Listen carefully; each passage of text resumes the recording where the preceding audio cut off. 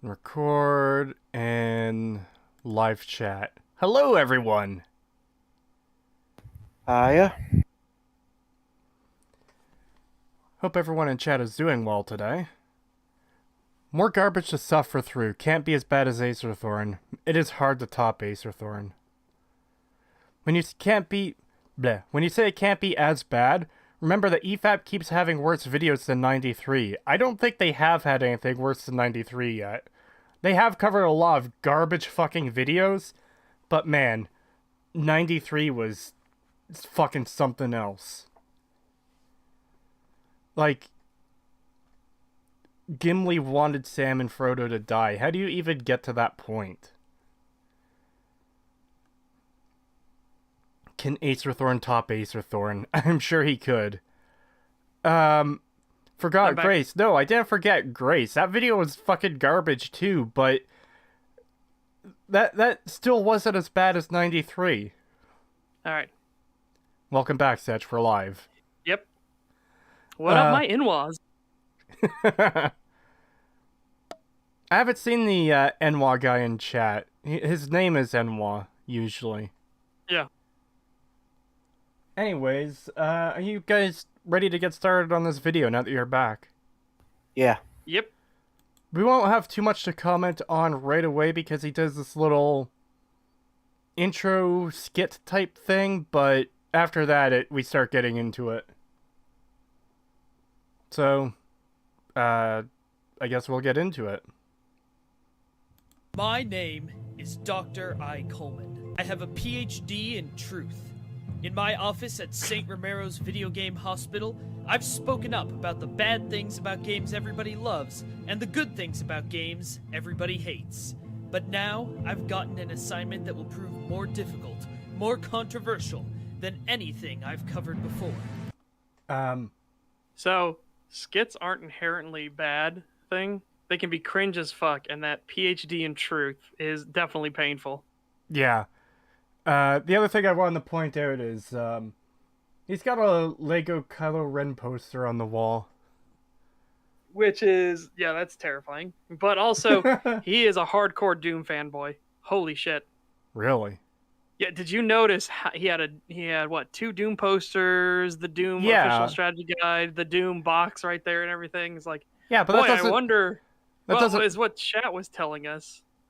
Apparently, he really thinks Doom 3 is so much better than Half-Life 2, and that its characters are better. That's what chat has said so far, and that's like, boy, I wonder what his bias is.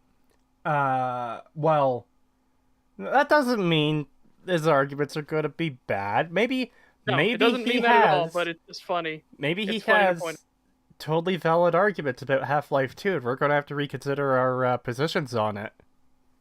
Yep. Well, that's always the hope. Even if somebody's like, this game is so much better, or so much worse than you think, if they have valid arguments, things to actually consider, that's always a good thing.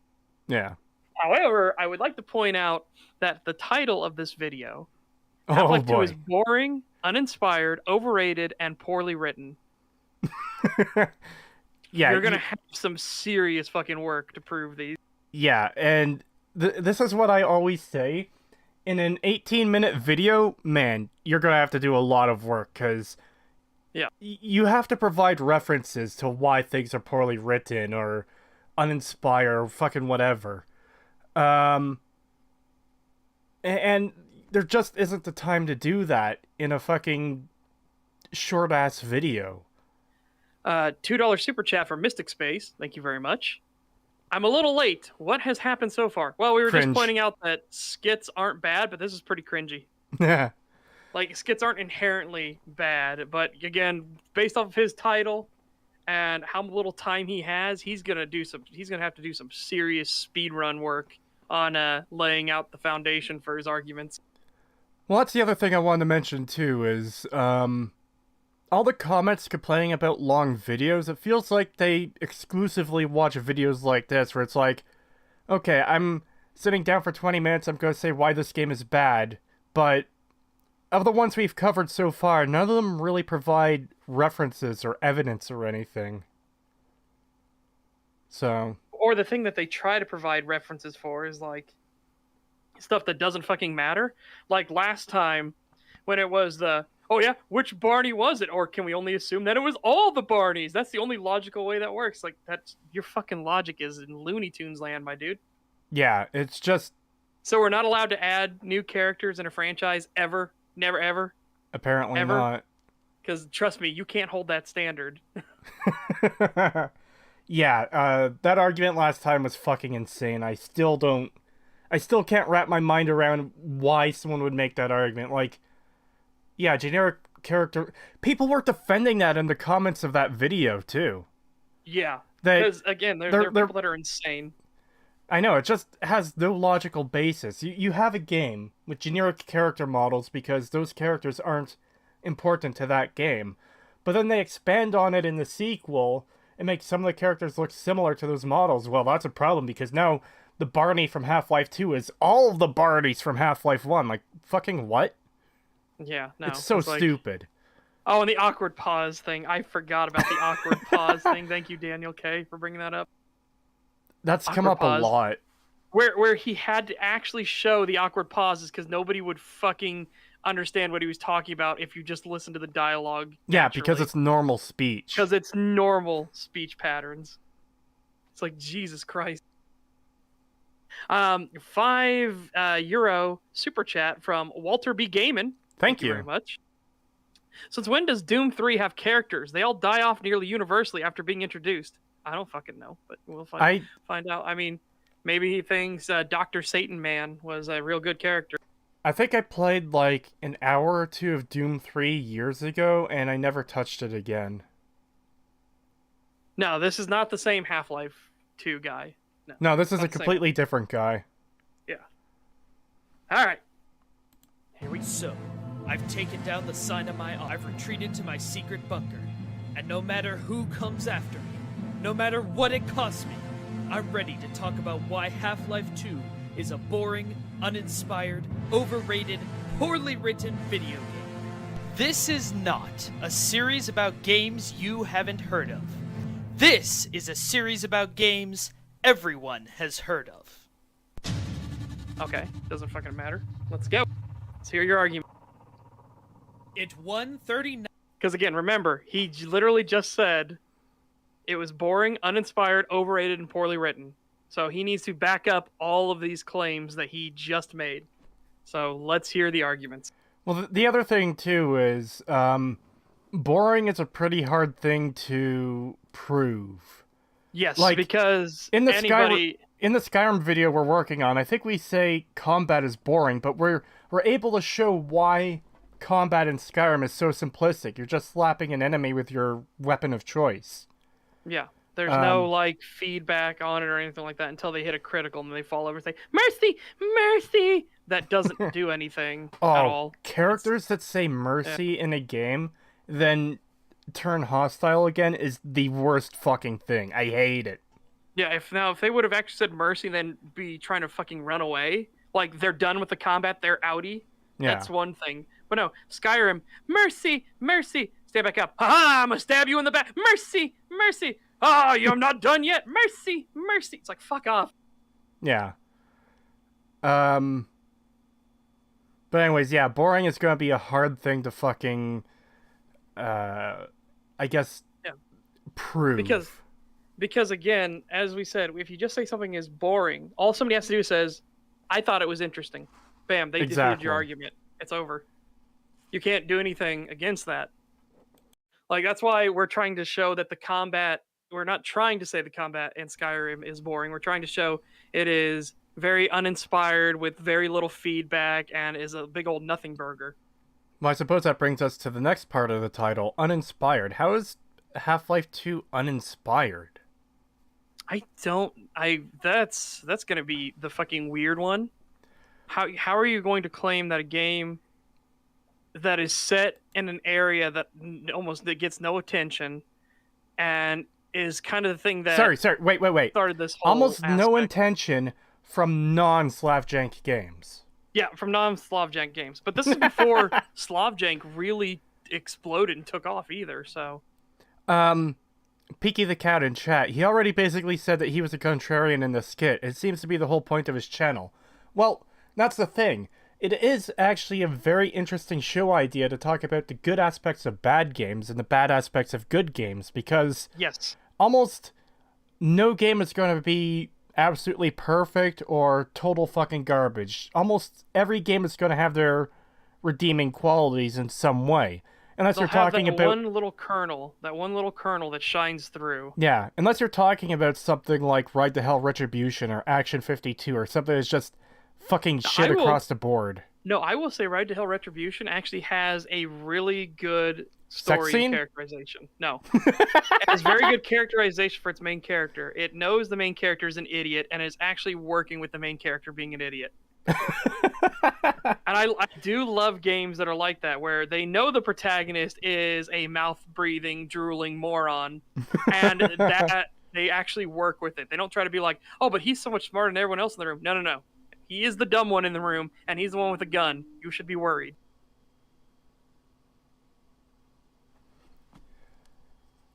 But yeah, we will continue. Yeah.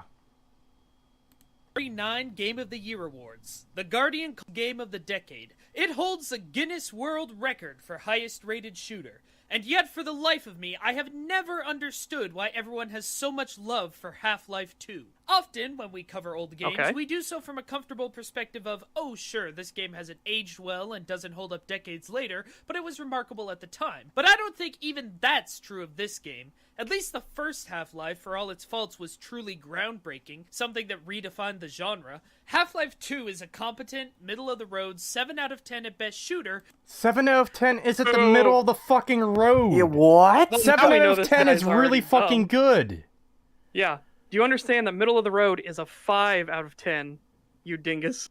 Yeah, Do you what not the know how fuck? out of 10 works? What?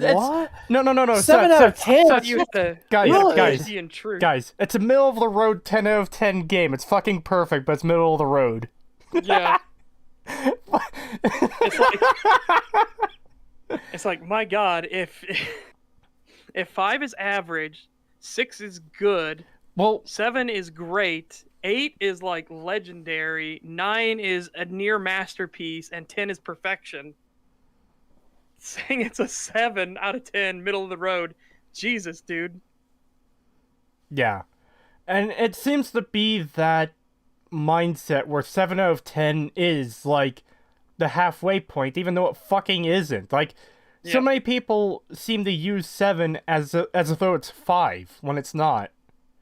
Yeah, exactly. Well, again, a lot of it is because of fucking shill media doing the 5 to IGN 10 and- scale. Yeah, shill media. So Kotaku, Polygon, IGN, all of them are fucking not trustworthy. Don't ever trust fucking games journalists ever. 5 out of 10 is bad according to IGN, Kotaku, etc. Yeah, but Yeah. that's kind of what we're getting at, too. Is like, 5 is not bad. 5 is like, yeah, it's alright. Like, Yeah, it's like, Fine. why use a numbered scale if you're just going to fuck up the numbers? and Like, ignore half of them. yeah, why even address the other numbers as existing if you're just going to completely ignore them and say that what should be average is bad? It's like, well, then why are you using this scale? Yeah. €5 super chat from Walter B. Gaiman. Thank you. If you do not understand what Half-Life 2 did for the gaming industry, there's something you're missing, either in the brain or contextually. Both. I think maybe both. $5 super chat from Guy Under a Bridge. How about you stop crushing crabs and start crushing banks? Gordon Dripman, Sigma scientist. Oh boy. But yeah, so he's already fucked it. It's a 7 out of 10 middle of the road game. So let's assume, benefit of the doubt here, that we just get rid of the number. And we're gonna give him that he doesn't know how numbers work. We'll just pass that over. Yeah. And let's see what his argument for why it's a middle of the road average game. He said it didn't age well. I say it still holds up today. He says it doesn't. It didn't even hold up when it came out. Well, so let's see. I was playing what Half-Life his reasons 2 before the last Half-Life video we covered, and man, I was enjoying the fuck out of it. Yeah. Like, I know on past streams you've said you didn't like the airboat sequence. The first time I played it, I felt it went on a little long, but I didn't know what Half-Life was at that point either. Yeah. When I played it again before the previous Half-Life video we covered, I actually didn't have a problem with the length. I really like the airboat sequence. I don't, but that's because I know how long it is now, so I already have my expectations set. I just want to get through it. Yeah, that's fair. Because I know the sequence that's coming right after it, which is really fucking good, which is Black Mesa East. Yeah. Half-Life 2 is a competent, middle-of-the-road, 7 out of shooter that for some reason causes game critics to go into a trance and start comparing it to European art films. Well, not this game critic. I don't care how many people say it's a gaming masterpiece. I don't care about all of the hateful comments I'm going to get from people who read the title and didn't even bother to watch the video. Second opinion... Poison the well! Poison the well! Yeah. Yeah, instead of poisoning the well, you should be using this time to make arguments and show proof and, actually make a fucking point. You've wasted 1 minute and 40 seconds of your video not proving anything so far. Yeah. Normally I wouldn't point out the waste of time if it was like an hour-long video or more, because that's a lot of time to prove the arguments you're trying to make. Exactly. Man, 18 minutes is not a lot of time, and the clock is fucking ticking, man. Yeah, if this had been an hour-long video, these kind of like wasting time, stuff like that, minor in the grand scheme of things. Because it's only 18 minutes, these time wasters feel like you're doing it because you don't have a point and you're just trying to fill space. Yeah. Yeah. Here we go.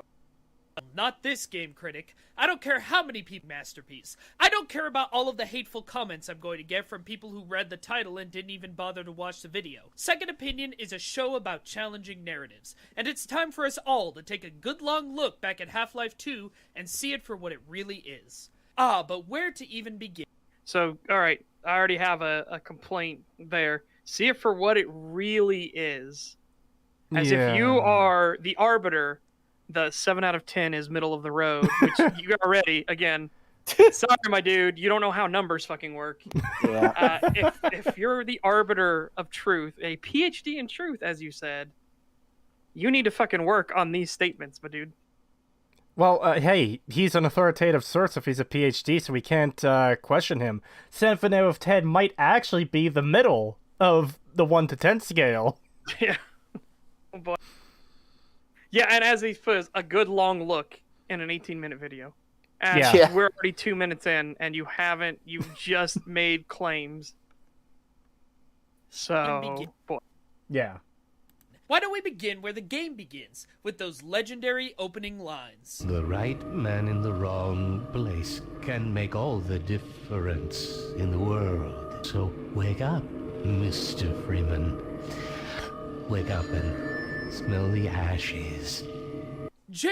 Sorry, I know I'm interrupting him here. I just want to say, I like how they include the sound of the man hacks in there right at the end. That is like, that's good. Not only that, but this is a flex. This is a flex for Valve to show off one of the most revolutionary systems they had, which was actual facial animations and structure. Yeah. Holy fuck. This was a huge deal. Yeah, it was pretty revolutionary for the time.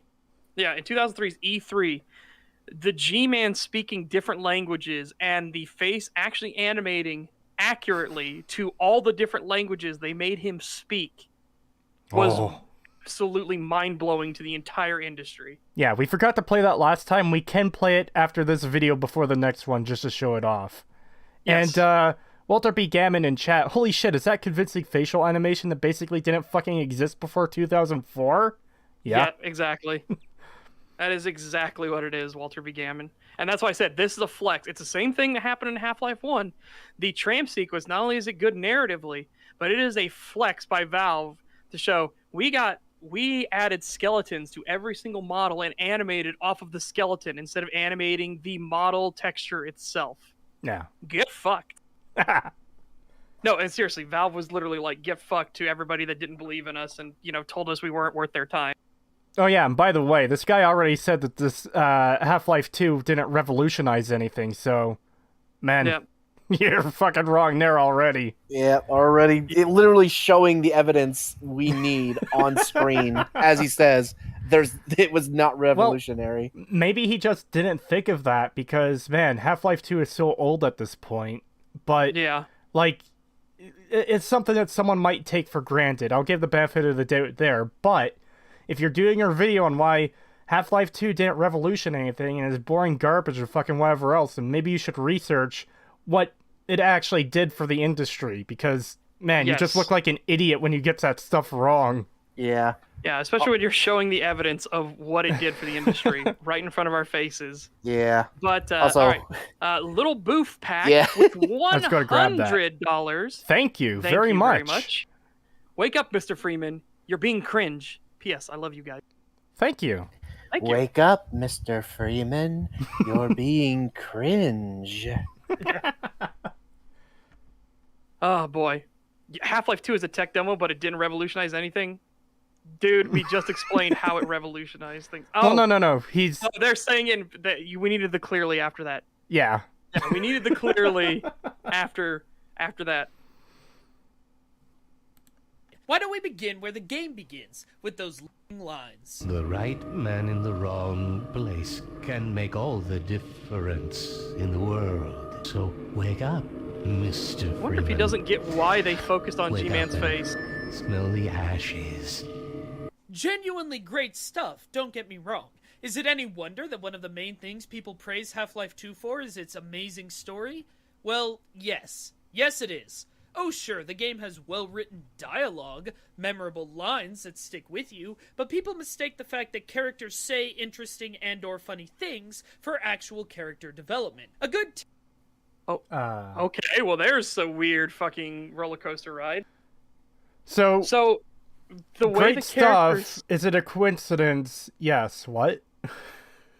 Yeah, he's like, it's great stuff, but is it any wonder that people praise the story? Well, yes, it is a wonder, because just because people say interesting things and do interesting things and have funny dialogue doesn't mean they have characters. Like, I was like, what the fuck? Well, I know he's going to like- get into this a bit more because I've seen this part of the video already when previewing it for STAG. So. Oh boy, yeah, I need to hear how, because you do understand that the way that people speak, what they choose to say, and how they act is their character. Yeah, it informs you what kind of person they are. Yeah, you could get a lot about who someone is just from the way they talk, especially in fucking media. Okay, well, here's another €5 super chat from Walter B. Gaiman. Thank you. When the industry speaks of a pre/post Half-Life 1 and a pre/post Half-Life 2 industry, you're doing something definitely right. Yeah. There's a reason that other companies look at it as post Half-Life 2, we cannot settle for this anymore. One of the crowning examples is 3D Realms. When Half-Life 2 was released, they delayed Duke Nukem Forever again because they realized it wasn't good enough. Half-Life 2 has now set the bar even higher. Yeah. And again, this was the studio.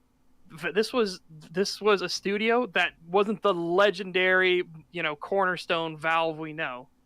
Valve had Half-Life 1 and Half-Life 2. So they're still trying to prove themselves as this juggernaut in the industry. Half-Life 1 was great and all, but that doesn't mean you're automatically like a foundation or a bedrock figure in the industry. When Half-Life 2 came out, it cemented them as a foundational company in this industry. The other thing I was going to say there too is I've been watching some of those JCS videos where it's police interrogations, and he points out all the different mannerisms of the people that are being interrogated and why this person is actually innocent and why that person is giving away their guilt by doing this, by doing that, by giving too much information to this question or giving short answers to that question, and the different... You can... If you know what you're... if you understand body language and how people talk, then you can learn a lot about them just from them talking. Yeah. So... I definitely want to... I definitely want to see this entire argumentation again, because if you're saying he's going to continue, I cannot wait to hear the rest of it. Oh sure, the game has well-written dialogue lines that stick with you, but people mistake the fact that characters say interesting and or funny things for actual character development. A good test for how well developed a character is to try to think of things you can say about that character other than their physical appearance. Just to rub it in, I'm going to use an example from Doom 2016, a game that wasn't even trying to have a good story. In that game, we know that Samuel Hayden is a ruthless businessman who truly wants to do the best for humanity, but doesn't consider the ramifications of his actions. We don't know that he wants to save humanity. In fact, the ending kind of goes against that. Yeah. I haven't. I'm sorry, but you kind of fucked it on number 2 already. We also know he's not reckless. He is very calculating. That's part of what makes him so fucking sinister. So you ruined number 3 as well. What the fuck is this? I haven't actually finished Doom 2016, so I can't really comment on that aspect, but I'll take your word for it. Yeah, we'll see what he keeps going with this. But number 2 and number 3 are, don't make any fucking sense. I will point out quickly, though, that this is the Plinkett test from the prequel, the Phantom Menace video. And this is a good test to have if you fucking get it right. Yes. So already 2 and 3 are fucked. Let's see where he keeps going. Partially because he's short. He is not short-sighted. What? Short-sighted? He plays the long game. He knows you're gonna get the fucking crucible for him. Holy shit, dude. He is playing you the entire time. What do you think happens when you get back? You are immediately in chains and pinned. So wait. He fucking knows. He has this set up and planned ahead of time. So you're telling me that this Doom fanboy apparently doesn't even know what he's fucking talking about for his own favorite series? Yes, holy fuck. There's a reason I like Doom 2016 over Eternal. And Samuel Hayden is one of the reasons. Yeah, I love Doom 2016. Holy shit. That's fucking funny. Holy shit. We got 50 Polish zloty from Geiger. Thank you very much. Thank you. Hey there, Stag, saying things about games. Hello. Hope you enjoy the stream.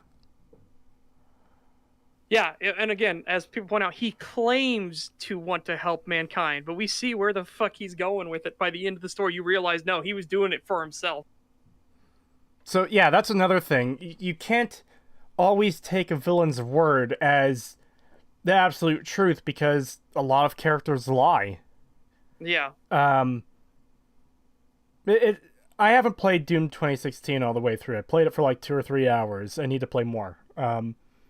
But it seems to me, if you're missing, like, stuff this big, you maybe shouldn't be commenting on it. Well, I guess if he missed it, then he wouldn't know that he missed it. But yeah, it's just hilarious that someone who loves Doom so much and is using it as a big example against Half-Life 2, that he doesn't know what he's talking about.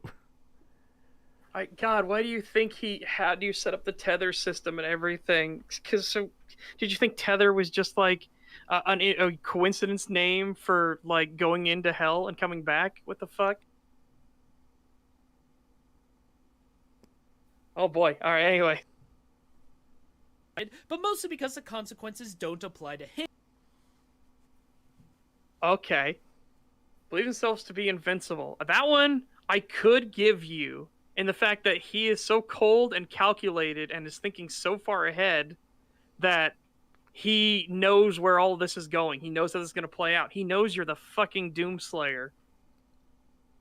Why do you think he tries to present himself as an ally when you have to come meet him in his office so he can explain to you the person who is the guilty one, who he claims is the guilty one? Why do you think he is trying to be nice to you and help you? Because he doesn't want you to fucking kill him. He knows if he can get you pointed in the right direction, he'll get what he wants. Have you ever tried to shoot him in his office? Have a think on that. $2 from Mystic Space. Thank you. Fanboys can't even defend their own sacred cows. It's surprising how often that actually happens, where people have a blind love for something and they still don't know what the fuck they're talking about when they're referring to it or talking about. Like, oh yeah, it's amazing how often people get stuff wrong for the stuff they fanboy over. Yeah, how often do we hear people making up stuff that isn't even in the games that they love so much. We're like, what? That doesn't happen in that game. What are you talking about? But they'll try to push it as if it does. Yeah. As Sagunian Iron points out, in the archives, it shows that he actually went to hell himself and goes to retrieve Slayer himself. He does believe himself to be invincible in all aspects. Yes. He knows that he has a tool. He knows the Doomslayer exists for some reason. Eternal says it's because he's a fucking angel, which is, boy, oh boy, howdy. How the fuck do Doom Eternal and Doom 2016 coexist? I agree with no username. Am I the only one who's also confused about how Doom 2016 and Doom Eternal connect? How did we get a space castle? How did Doom Guy get out of hell? How? Yeah. I am very much in that same boat of, I don't know how the fuck any of this happened. I don't know how we got from A to B. I think we skipped a few letters in the alphabet. Few numbers, too. 2016 to Eternal. That's quite the journey. Yeah. They pull the 8 months later card. Yeah, that's what they say. Oh, boy. 8 months later, and it's like, okay, how did we get all this? Yeah, some things need to be explained. Yep. Bethesda once again doing keep it stupid. Okay, that's the thing though. Bethesda didn't develop this. This was id. This is id, yeah. So we can't blame Emil for this. All right. So let's see where he goes. But yeah, cares about personal gain. I mean, as we said, yeah, notice how that personal gain thing, he is obsessed with what things do for him and his goals and his planning. That kind of goes against the number 2 one right there. You've got two things here that kind of go against each other. But he's not willing to completely set aside his own personal goals, as shown by the fact that he doesn't want to destroy his expensive facility, even after it's made clear that that's the only way to truly stop the demon invasion. He also...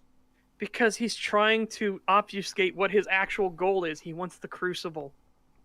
He makes it very fucking clear when he takes it from you when you're chained at his feet and shows you that it's actually a fucking weapon. Not the way you've been using it the entire time. He has a use for it. Something that had never been shown before. And it's like, okay, how did you know it did that? It's almost like he was planning this fucking shit. $2 super chat for Mystic Space. Thank you. Can't wait for the New Vegas section of the stream. Yeah, oh boy, that's going to be fun. Yeah. Oh boy. I don't get why. He also has a... Sorry, I didn't know you were going to continue talking there. Go ahead. I don't get how he didn't get that Samuel Hayden is playing up the "don't destroy my facility" thing, because it's made pretty clear he doesn't actually give a fucking shit. I don't know. But let's see what this next. I saw what that last point was briefly. We'll see what he fucking says now. Facility, even after it's made clear that that's stop the demon invasion. He also has a need not only to be powerful, but to be seen as powerful, shown both in his interactions with... He doesn't care about personal look, though. He doesn't give a shit. He just wants what he wants. The way people view him doesn't matter to him, because he views everybody as just pawns in his game. Yeah, I don't understand where he's getting this from. Did he play... I feel like he's played a different game and then confused it with Doom 2016. Yeah. That's what it feels like, because this makes no sense. Like, the needs to be powerful, I can give you that. Like, there's a reason he wants the fucking Crucible. It's for his own ends, and it does make him ungodly powerful. Again, don't know how fucking Eternal connected to this, but oh boy.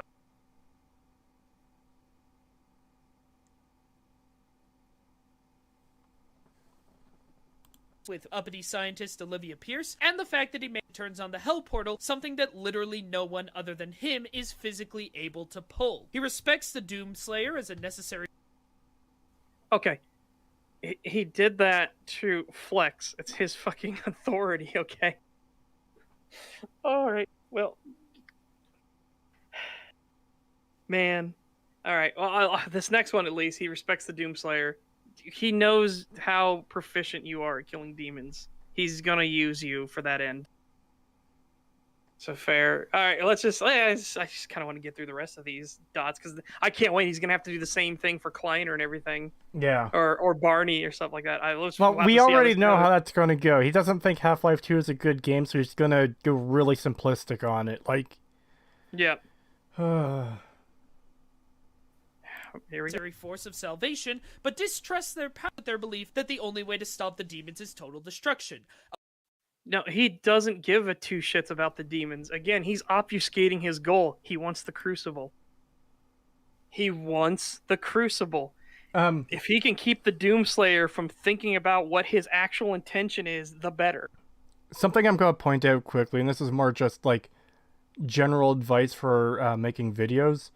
If you're going to have text on screen, always outline it in a different color. So you've got white here, outline it in black.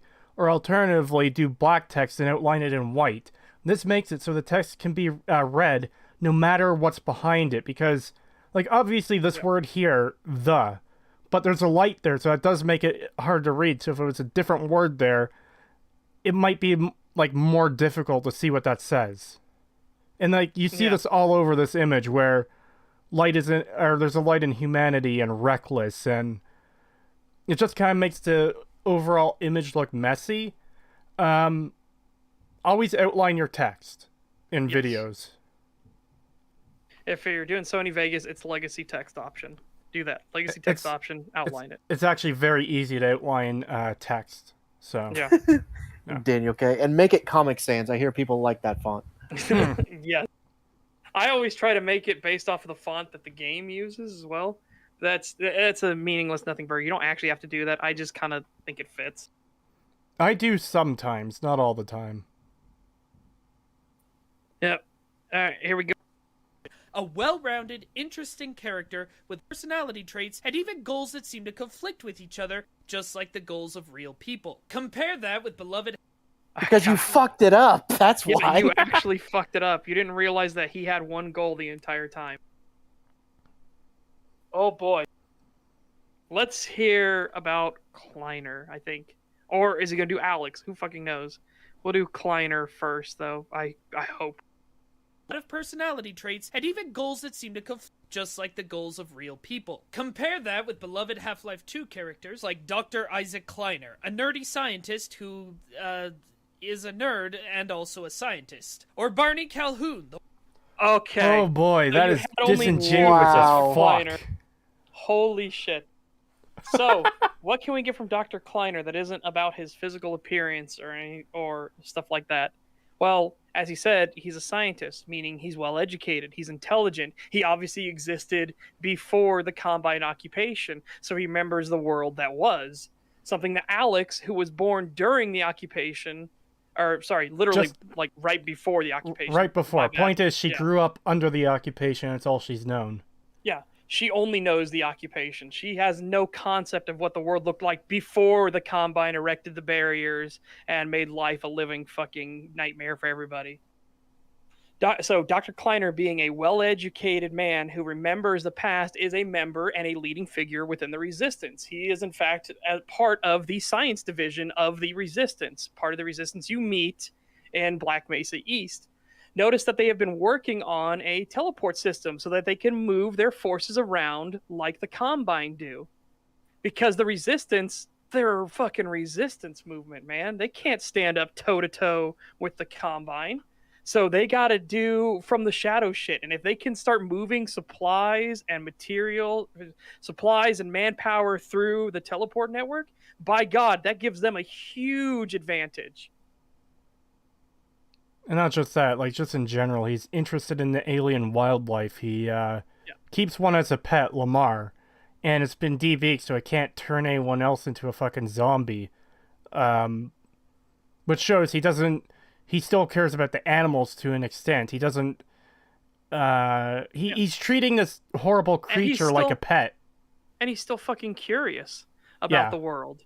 The Combine did not destroy his curiosity and his fascination with the world.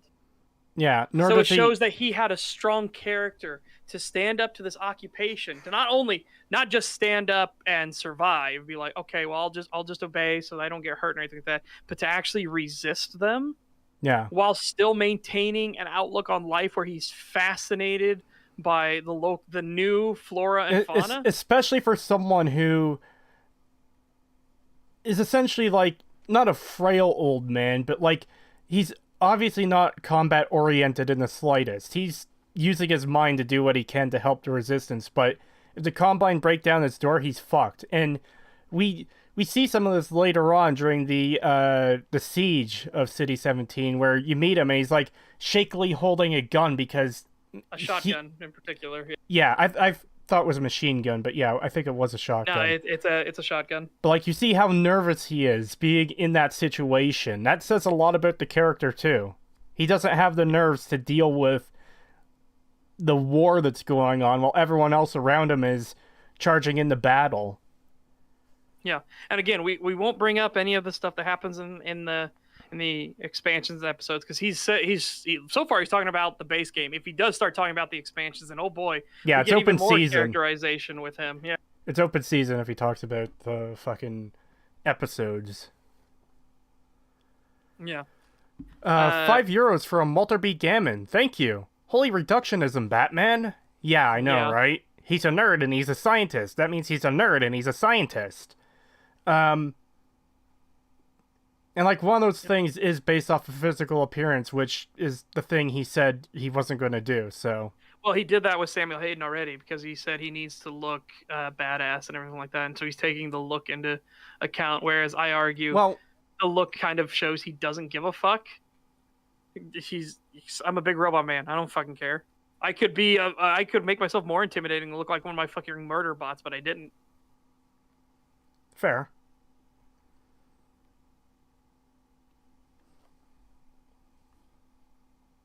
Beloved Half-Life 2 characters like Dr. Isaac, the scientist who is a nerd and also a scientist. Or Barney Calhoun, the wisecracking security guard who cracks wise and guards people. Alyx Vance off. Man, oh how my do you fuck this up? He is working undercover with a group that will fucking torture him if he is caught. That takes balls of steel. It shows that he is courageous and he is willing to do the tough jobs in the name of saving humanity. He's literally putting his life on the line. Yeah, he goes undercover in the fucking civil protection. Dudes who are monitored at all times. Notice how he gets away with being monitored? He jokingly says, I'm going to need me some privacy for this, as if to say to the cameras that are literally watching him, hey, I'm about to beat this guy so fucking bad, you don't want to see this. Yeah. And that's how he gets the chance to talk with you. And he even mentions he has a beating quota, so to actually fucking go through with that also shows a level of resolve that he can keep the facade up. Because that's something that would be hard for a lot of people to do. Doing this evil act to keep your cover. It's just funny to me because I was actually thinking, like, when he covers Barney, he's just going to be like, oh, well, he's a guard, and he guards things. And I was like, but surely he won't actually be that reductive. No, he was. Yeah, he was. He actually was. Yeah. It's a little bit fucking insane already. Also, his, like, you know, joking attitude and stuff, it's, you know... You know, there's a thing called a coping mechanism? Yeah, he's surrounded by all this horrible shit. It's how he copes. It also helps others by, like, you know, making puts them at ease. Yeah, it puts them at ease. Humor. I'm way behind on my... is a great thing. I am way behind on my beating quota. Isn't even a joke. Yeah. Yeah, it's done pretty seriously from what I remember. Yeah. €5 from Jericho Astra. Thank you. I don't like a well-loved IP, so I've convinced myself that it's actually bad, and now I'm trying to convince you, too. Yeah, that's pretty much what this is coming across as so far. Man, we're not even we're barely 4 minutes into this shit, and already it's going downhill fucking fast. Yeah, he's already fucked it. He called it a 7 out of 10, middle of the road. Jesus, who knew that was the fucking first red flag that was going to be like, okay, this is going to be real shit. Also, Milky says, I don't know if it's unpopular. Half-Life 2 is actually pretty trash. It's not it's just not a fun game like Half-Life 1. Fun You're gonna is have to make some bold claims on that one, Milky. well, those are Those the some bold bold claims. He claims, has so to you're gonna have to do back it some up with evidence evidence. Because So I can defeat your argument by saying it is a fun game. I like it, and I'll replay it more than I will Half-Life 1. yeah, Bam, I destroyed your argument already. yeah. That's why you have to do the groundwork. You have to then provide evidence and back up your claim. Yeah. Saying something is fun or not fun is like the weakest argument you could you could ever make, because what you find fun is entirely subjective. What I find fun and what you find fun are going to be two different things. Okay, I'm not here to argue, weirdo. Then why are you here? Like, if you're So- gonna make a claim, back up your claim. Otherwise, shut the fuck up. Yeah. By Yeah, the way, it's just fucking weird. rags for yesterday. That was so fucking good. It's just weird for someone to come into chat and say, "Oh yeah, I disagree. I'm not going to elaborate." Yeah. Whatever. It often gets held up as an example of a strong female character. But A, that's an awful lot of ass shots for such a strong female character. That has no relevance on it. What the fuck are Do you you know talking you don't- about? You don't have to look up there, you dingus. You're forcing your perspective. That is you intentionally doing an ass shot to Alyx. That is you doing it. Yeah. Like, this game doesn't have cutscenes or anything Like, of the sort. this is a vignette right here. This Yeah. right here could be considered a cutscene. Notice how they don't show her fucking ass. Like, that is a lot of ass shots. Like, why are you looking at her ass? She's just doing normal things. It's you. You have to intentionally go and look at it. Yeah, Yeah, literally. this makes you look like a creep. Like, what the fuck? Well, no, it comes off as...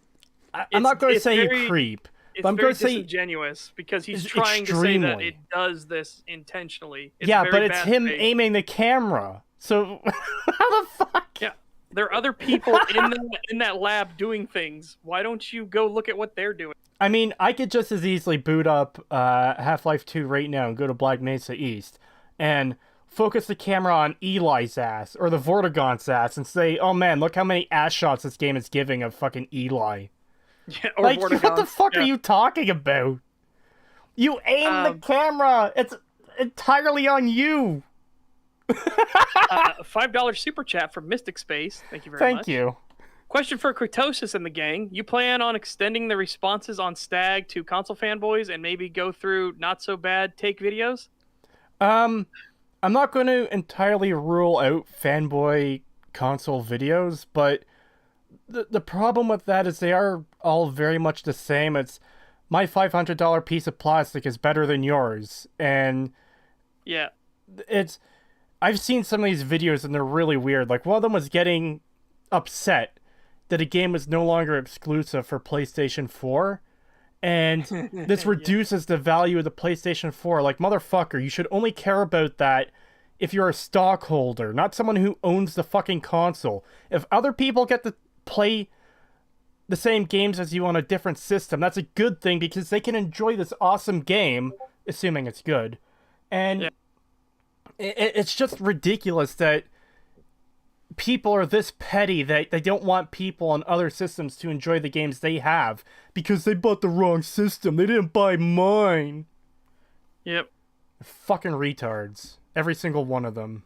I had to save that comment. As for do we want to go through not so bad take videos? I mean, sure, we can do that, but we it's just don't want it to become a possible. reaction channel. You know what I mean? We don't just want to sit here and be like, yeah, no, we agree.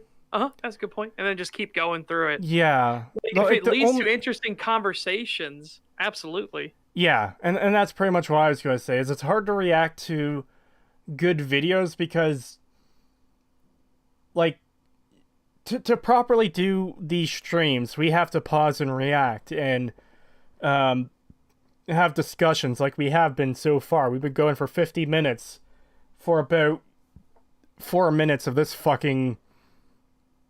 Video, yep. Yeah, I was trying to think of an insult, but none was coming to me that wasn't just, like, the basic shit I usually use. Yeah. But yeah, we've done about 50 minutes on this on 4 minutes of this video because we're pausing so much to talk about the things he's saying. If we were to cover, Like if we did Mahler's video, an unbridled praise of the father, there's nothing we could just spin it off into conversations later on about our own experiences. Like I could talk about my experiences with my family having Alzheimer's and everything like that. And People in my family having it. And we But can maybe get can't Gadget on really- because he dealt with his grandmother having dementia recently. Yeah. So we can't really do like that's not something we can like keep pausing the video for like stuff like that because Yeah. his argumentation is solid. He provides evidence for everything he shows, and again, he shows the work, he shows the references and things. Yeah. So we would just be like, our whole thing of it be like, that's sad, and but this is what a video should look like.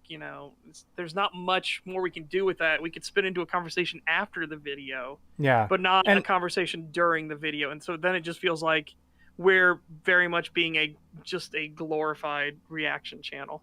Yeah, and that's why this format works so good with bad videos, because we just play it until they say something stupid or something we can really respond to, and oftentimes that's only a few seconds. So Yeah. that's why it works so well. That's a lot harder to do with a good video because there's very rarely going to be a case where we're going to stop and say, okay, let's expand on that point or let's respond to what was just said, because yeah.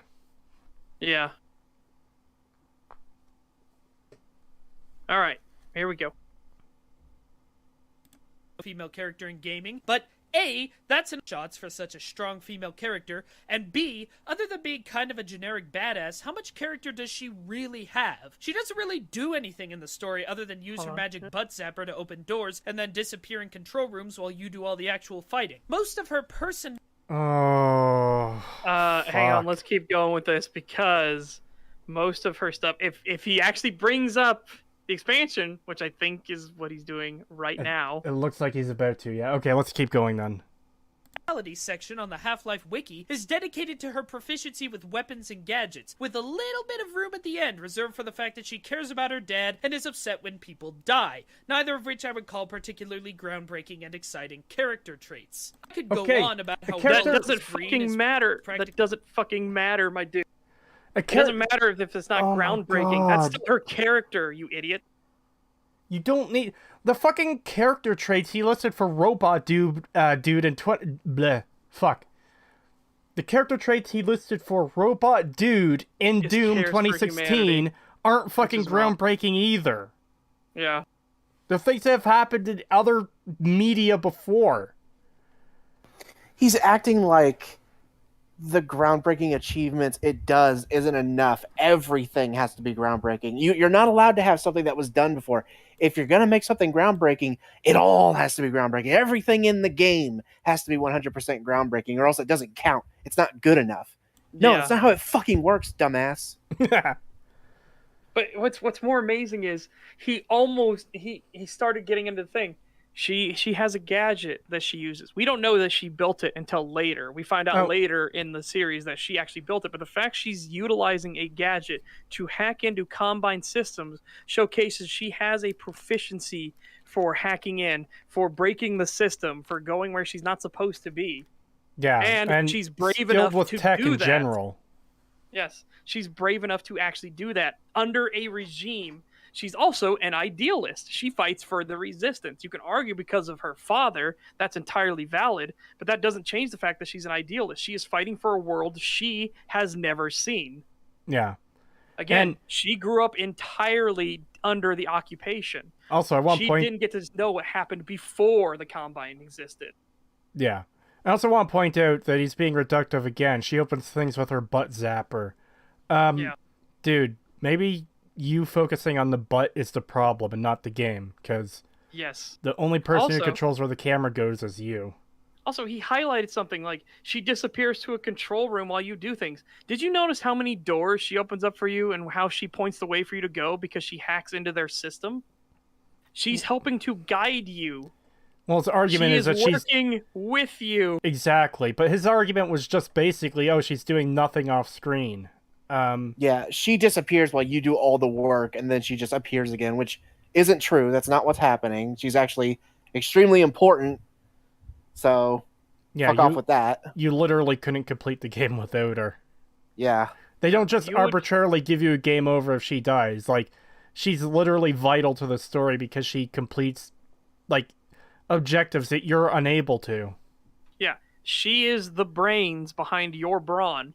You are the unstoppable killing machine that the Combine fear. She is the one that opens the door so you can get inside the fucking base to begin with. Like, people be like, oh, you're saying she's just a glorified door opener, though. It's like, that's not what I'm getting at. It's that she has a skill set, and she utilized that skill set. But guess what? When the chips are down, she actually fights as well. So Yeah. she has intelligence and wit. She's quick-witted. She can think on her feet, which is how she problem solves these situations. And even better, she can actually fight for herself. When the chips are down, she doesn't have the shaky hands like Kleiner did. Like we explained, Kleiner is not comfortable with violence. She is. Yeah. I have heard people complain that, like, well, you know, Dr. Freeman is a scientist. He should be able to do this stuff himself. But then I've also seen people be like, but yeah, but, you know, if Okay, he's so- being attacked, someone here's else needs to be here- able to do here- that while he fights. Here's the other thing, Yeah. too, though. We're 20 years removed from the Black Mesa incident, and this is alien technology. Exactly. Gordon has zero experience with the alien technology. People who've been fighting a resistance for God knows how long will have more experience hacking into it because that's what they've had to do for the past 20 years. Yeah, Yeah, if that's also you- a really good I point. want, Because I want these people that say that he should be able to do this on his own. I want those people to look at a Combine console and be like, okay, tell me how. You have as much experience with Gordon does with working with these. How? Look at this console. Look at this keyboard and system and these needles sticking out everywhere. How do you do it? Yeah, she doesn't just know it out of thin air. It's implied that because she does know it, she learned it over her course of fucking living under the occupation. Like, this isn't difficult, my dude. How are you getting this Yeah. wrong? and Gordon does not have the time to sit there for days on end trying to figure out how all this shit works when he literally has someone right there who can do it for him. Yeah. Oh yeah, also, people in chat, Gordon is a theoretical physicist, not a tinkering engineer. Exactly. Yeah. Yeah. You can also That's another simply say thing. that Gordon looks like a physicist. He isn't an informatician or a programmer. Informatician. Informatician, my bad. Or a programmer, yeah. Like, being smart doesn't mean you know all, like, smart people things. You know? One Yeah. type of If that's scientist not your- isn't necessarily going to know the science of another category of science, because that's just Yeah, exactly. how If it's it not your works. forte, you're not going to know how that thing works. You might know how this other thing works really, really well, better than everyone else. Yeah, But it doesn't like, mean you're going to know everything better than everyone else. Just to give an easy example, a rocket scientist isn't going to know fucking biology. Mm. $5 from Mystic Space. Thank you. You could argue that Freeman could hack into the consoles, but it would take him more time because he needs to figure it out. Man, Yep. maybe, but even then, that's like still not his area of expertise. So That would also just be a huge waste of time Yeah. for you as the player. And again, the resistance doesn't have time. Yeah. You're a resistance. Time is not a luxury for a resistance cell. $5 for a Malter B Gammon. Thank you. That might be gaming. Gaming. $5, huh? Sorry, €5. My comment after is the real one and won't let me send. My guy, you're just a reductionist backside. YouTube won't let me send that. With a feces joke laden intro. Yeah. Yeah. Yeah, that was a pretty terrible intro. Yeah, Oh. This is... From Daniel. Oh, I see the thing you're talking about. Yeah. Yeah, Yeah, I from saw Daniel that. K.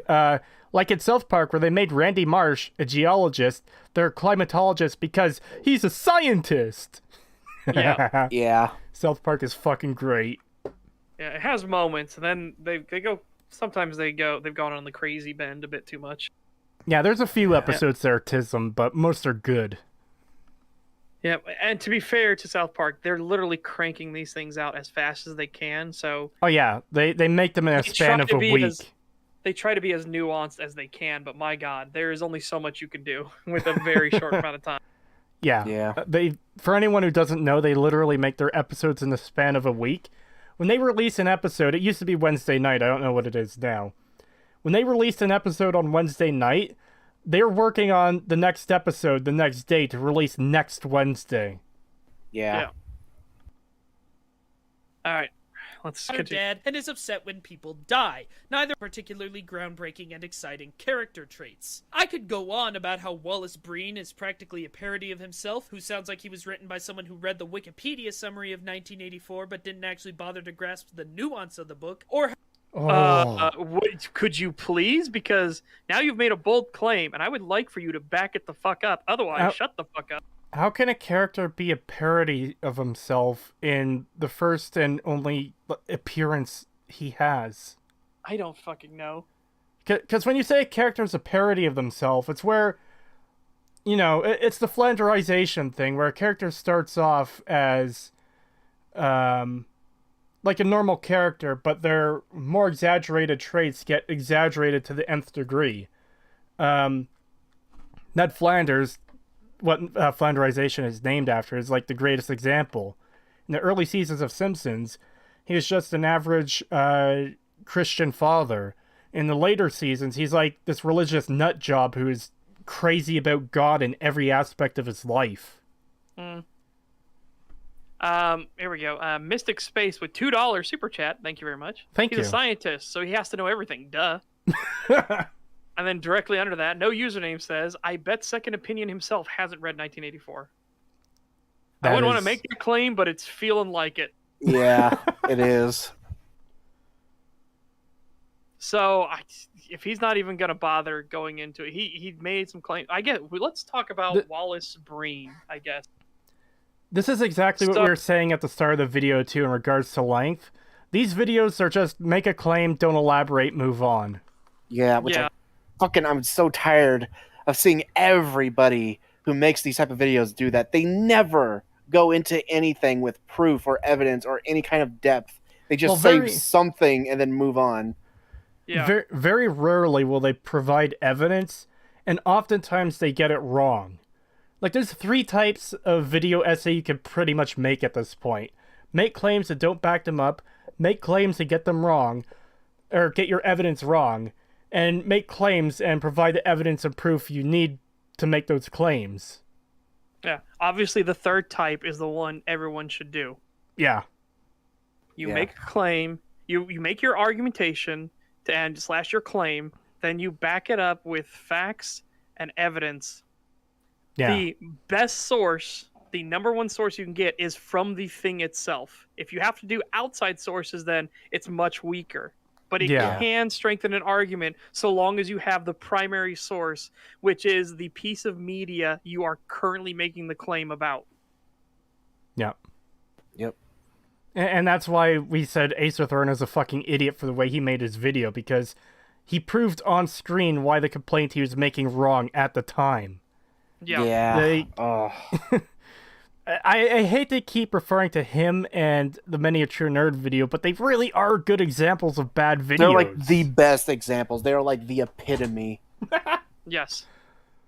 But I guess he said I can go on with it, but he won't, because I don't think he actually has a fucking point here. Yeah, so let's I don't talk think he does about either. Wallace Breen, the administrator of all of Earth now. Now, if we don't really need to get his job into it. We know his job is the administrator of Earth. So let's not put that in as part of his characterization. But what do we see? What are aspects of him, and what does he talk about? He truly believes that he is the only one who can save humanity. He believes that from the bottom of his heart. He thinks that his capitulation to the Combine and his working with them are the only way humanity will survive, because the Combine are a Lovecraftian level fucking threat. Humanity lost to them in a matter of hours. Yeah. So he thinks that being a collaborator is the only way that the human race as a species gets to exist further. When you kill him at the end, he screams out, "You need me," because he truly believes that. He believes that this horrible nightmare existence is preferable to oblivion. Yeah. Yeah, and that's a pretty strong fucking character. Especially Yep. for someone we don't see that much of in person. We see his broadcasts, but those are obviously propaganda. Yeah, but do you know what isn't propaganda? His broadcast directly to the Overwatch soldiers and shit that you see in Nova Prospect. That's not the shit that the normal citizens are going to hear. Yeah. He's talking to the actual soldiers who have been modified and altered by the Combine already. And he explains them, you need to understand, we have to stop Dr. Freeman. If we show that we can be useful to the Combine, our species gets to go on. We get to keep living. If we keep fucking this up, we will be considered dead weight and we will be harvested and thrown aside. That's something that the normal citizens don't get to hear. That informs you massively on Wallace Breen's character. Yeah. And The rest of it is him spinning the stuff like, why won't the Combine let us breed? He knows it's bad. He knows the Combine are literally controlling them like cattle, but he needs to keep people calm. Because if people are calm and they go along with things, then the Combine will loosen the reins. And that's a really interesting way to provide that information too, because if you're the kind of person who just mindlessly goes through the game, you're not going to notice that information. Yeah. Which it seems like this guy did. Yeah. Yeah. Evidence. Where we're going, we don't need evidence. Yeah. A $2 super chat from Mystic Space. Thank you. Acer Thorn is the best example of bad examples. Yeah. Yeah. Yeah. So, yes, we get a lot of information about Wallace Breen, and it is all in the subtext. It is all in the things that the normal populace aren't meant to see. Oh, also, Walter B. Gammon's super chat here for €5. Thank you. Even better is Breen talking to Eli about scientific things humanity could never imagine, showcasing he's still the scientific mind of old. Yeah. Yes. He is still the administrator of Black Mesa in his heart. He wants to push the scientists forward. He wants humanity to survive so that they can benefit from understanding of this new level of technology that is so far beyond us. Even better, what does Breen say to Dr. Freeman? Dr. Freeman has a PhD in theoretical physics. He point blank asks Dr. Freeman, what have you created? You have destroyed so much, yet what have you made to benefit anyone? I thought not. Basically, he's calling Gordon out for being a destroyer, not as an actual scientist, not as someone who wants to advance humanity, but as someone who just kills. Yeah. What's And happened that so gives far? A Dr. lot of Breen's terrible perspective. arguments.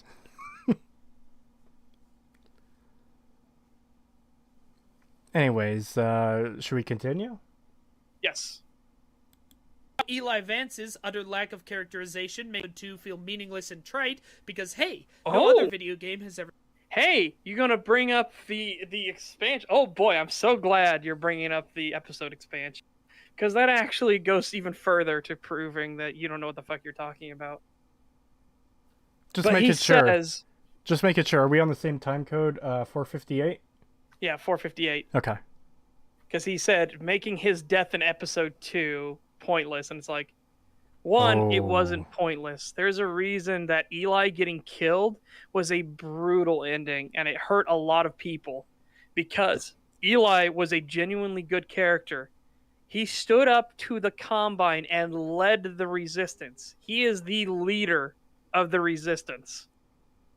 He is the one that recreated Black Mesa in the form of Black Mesa East. He's the one that has been putting together this system and gathering up like-minded people to fight back against the Combine. That is hugely influential on him as a character. It shows that he is intelligent, but he is courageous and willing to do what's right no matter what. It doesn't matter what personal losses he gets, and visually we can see he's had his fucking losses. Yeah. It doesn't matter to him what he loses, he still fights back. And notice that when he is captured, when all hope is lost, he is still defiant. When Gordon is in a cell, when his daughter is in a cell, when he is in a cell, and they're all looking at the man himself, Wallace Breen, he is still defiant. Yeah. All hope is now gone. They have failed. The resistance will die. He does not care because he believes that you should still stand up and struggle. Again, this is like, my God. And now that you brought up episode 2, and I'm so glad, what do we see continuing in episode 1 and episode 2? Episode 1, he is helping with Eli, who hacks, with Kleiner, who hacks into the Combine broadcast system to warn people about what is coming. They have all their scientific measurements. They know that the Citadel is going to erupt. So they are trying to save as many people as possible. They specifically have the resistance target the metro network, the rail system, so they can save as many people from City 17 as they possibly can. And they are going to move them into the Outlands where their bases are set up. They are also rapidly working on a rocket program as fast as they can Charge complete. to shut the Combine portal. Hey, Satch. These are... Yeah? Charge complete. Oh, nice. Nice. It literally played over the end of what you were saying there, though. Well, fantastic. I guess since the flow is broken. Thank you, Sorry. Complete. $4.99 super chat from Scootmeister. Thank you very much. Thank you. Creetosis, how many licks does it take to get to the Tootsie Roll center of a Tootsie Pop? I have no clue. No, you're supposed to go... No. Let's find out. A 1, a 2, a 3, crunch, a 3. Come on, you gotta play into the owl stereotype. No. Gadget once told me that I should say who like an owl in my videos, and I told him to fuck off. I actually said something a lot meaner to him, but we'll Of just course go he fuck would off. say that. Oh, yeah, okay, so we know that Eli is a good person. We have evidence that Eli is a good person. And it's really He is good willing- characterization. Like, holy Yes. shit. Yeah. 100 rubles from Colin Archer. Thank you very much. Charge complete. I'm gonna have to remember to keep this thing plugged in before streams. Yeah. All right, here we go. Eli Vance's utter lack of characterization makes his 2 feel meaningless and trite because, hey, no other video game has ever thought about killing the main character's dad, but I think you get the idea. It's not The the main main character's character's dad. What? What the fuck? Okay, I so... think that's Danish kroner. Hold on. Yeah, go ahead.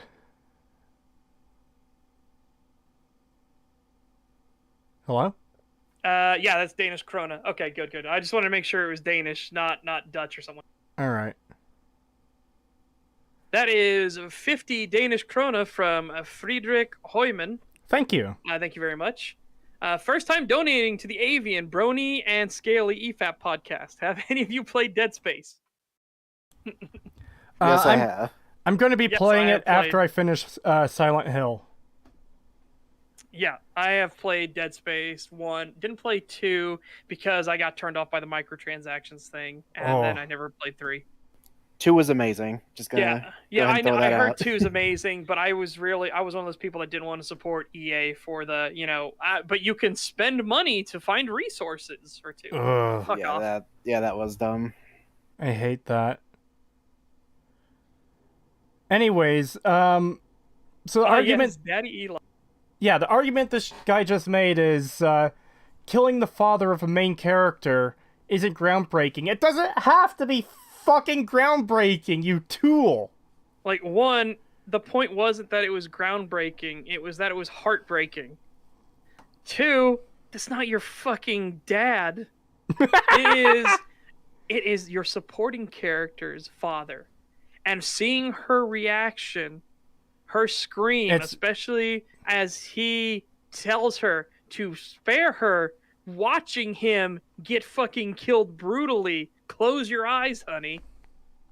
It even shows that in the face of his death, he is thinking about her. Yeah, and it really is a sad scene. Like, I referenced this before, I think in the last Half-Life video we covered, but when Vinesauce played episode 2 a few years ago, he jokingly ended the stream before that part because it is such a cliffhanger and such a sad moment. And when it was happening, chat fucking lit up. Like, everyone's sad that Eli was being killed, because we all know that's everyone who's played it knows how that's how it ends. And yeah, it really is a tragic moment that sticks out in a lot of people's minds because it is done so well. Yes, and he was such a good fucking character. People cared about Eli, and they cared about Alyx. And by the way, to make people care about characters that do have so little screen time, that shows the quality of writing. Yeah. Deus Volt Infidel says, it broke new ground in my heart. Yeah. Yeah, it is definitely a brutal scene. This goes back to what I was saying before. Just because the game was groundbreaking doesn't mean every single thing about it needs to be 100% groundbreaking. That's not how it works. It just needs to have enough to change the genre. It doesn't need literally every single decision within the game to be completely new and unique and never seen before. Which, good luck trying to do that anymore. That's almost impossible to do. Yeah, as Atomic Bleach puts it, there's a reason people lost their shit when the goddamn quote played in the Half-Life Alyx trailer. Close your eyes, honey. Yeah. Yeah. And, there's something else I was going to say there, too, and I forgot what it was. Fuck, I hate when that happens. Alright, well, this has been a train wreck of a fucking video already, hasn't it? We're not even 5 minutes in. Yeah. We've progressed another fucking 40 minutes from about 40 minutes ago, and we've only progressed about a minute. Yeah. Fucking hell. €2 super chat from Walter B. Gaiman. Thank you. Thank you. It still hurts. Yeah. It does. It does. It definitely makes me remember it pretty fondly. Even... I remember fondly my experiences with the entire Half-Life franchise, all aspects of them, to greater and lesser extents. But Eli's death is one of those ones that is a wound that will always be there. Yeah. And this video is 18 minutes long, to answer Pantone. This video is 18 minutes long. We are 5 minutes in, and it's already a fucking disaster. It is. And from Gage Riddle, don't worry, it gets worse when he covers gameplay. Jesus fucking I can't. Christ. This is already... Like, hopefully it won't be... I'm hoping that there'll be more stuff he'll actually show, like, side-by-sides or something, too. He's not going to show fucking side-by-sides. Come on. We've already seen how reductive he's being about these characters, because I guess he wasn't paying attention, but... He wasn't paying attention to a character he actually liked. Fucking Samuel Hayden. He didn't read... He did the basic bitch fucking surface level bullshit and got most of it wrong. Holy fuck, dude. I can't even. God, it's almost like he didn't beat the game. It's almost like he just took the initial stuff he saw before, we actually find out what his motivation was. The game. He had to have. Do you see how much Doom merch he has? There's no way. It's just so weird that he would say that, though, when he would have surely beaten the game, but he acts like he hasn't. It's so weird. $10 super chat from Stormy Knight. Thank you very much. Glad to finally catch a stream again. My work and sleep schedule made me miss the last few. Thank you. Yeah, and trust me, I understand that really fucking well. Yep. And from Atomic Bleach in chat, there's a lot of stuff you could criticize Valve on. I genuinely believe characters is not one of them. They are fucking apex masters of character writing. TF2, Left 4 Dead, Half-Life, Portal. Yeah, Yes. all fucking They know great how to do games. characters. Yeah, and more importantly than that, the characters. Fucking Team Fortress 2, where you're supposed to be nondescript jobs. Yeah, you're just playing. a spy. You are just a pyro. You are just a demo man. And And they they gave them so much fucking character and personality. Even the pyro, who you can't even understand what he's fucking saying, has a ton of personality and like all the animations and everything. Oh, it's so Dude, good. His little fucking maniacal giggle when he fucking does shit. Yeah. is great. Yeah, I never even like I was super into TF2 like heavily, but never played it.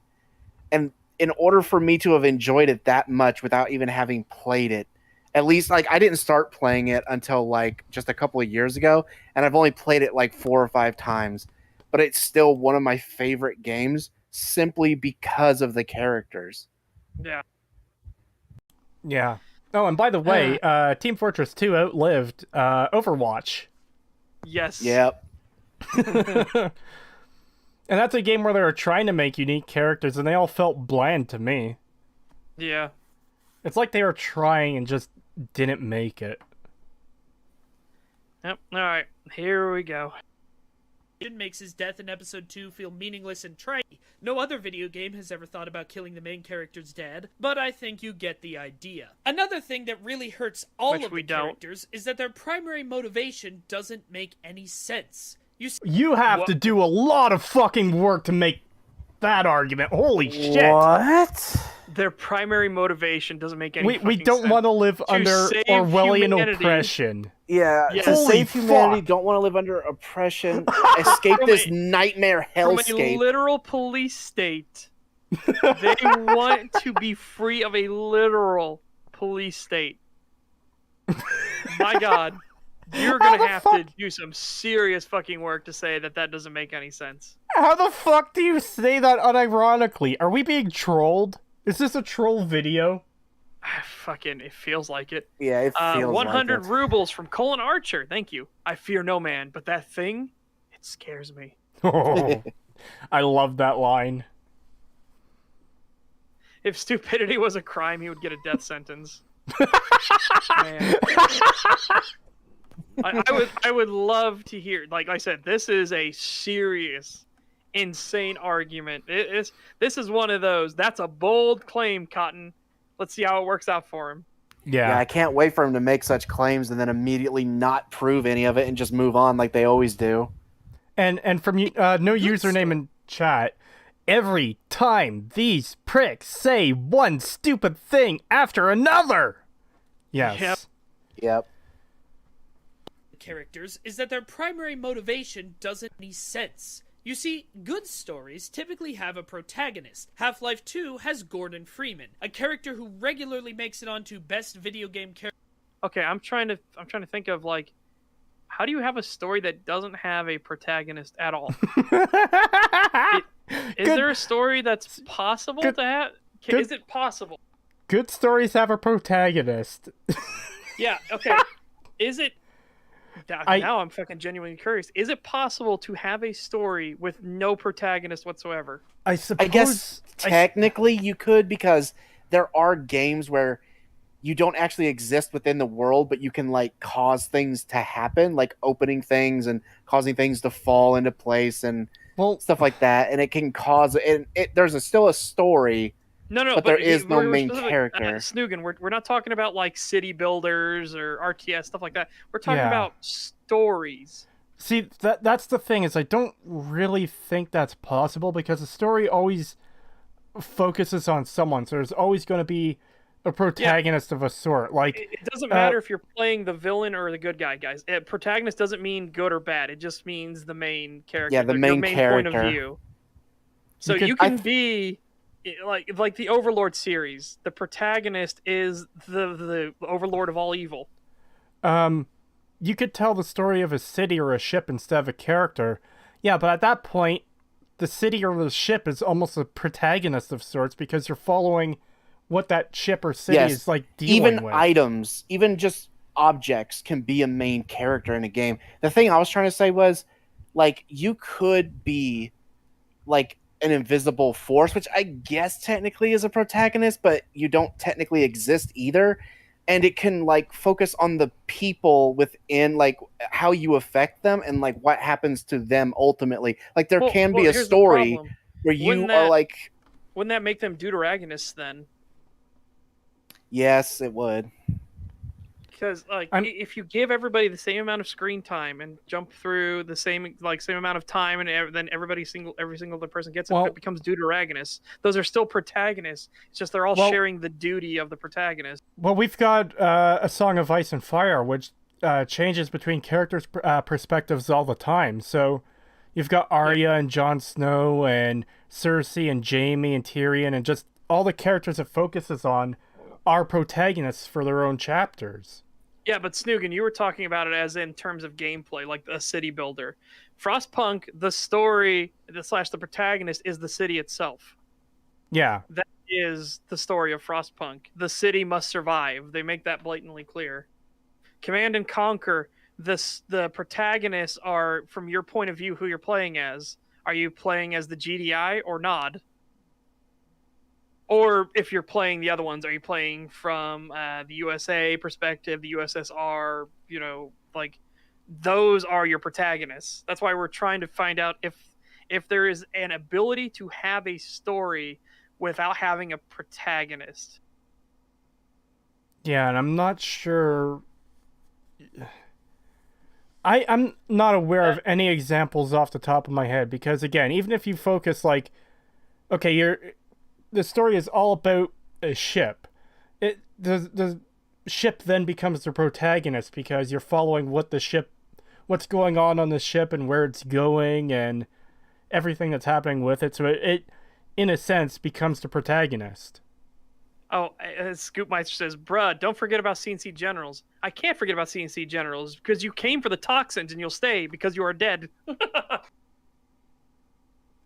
Oh, I love fucking CNC Generals. And Toxin General was the best. I suppose you could have like a lore book type thing that talks about the history of the world, but I don't know if that would that count as a story without a protagonist? I don't know. Great Scott with $5. Thank you very much. Says, Thank you. Jumped on. Half-Life 2 was never aiming to have the best writing. It's a simple story. That said, Half-Life 2 has the worst dystopia in fiction next to 84. Do you mean worst as in like the most horrifying to live under, or I worst think as so, in? yes. That's what I would go for. Yeah, that's kind of what I was reading it as, but it's not exactly clear, which is why I was asking for a bit of I'm trying to think of other clarification. dystopias. And yeah, I do think I do think that's correct. I think 1984 is worse because of how it's all done. This is more done through technology. 1984 is done through just the literal word of mouth and people thinking power exists because it should exist, sort of thing. Yeah. Which again gets way more bleak. 1984, the whole thing of like getting somebody to realize that 2 + 2 = 5 because that's what the government says it does. Therefore, it is correct and true. And that is pretty fucking terrifying. €2 super chat from Walter B. Gaming. Thank you very Thank much. Shi Tao, the nuke best general according to Seth. Yeah, Seth Zentash does like the nuke general. I like Dr. Thrax because he's fucking funny. I like fighting him more. Like I said, I love that line fighting Dr. Thrax. You'll come for the toxins, but you will stay because you are dead. It's like, I love that line. It's so fucking good. I just want to read out a couple comments too. 1984 is worse in my opinion because we did it to ourselves without any ulterior force compelling us. Exactly. Yeah. That's why I'm saying. I do agree that I think 1984 is a worse dystopia because Half-Life 2 is all about it's an alien race, an outside invasive force using technology to do it. 1984, it's literally people thinking that way because that's how you think. And that it's leads like, that leads me to the next comment too. Half-Life 2 is fucking terrifying. Humanity is literally living on borrowed time. The Combine are only keeping them alive because Breen is convincing them to keep them around. Yes. Like I said, as part of Breen having a lot of fucking characterization, Breen is doing a fucking great job letting the Combine keep us the way we are. Do you know how much easier it would be for the Combine if we just all didn't exist and then they could take all the resources they wanted themselves without us being around? Holy shit. Him actually being there to be like, no, we can help you. We can be useful is actually pretty fucking noble. It sucks that he's on the wrong side, but he is one of the only reasons humanity is still around. Yeah. So again, he made that point very clear in his speech to the Overwatch soldiers. Speech that no normal citizen is going to hear. These are people that are already augmented and put through the fucking ringer by the Combine already. yeah, so it's not the propaganda that everyone else would hear. Anyways, back to this video, the last point he made is stories have protagonists, which yeah. Yes, that was fucking a weird one. It's like, good stories have protagonists. Like, I mean, all stories have. I don't know if it's possible to have a story without a protagonist. Yeah, that was the tangent we went off there. I can't think of any examples off the top of my head. Again, unless you're literally talking about a lore book thing. But yeah, even then, the world is sort of the protagonist at that point, you know? Yeah, I agree. A character who regularly makes it onto best video game of all time lists, despite having literally no character whatsoever. Everyone treats Freeman as this legend. Okay, there's a bold claim. You say he has no character whatsoever. Well, it's not. What can we? It's not the bold claim. It's the brainless take. It's you play a silent protagonist, so that means he has no character. Like, let's take it from here. He is a theoretical physicist at a young age. Do you understand? He is a doctor at the age of what, 24? 28, I believe. Holy shit. No, I actually think it's 24, which is what Vinny was like, Jesus Christ, Gordon. Well, I know at the start of Half-Life 1 it says he's 28, but yeah, he could have gotten that doctorate long before that point, he's too. 27. So. He's 27 in Half-Life 1. 27, my bad. Yeah. At the age of 27, he has a PhD. He is a doctor. And in what field? In theoretical physics. That is not an easy field to get a doctorate in, okay? So, what do we know about Gordon already? He is at the age of 27. He has a PhD. It means he is fucking smart. He is hardworking. You do not get a PhD by sitting on your ass. Just the thesis statement alone to try to apply for your doctorate, there are people that will work on it for years ahead of time because it needs to be that fucking good to get a doctorate. So we know he's very well motivated, he is very intelligent, and he is very hardworking. What else do we know about him? He was handpicked to go to a secret government facility to get weapons training in an advanced suit so he could go explore an alien world. He is trusted, okay? The military and the facility management at Black Mesa trusted him enough to give him an HEV suit, HEV training, and combat training so that he could be one of the people exploring Zen. He knows an alien world exists. Yeah, Gordon didn't go to Zen, though. He didn't go on a mission to Zen. But what I'm saying is, you don't give him an HEV suit and all that training and combat training, especially if you're not planning to send him to fucking Zen. He was going to go to Zen eventually. But now, what else do we know after the incident? Did he ever give up? No, he never gave up. He fought through the alien invasion, the military trying to kill everyone, the Spec Ops troops coming in to kill even the military and everyone else, and he saved everyone's life. Well, not everyone. Obviously, people died, but I'm saying he saved as many people as he fucking could. He's a hero. Yeah. So the actions he these are all performed things there. we know about him.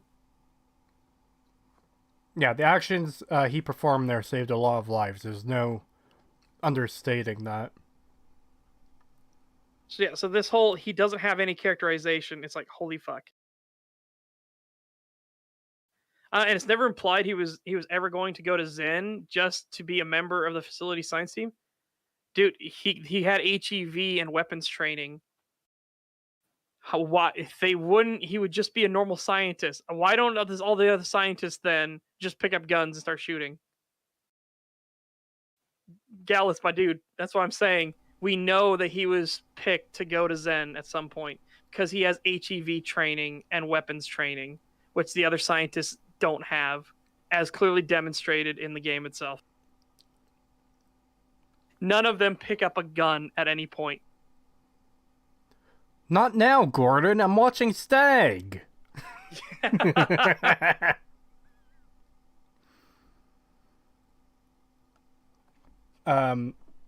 Yeah. And again, it's impressive how much characterization they could give a guy who doesn't fucking say anything. Yeah. What else do we know about him? Have you seen what's in his locker? Oh, He's a yeah. father. Yeah, he's a father. So, well, in we Gordon assume Freeman's that locker, could be like a niece or a nephew or something, but there's a good chance it's his own kid. Shit. I was hoping there would be somebody that would show. I don't want the picture of just the kid in the locker. I wanted the locker itself because there's a lot of interesting books and shit that he has in his locker, like about aliens existing and everything like that. He was a father. Ooh. Yeah, it was. Well, we don't know if his kid is still around or not. Yeah, so and the books, stuff like that, are stuff about aliens existing and everything like that. I wanted to get like a picture that shows the book itself. You know, I'll just go jump into the game and do it myself. Alrighty then. And I won't use Black Mesa because, you know, people will be like, but they could have added that stuff. Fine, I'll use the actual Half-Life. Actually, Gordon doesn't have much weapon training. This is shown with the difference between him and Adrian. Adrian has a steadier hand while Gordon handles it like a civilian. But that's the thing. He has civilian grade training, not military level training. Someone who's been in the military is going to be shooting a lot more than a scientist on a gun range. Well, you want to know the sad truth, though? What? That's not actually accurate. No? No, it's not. The military does not allocate people enough time to actually train with their fucking weapons, which is a nightmare fucking situation. Yeah. However, had no idea. Yeah, it's pretty fucked. That's why when the Marine Corps basically doubled the length of infantry training that everyone has to go through in the Marines, it was hailed as a great thing because it's more excuse for fucking Marines to actually shoot their damn gun. Yeah, that's why like 2003 to like 2006 when we went to Iraq, that's why it was such a huge shit show. It was basically just a bunch of unprepared people going there to die and just they were just roaming around in convoys getting blown up. Yeah, because there was no fucking plan at all. Yeah. Like, oh boy, we can go into that fucking horse shittery as well. $2. And, yeah, as we've already discussed, military grade is actually pretty trash tier weaponry and shit like that, that isn't even treated well or anything. It's pretty fucked. Yeah, like the military not liking the Beretta, even though it's a really good gun, but they get like the hand-me-down. They get fucking the hand-me-down, been in the armory every other week. Shit things. Is it time for the mandatory STAG gun rant? Oh, you better believe it. No, I'm trying real hard. Trying real hard to avoid it. No. $2 super chat from Mystic Space. Thank you very much. This guy is at least not as bad as Acer Thorn. Yeah. Sorry, Mystic Space. I wanted to get through that. I'm trying to real hard not to go into fucking gun rant mode. I just imagine both of you sitting there like straining like a Dragon Ball Z character to not talk about guns. My leg is Yeah. literally twitching. I am like vibrating right now. $2 super chat from Great Scott. Thank you very much. They need to bring Adrian Shepard back. I would like that. Yeah. Yeah, I would like that too. $10 from Elias Butcher. Thank you. Hey guys, finally managed to catch a stream live. Good so far. Also, random question. What's your guys' opinions on the Ace Combat series? I can't speak on it one way or the other because I Yeah. was just never into fighter plane stuff like that. Like I like the mill sim fighter stuff like IL-2 Sturmovik and stuff. That's what I enjoyed. I didn't get much into the more arcadey stuff, and that's not me putting down Ace Combat at all. I literally don't know anything about it. I just know about the memes. The lore, and just like all that crazy shit that they show. I I've never love that meme. I've never played it myself, so I can't really comment on it either. Sorry. Yep. $2 from Mystic Space. Thank you. Setch, I want to hear your military stuff sometime. There's not too much to tell. Mine is very weak sauce. I was medically discharged pretty early from injuries, so I don't really have like really good military stories. But they did bring him back and hunt down the Freeman. Adrian Shepard. No. Adrian? No. No. Oh Bad. God, No, bad. Adrian. Walter B. Gaming with $2 euros. Thank you. Fucking $2 euros. What the fuck? 2 euros. Thank you very much. The Orchid Eater and The Orchid 37th Eater. Mandala. Oh. The Orchid Eater and the 37th Mandala is in locker. Yeah, I'm getting there. I forgot that I didn't have a save that was near that, so I gotta go. You couldn't just Mandela. load into that section? No. That's weird. And the reason was because I booted up old school Half-Life, and apparently Oh. it didn't save my chapters. And there's a comment here from Hello There.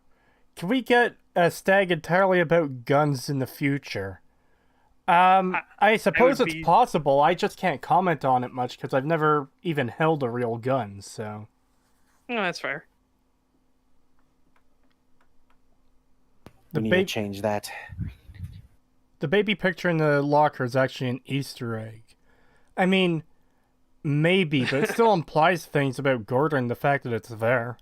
Yeah, otherwise why would he have it there? I get it's an Easter egg, but why would he have it there? Like, what does it say about him as a character? Because that's the thing. They could have placed that anywhere else. Like, they could have had another locker open up and have it in there if they didn't want it to be related to Gordon in some way. Great Scott says, does a 22 long rifle count? Yeah, sure. Yeah. I ain't going to disparage people for whatever caliber they get, or anything like that. That's entirely up to them. I will say there are certain calibers, like 40 Short and Weak, that fuck off with. Yeah. If anyone doesn't know, it's called 40 Smith & Wesson, and it was a round that was specifically designed for police forces and ended up being a round that everybody hated because it was a short round and it was weak and couldn't actually do the fucking job. So Yeah, it was worthless. called 40 Short and Weak. It was so bad. But yeah, then they just switched back to 9mm. They're like, why did we ever switch off 9mm? I don't fucking know. We'll just switch back to 9mm.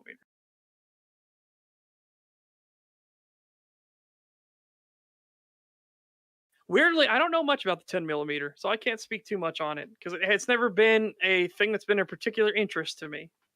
So, 40 Smith & Wesson was interesting because of the stuff that came about from it and the whole like, the whole nonsense that went along with it. It is underrated because of its experience with the police force.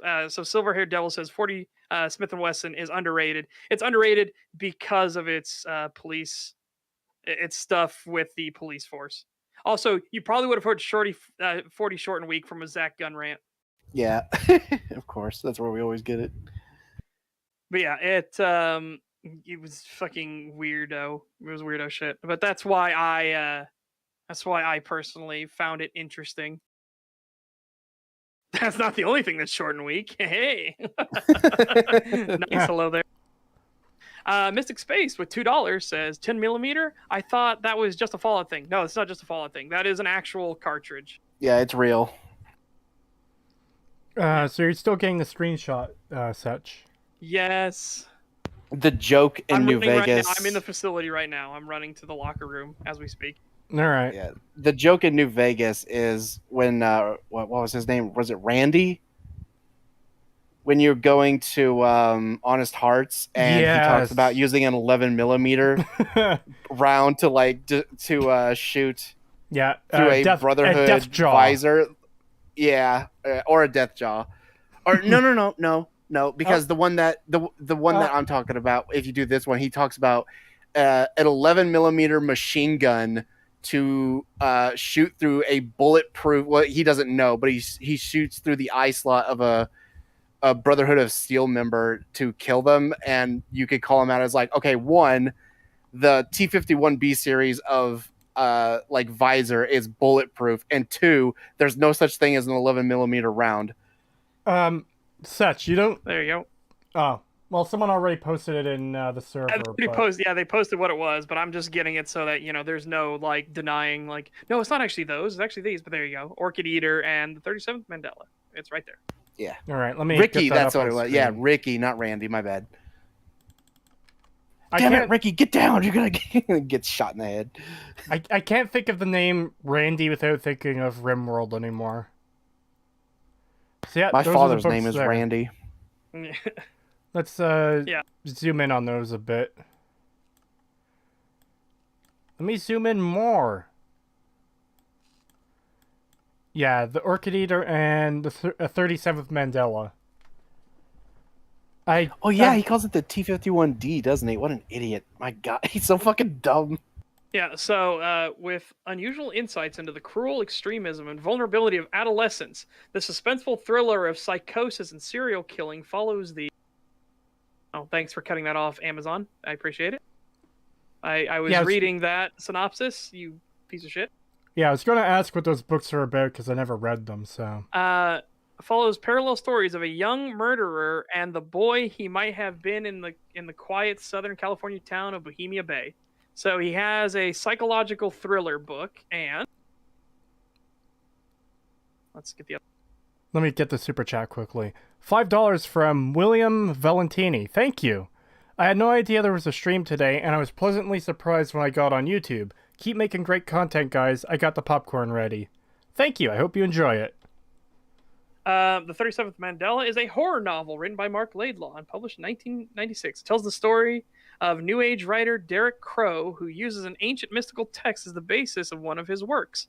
As his writing gains popularity, it also attracts the unwanted attention of the 37 Mandelas, terrible Lovecraftian-style monsters that the original text was about. Which is at least somewhat related to Half-Life. Yeah, so what do we know about from his book choices? Well, he clearly likes psychological horror books, and Lovecraftian horror is one of the books he has. So those are in his locker. Other stuff that is in his locker. We have a thermos. He got himself a commemorative mug, which I don't know why he would have that, but he's got one. He has his doctorate there on the top left, and then he has the baby photo and a couple Post-it notes that have formulas on them. Yeah. $2. Mark Laidlaw is the Half-Life writer. LOL. Nice. Yeah, was Walter B. Gammon for €2. Yeah, he is the Half-Life writer, but again, these things are in Freeman's locker. They still imply things about him. If they wanted to have these Easter eggs in the game, they could put it anywhere where it wouldn't have implied things about the main character. Yeah. And that's kind of what we're getting at here by getting these references, because these things tell us about Gordon Freeman. Yep. And $2 from Stags. Thoughts on Underworld and Fallout 3?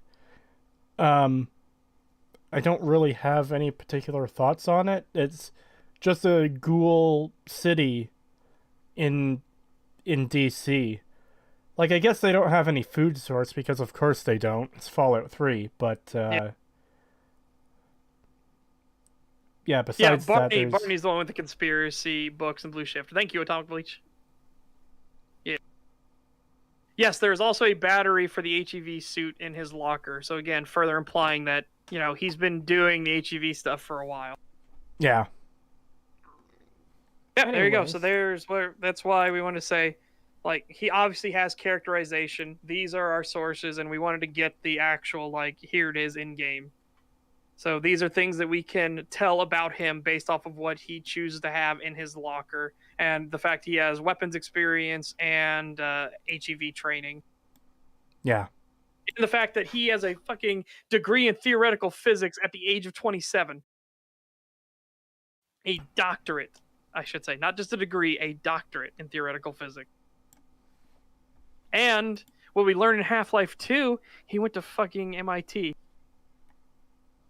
Which, I don't know how it is today with the fucking craziness going on, but it was a very, very prestigious school. So I'm going to go ahead and assume that this guy's argument is going to be Gordon says nothing and he's a nothing character that does nothing. Yeah, why we'll find out. But let's why would he say anything else? That's the obvious brain dead take. I mean, he has gone pretty brain dead with all the rest of them, but let's find out with all the rest of it. Despite having literally no character whatsoever, everyone treats Freeman as this legendary hero, despite the fact that A, none of these characters existed in Half-Life 1, even though the game pretends they did. Oh boy, this shit again. Matter. Again, they're expanding the universe. How are you just never supposed to have any characters at all? Well, it's like, the same. You also realize that Black Mesa is a big fucking facility. Do you think that Gordon literally met every single person that worked at Black Mesa?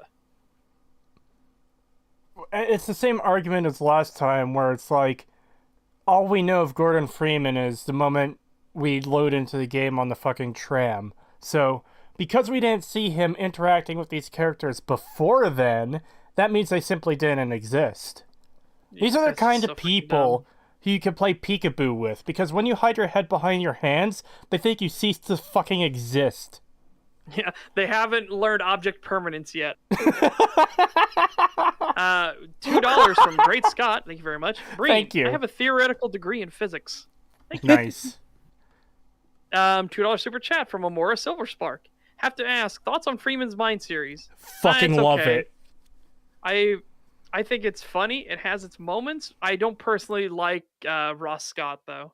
He has good stuff he does, but him as a person, I don't like. Really? Yes. And one of his big ones was because of the way he treated Secret World. He went in with an axe to grind. It was pretty fucking obvious. Yeah, he really wanted to, like... He was actively telling people to actually sue Funcom because they made the claim Free Forever that they would never charge for Secret World ever again. He's like, you should sue Funcom out of existence. How dare they make such a claim? And it's like, what the fuck is wrong with you? Okay, but that's like one thing, kinda. Like I agree that if he's wrong there, then that's like a mark against him. But it was an entire video's worth of like, the fuck is wrong with you, dude? I just know he's been battling the whole games die when they're taken offline, and a lot of them don't need to be online, so the game you paid for can never be played again. I understand his frustration there. It's just maybe he was mistaken that time. I just don't understand I dislike him as a person because of this one thing. It's not just this one thing. It's the way he treats people that I just don't fucking like. And that just kind of cemented the deal. Oh. That's what did it for me. It was like, finally, okay, fine, you're just a fucking dumbass. I got it. Like I said, he can make good content, and he has made good content. But it's the way he interacts with people, and then that fucking absolute nuclear shit take that people should actively talk to their lawyer right now and sue Funcom out of existence because of a claim that, hey, Funcom won't ask you money for Secret World ever again. It was ridiculous. And again, the claims get worse and worse as you actually get into the video. That is just some of the most insane fucking it's the same level of bullshit we've been dealing with this entire time. All right. I'll have to watch that again at some point and look into it, I guess. $10 super chat from Dominic the Donkey. Thank Hello, you. you three in chat. Hope everyone is having a great day. Yeah, we are pretty good. For the most part, aside from dealing with this terrible video, I want to point out again, we're at an hour no and username. Did you actually listen to what I fucking said? It was a video that was filled with bad takes, and it wasn't just those bad takes. It's the way he interacts and treats people that I don't fucking like. And this just kind of added on top of it, and I'm like, okay, yeah, I just won't. I'll do your content, and I'll like it if it's good, and I won't if it's bad. But I don't want to interact with you as a person.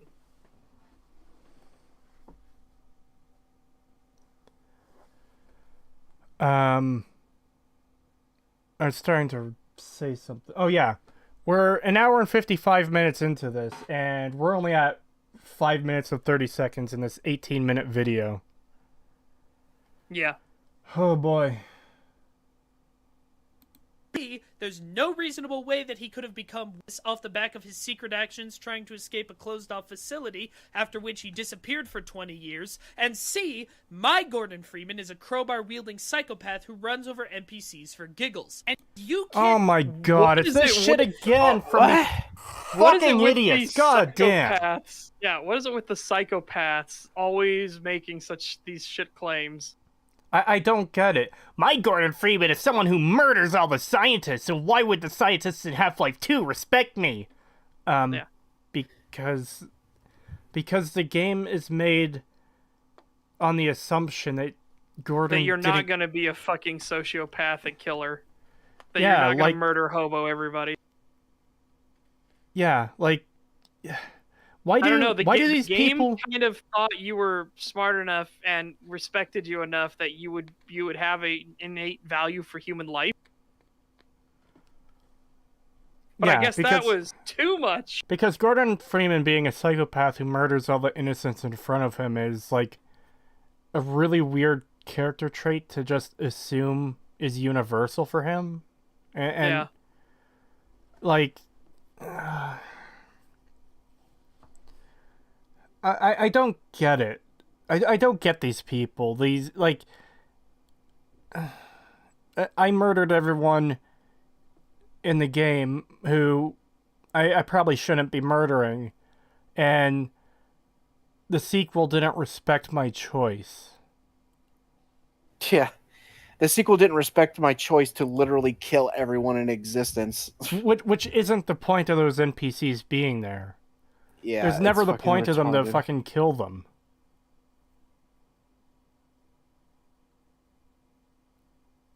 What the fuck is wrong with these people? I'm Yeah, I have no. I'm just baffled that someone thinks this is a good argument. My Gordon Freeman is a psychopath who kills everyone, and the sequel didn't respect that. It's bizarre. Yeah.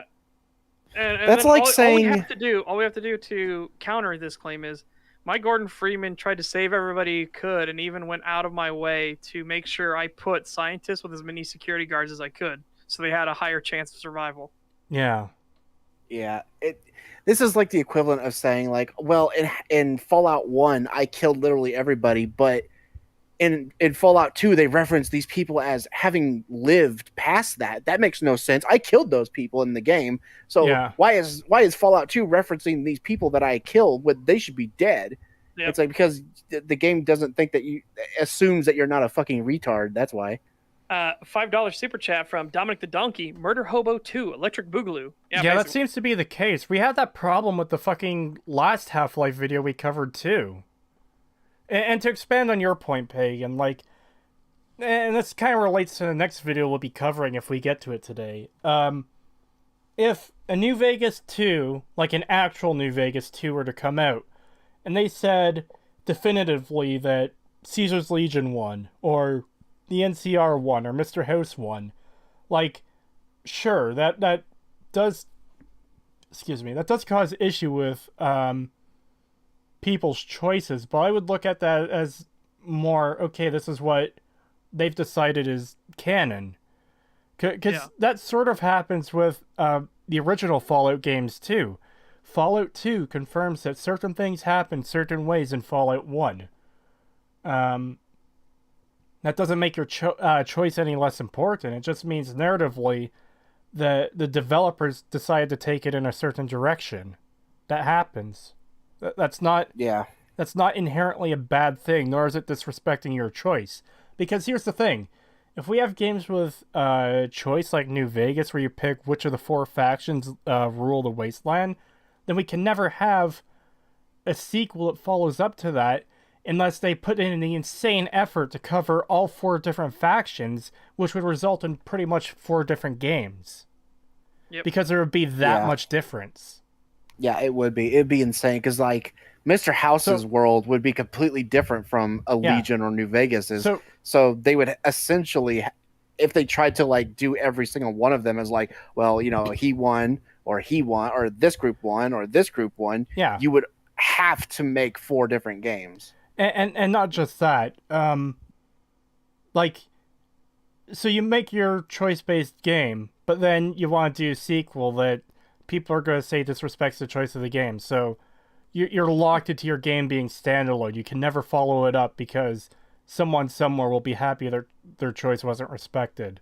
That's fucking insane.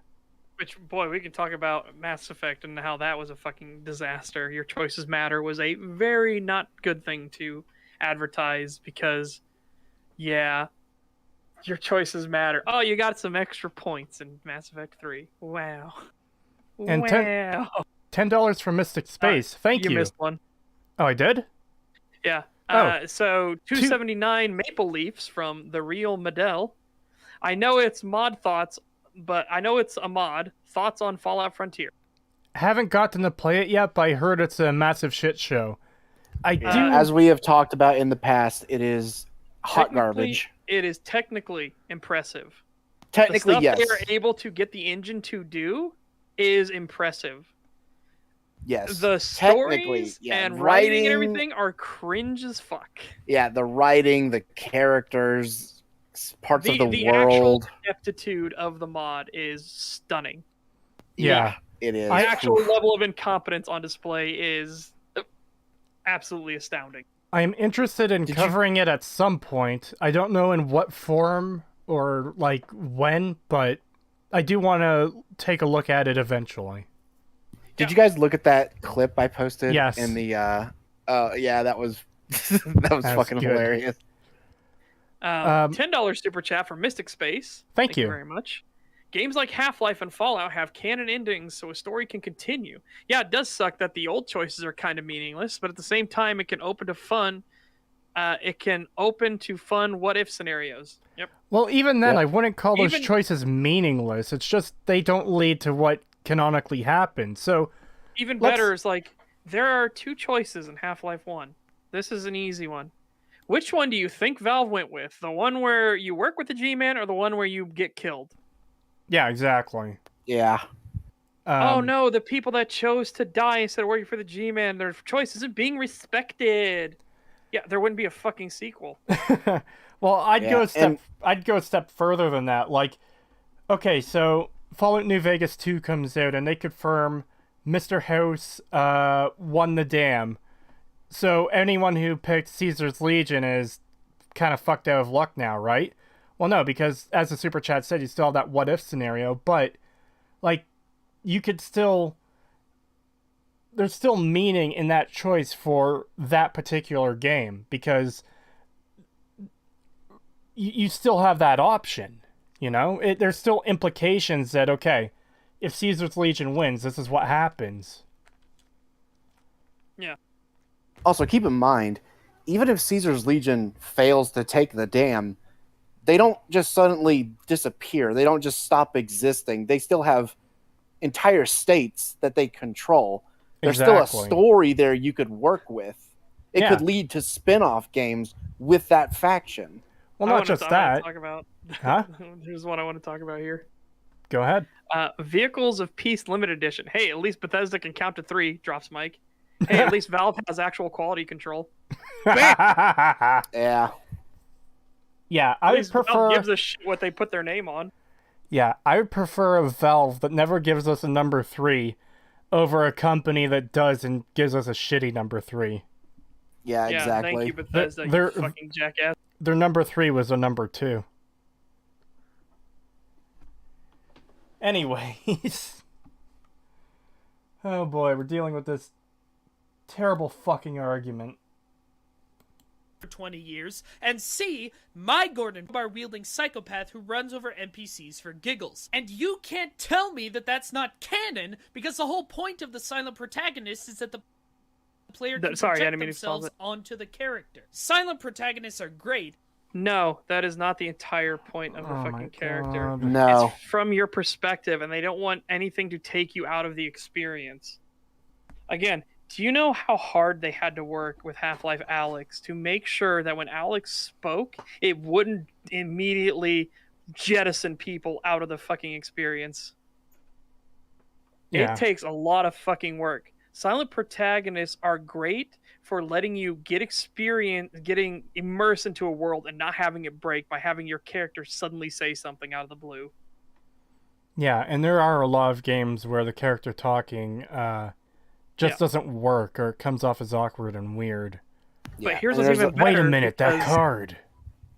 Yeah, here's what's even better. And this guy, I hate to tell you this, you little snowflake, but it ain't canon. What you wanted, him being a murder hoboing psychopath, ain't fucking canon. You gotta deal with these things. Yeah. Like, Yeah. that's not inherently a bad thing at all. It's actually pretty And standard. there's plenty. And there is plenty of silent protagonists in games who have tons of character. This isn't the first time it's been done. And for you to say, like, well, this is the whole point of... No, it's not. There's plenty of games that prove that you're fucking wrong about that.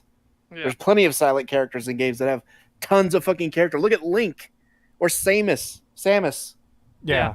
His whole thing was, as Stormy Knight puts, it's not canon because that's how canon works. It defines what did and didn't happen. Exactly. Yeah. Yeah. The canon is that Gordon Freeman wasn't a sociopathic fucking murder hobo that killed all of the scientists and the military and everything just for shits and giggles. As you said, bouncing on their heads, giggling. Like, dude, that's a you problem. That was all you. That is not what Gordon did. $5 from Dominic the Donkey. Daniel is a silent protagonist throughout most of the game, but he has his own clear thoughts and opinions. Yes, fucking Amnesia the Dark Descent, where you're constantly hearing Daniel's thoughts or memories of conversations between him and Alexander. It's really good characterization for someone who you don't actually hear actively speaking. You're hearing memories in journal entries. Oh, yeah. And backing up, you missed one. Oh, I did? $5 super chat for Mystic Space. Sorry, what I said. Sorry that I said meaningless. I was wanting to reword that. I was meaning it as the story has to go somewhere. Yeah. Yeah, also, like someone brought up in chat, Artyom from the Metro series. Again, a silent protagonist with defined character and wants and traits. So, this whole... Artyom does speak in his journal entries, but again, you have to actually go into the journal entries and the, loading screens. He doesn't speak in the middle of gameplay to break flow. Yeah. Yeah. During the gameplay sequences, he is silent. Yeah. I would have said John, Sierra 117 from Halo, but I don't know. There's so many cutscenes and he talks in them so much. I don't know if it would... That was... Yeah. When they made it to where he wouldn't shut the fuck up, that was a big problem. Yeah. I still have to play the other games. I want to replay the first 3, and people in chat, in the server, apparently want us to cover some Halo content. So I'll have to play, I guess, 3 and 5 at some point. Sorry, 4 and 5 at some point. Yeah, and as Jay Sounds like points out, it'll be painful. Master Chief in Halo 1, you can kill every single soldier, but that isn't what happened in canon. Yeah. Yeah, and that gets me back to the point I was wanting to make. This sounds like a little bitch who's just upset that the developers didn't cater to his specific wants for the game. And this is an argument that gets used against us a lot when we complain about Fallout 4 not being good or The Last Jedi not being good, but legitimately, we just want things to be good. People like the guy we're covering now are the ones who are bitching and fucking moaning that the game isn't made to their exact specifications. Yeah, wouldn't have cared. what the fuck The Force Awakens was, as long as it was good. It's not good. Like, if they could have told the same story, and if they had actually given her some fucking depth of character and had her actually struggle with anything and not know how a fucking starship she's never seen before works because she's a scavenger, for God's sakes. Oh, she takes things apart all the time. Therefore, she knows exactly how to build the engine and make it work. It's like, what the fuck? What kind of insane banana planet logic is that? Yeah. The Disney Star Wars movies are fucking garbage through and through. Yes. We're probably going to have to cover some videos on those at some point, too. Yeah. Oh, boy. I'm not looking forward to that. I'm not either, because there is a fan base that is Insane. starved of good things and have turned fucking rabid. Yeah. Anyways, let's continue on with this insanity. The whole point of the silent protagonist is that the player delves onto the character. Silent protagonists are great, but not if you're going to have the whole story focus around the actions and personality of said protagonist. That's a decision that just really doesn't work here. And you know what else doesn't work that way? How does it not work? You haven't said it, but you explained didn't how back it doesn't. up. Yeah, and you also got why people have silent protagonists in games wrong. That's not the only fucking reason. You claimed it's the only reason, and it is not the only reason. There's a few reasons. You can project yourself onto the character. You can roleplay as a character you create, which, it has to be stated, those are two very different things. And, like we already covered, having your character speak sometimes becomes really fucking awkward. Yeah, and actually throws you out of the fucking experience. Will actually shatter you out of the experience when your character just randomly does something, especially like if they tell a joke. Like, you're in this dead serious situation, and then all of a sudden your character just speaks something and is like, haha, I guess he got the point, when you go past a body that's been skewered. And it's like, the fuck? Yeah, Where'd that come from? I hate that shit. It's so annoying. Yeah, there are many, many reasons to do silent protagonists. Yeah. Backing up. But not if you're going to have the whole story focus around the actions and personality of said protagonist. That's a decision that just really doesn't work here. And you know what else doesn't work that well in this game? Using scripted sequences instead of cutscenes. Oh, occasionally they're used well, like when you're ordered to pick up the can in City 17. I'm sorry, can you be any more of a condescending fucking cunt? Occasionally they're used well. Fuck off. So I need to hear where this is going. Why does the can sequence work for you, but then you being able to go around, look at the environment, and listen to these people not work? I need to understand where this is coming from. I think it's going to be the brain dead take again, where it's like, you're just Probably. standing there listening to people. Yeah, and it's like, you know that the environment is interactable. Valve lets you go dick around if you so feel like it. If you're not engaged, you can literally go fuck around, whereas you don't have that choice in a cutscene. I think if we were to attach a brain slug to this guy's head, it would fucking starve. Using scripted sequences instead of cutscenes. Occasionally they're used well, like when you're ordered to pick up the can in City 17, but most of the time it just means that a cutscene that could have dynamic and interesting lighting or cinematography or any emoting whatsoever from the principal character, instead... You mean like the emoting you're showing on fucking screen right now, you brainlet? Are you that dumb? You are actually showing them emoting. No, he You said, know what the word emoting hold on. is. He said the principal character. He wants to see Gordon doing stuff. He wants to see Gordon No, he said emoting. principal characters. Hold on. I swear you said characters. Yeah, I thought heard he said that character. too. interesting lighting or cinematography or any ever from the principal character, instead Oh becomes no, a character. character. You are Yeah. correct. Yeah. He said stock character. still Yeah, he wants to see Gordon doing shit. He wants to see Gordon like crying and laughing and all this other stupid shit, which you don't need. Well, here's what's even better. That would go against his entire fucking brain dead take about why you have silent protagonists. Yeah, exactly. So he just contradicted himself. Oh, I mean, those are how? always Of fun. course he would. Those Of are course always he would. fucking funny. Holy shit. But yeah, The game you- isn't supposed to tell me what my character canonically did, but I want a cutscene that shows how my character canonically reacted to this fucking... sequence, yeah. Oh. So what if they're explaining, like, the Combine are these evil, fucking horrible creatures and we need to stop them. And his Gordon Freeman is like, as brain dead as he is and looking up at the ceiling wondering what he's gonna fucking eat for lunch. While the cutscene is showing Gordon Freeman getting visibly, like, fucking annoyed and pissed off that humanity is having to deal with such horrible conditions. Yeah. What then? Would the game develop? Would Valve be in trouble? Not in trouble, but would you hold it against Valve that they didn't animate Gordon the way you would have? You fucking idiot. 50 Danish krona. Thank you very much, Frederick. Thank Hoyman. you. The only good thing about the Frontier and the Cars and the tax cut parody. I think it's good thing the about Cars and the Frontier. tax cut parody. Yeah. I think that first and is supposed to be is the Cars and the tax cut parody. Yeah. Again, getting vehicles to work in Bethesda's shitty engine is fucking amazing.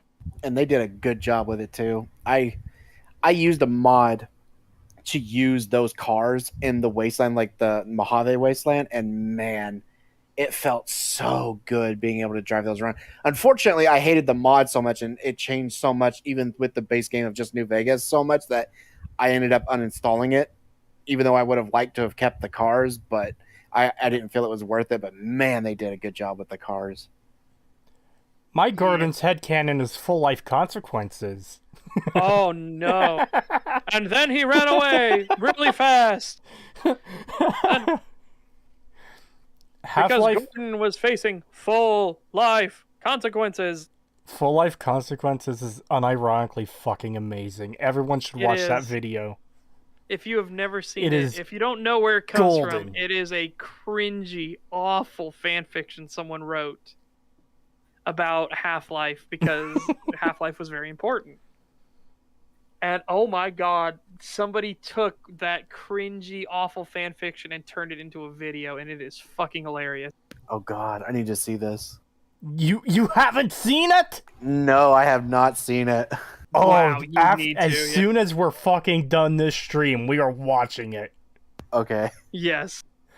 It is It's beautiful blasphemy on so many that you levels. have not seen Full Life Consequences. Yeah. It is great.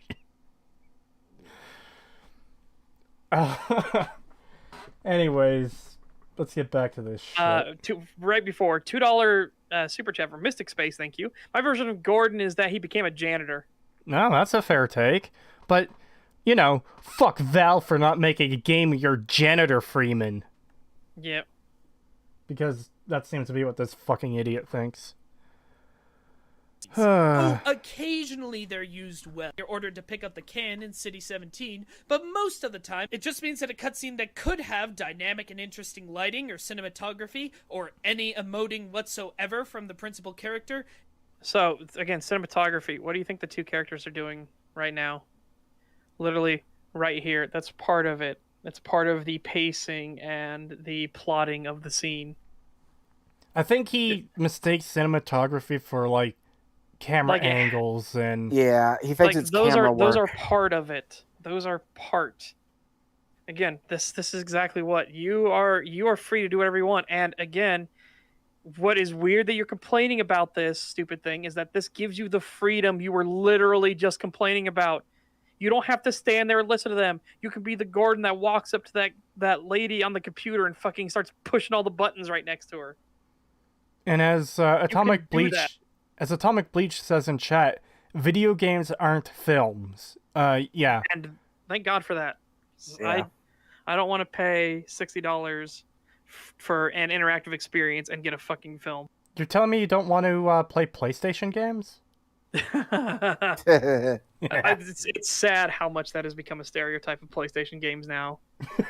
PlayStation exclusive, single player, hyper over cinematic experience with long filmic cutscenes. See, that's the thing is I don't even mind long cutscenes if they're important or done really fucking well. Yeah. So are you trying to tell me that things like Heavy Rain and Death Stranding aren't the pinnacles of gaming? No, fuck no. There are some I can't people who believe think you. Death I will Stranding is take- really fucking amazing. I haven't played I it, will but take the hot take. I will absolutely be totally glad for people telling me I'm shit, but I think Kojima is one of the most overrated hack writers in the industry. Yeah, I agree with that. I completely agree with that. I disassociate from my co-hosts. I Yeah, don't want to get I'm totally fine though with people being like, "You're a fucking idiot, my dude." And it's like, nah, no, I don't fucking care. His own fucking translator's like, "My God, this dude needs an editor." I haven't played enough of Kojima's games to know if he's a good writer or not. I've played like an hour of Metal Gear Solid 5. No, the Nanomachine Sun comes from them making fun of that writing. That's Metal Gear Rising makes fun Yeah. of the writing in Yeah, the it Metal Gear does. series. That shit was great. I fucking love Metal Gear Nanomachine Rising. Sun is so fucking good. Yeah, Nanomachine Sun. I have that game. I want to play it at some point too. And the fucking the world is memes. Yeah. $5 super chat for Mystic Space. PlayStation games. Just Sony turning movie scripts into a game just with QuickTime events and walking sim. Yep. It feels like it at times. Yes, Metal Gear Rising Revengeance. Revengeance. Metal. You know what? It basically Metal Gear Rising Revengeance is Ngr. Ngr. Yeah. Memes, the DNA of the soul. Again, I'm not saying that the Metal Gear games aren't enjoyable to play. Playing and story are very different in the Metal Gear series. Yeah. Oh, here's a comment. I don't know if you guys would agree with it or not. Hideo Kojima is the George Lucas of gaming. Great ideas, but he needs people around him to rein him in. I agree. Yeah, I agree with that. Like I said, Metal Gear Solid are great games to play, but my God, the writing in them. Oh boy. Yeah. She's naked mostly because you will rue your words and your deeds. The reason Quiet is so naked and scantily dressed because she breathes through her skin. Haha, take that. Kojima, are yeah. you fucking okay? I remember that shit. I mean, that's... Yeah, he can make good ideas and concepts and even games, but he absolutely needs people to be there to be like, yeah, no, we're not doing that, or we're changing this, or we're fixing this. Here's the thing about the she's half naked thing is you don't even need to excuse that. You could just say she likes dressing that way and just leave it at that. If Kojima had honestly said, I just wanted to see a scantily clad woman, I would have been like, you know what? Respect. Fuck Yeah, it. exactly. You admitted it. But him saying that people would rue their words and their deeds for complaining about Quiet being a sniper dressed so scantily, and then him saying like the reason it's that way is because she breathes through her skin. How do you feel now, atheist? And I'm like, what the fuck? Yeah, that was I fucking mean, I had the retarded. atheist part, but it's kind of one of those, Checkmate checkmate atheist. atheists. Yeah. It's Yeah, like that does not help your argument. That actually makes things so much goofier. Yeah, and it's because he references that one character from another game of the other Metal Gear game where the sniper breathes through his skin but dies of old age if you don't fight him fast enough. Yes, and even better is, as people pointed out, so she can't take a bath or anything because she'll fucking drown. Yeah, even though it's shown I think there's a shower scene later on, which kind of fucking disproves his point. Yeah.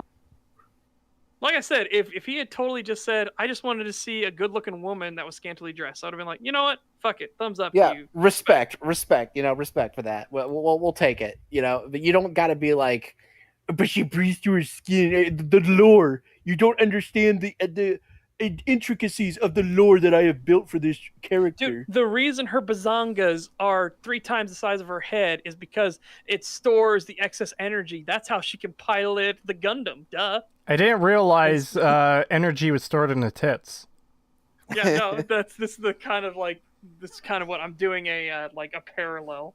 Nah. It's not. These are those things like, dude, just admit you like big tits. Yeah. And again, like I said, if you want a character that's half naked, literally just say she likes dressing that way. Yeah. Yeah. She finds it empowering that she dresses that way, and she's one of the best fucking snipers. Like, okay, high five. Yeah. Nice. $2 from Mystic Space. Thank you. Quiet is just a sexy woman, okay? No excuses. Yeah, fair exactly. enough. If you Yeah. just said that she's a sexy woman, and it makes her feel empowered to be that way, fuck it, go for it. That's all he had to say. He did not have to like sugarcoat it and add all this weird Yes, shit. yes, Scootmeister. Scootmeister says, "Wait, you mean that character has a reason to dress like that? It's not just fan service. That's actually god awful." Yes. Yeah. That was everyone's main problem with it was I'm because there were some people that were complaining that, oh, she's scantily clad, you shouldn't do that. But it was like, some people were like, just the fact that his response to it was that instead of just saying, well, maybe I like that. Maybe she likes that. Maybe that's just how she wants to dress. Yeah. It's like Quentin Tarantino's like, "I like feet." It's like, okay. Respect. Yeah. Yeah, Like, seriously. I don't get it. But respect. You just fucking admitted it. Who cares? Yeah. That's all you got to do. You don't have to be such a fucking weirdo about it. anyways. Oh no, hang on. What? Rapar, dead fucking serious. A long-going manga creator finally addressed a long-running "can women be warriors" concept in his work by saying a sex-changing character can't find his power when he has tits. What? What? That's so fucking good. What?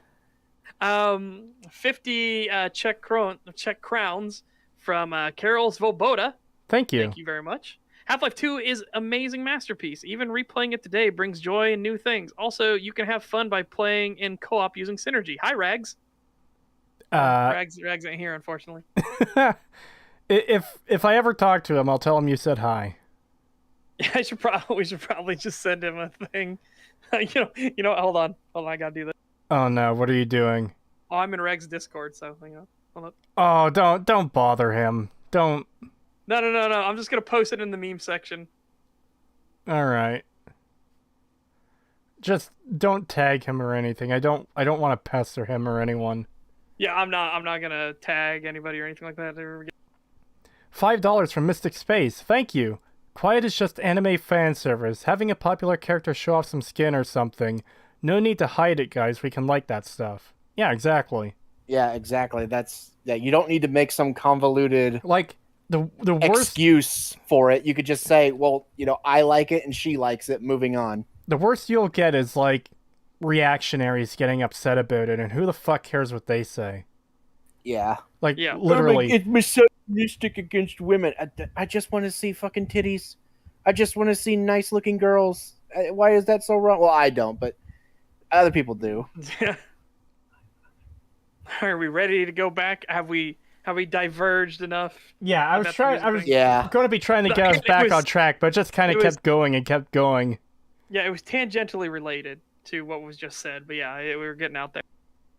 It's a cutscene that could have dynamic and interesting light photography or any emoting whatsoever from the principal character, instead becomes a bunch of NPCs standing stock still reciting dialogue like they're at a high school debate tournament. They just spout exposition at you while you stand there, not reacting in any way, or, if you're like me, dicking around trying to hit stuff with the crowbar because holy crap do these scenes drag on, especially in the beginning. I mean, So you don't know what story is.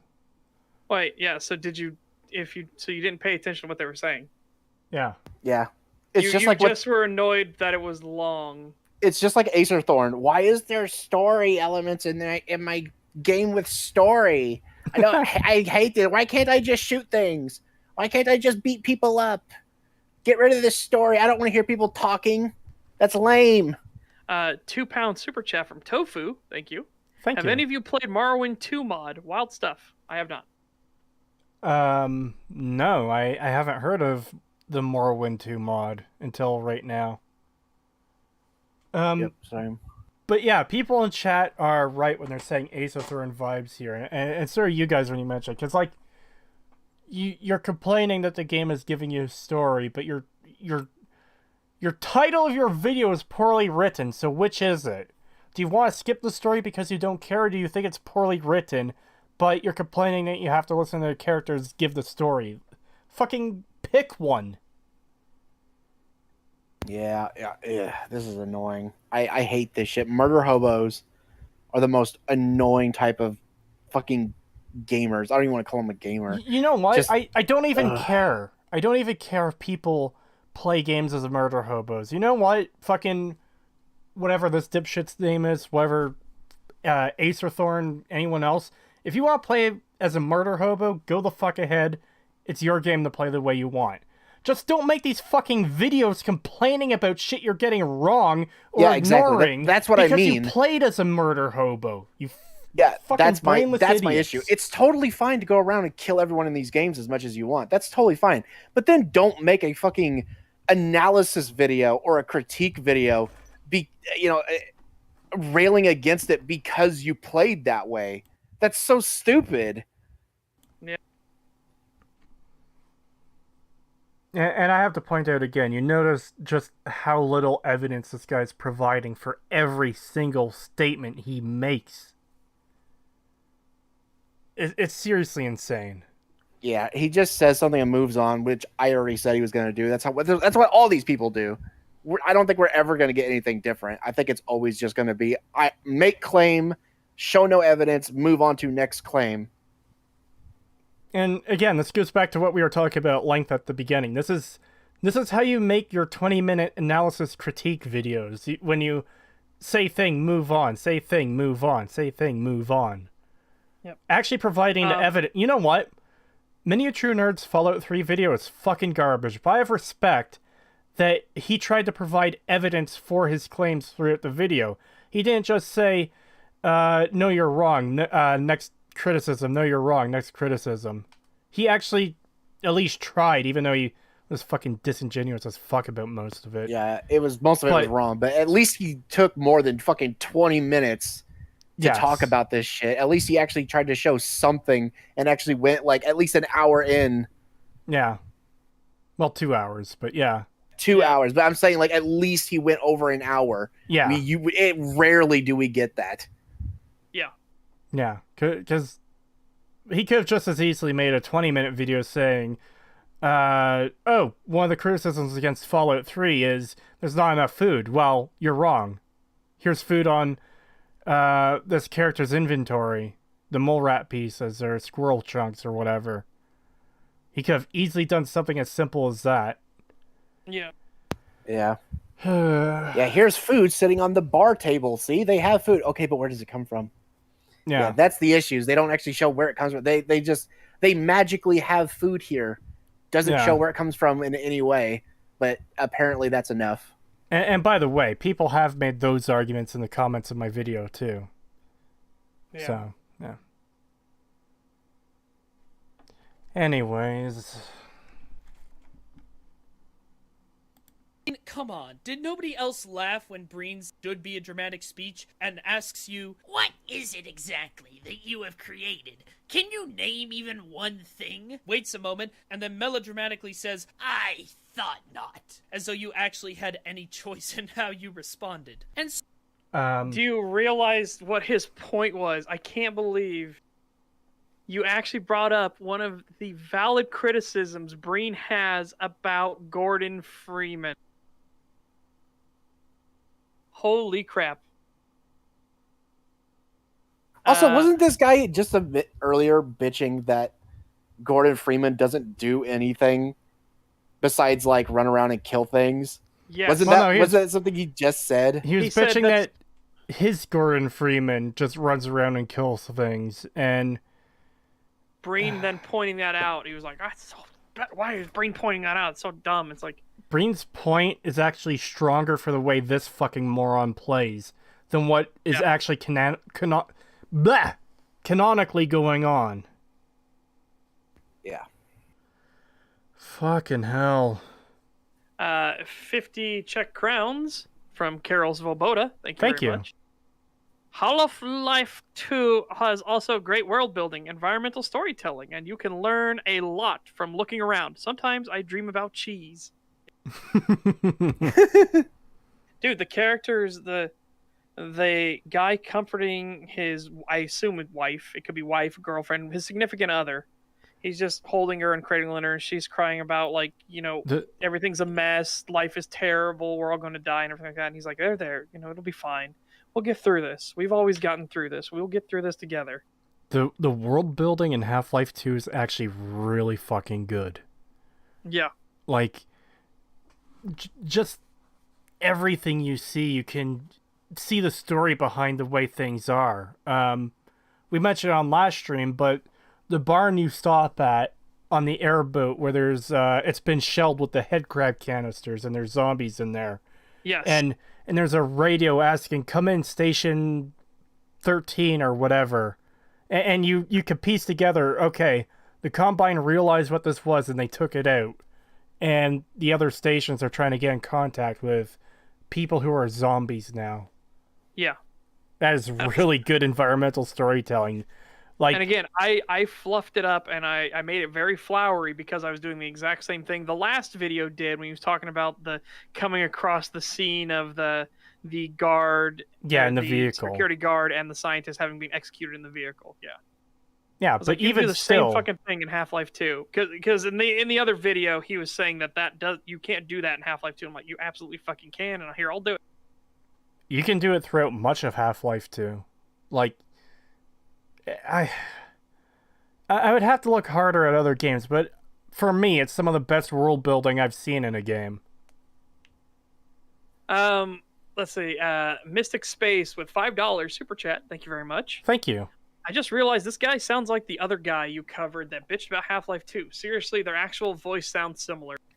I didn't think they sounded similar at first, but I would have to hear the other guy again, because the other guy sounded like 12 or something. This guy wasn't quite as bad. Yeah. There we go. Speaking of the melodrama, good lord, does have gone pretty thick sometimes. We don't go to Ravenholm anymore. Oh, we're going to Ravenholm? No kidding. And why doesn't Dr. Mossman just wear... Do you realize what? That wasn't melodrama. She was pointing out a sad fact. That's the tunnel to Ravenholm. We don't go there anymore. Yeah, it's probably something very fucking traumatizing and something that you wouldn't want to talk about, like, so openly if their wounds are fresh. We don't know how recently Ravenholm fell, but it's obvious that every one of those people are people that were freed by the Resistance and they're dead now. Yes. Those were people that were living free of Combine oppression, and they are all fucking dead. That's not melodrama. It's, As Deus Volt points out, Deus Volt Infidel says, that's not melodrama. That's foreshadowing. Yeah. Yeah. It is definitely one of those, like, fucking insanity. This is just an insane argument. Like, you realize that it's also showing her characterization. The thing that you claim that she didn't fucking have. Yeah.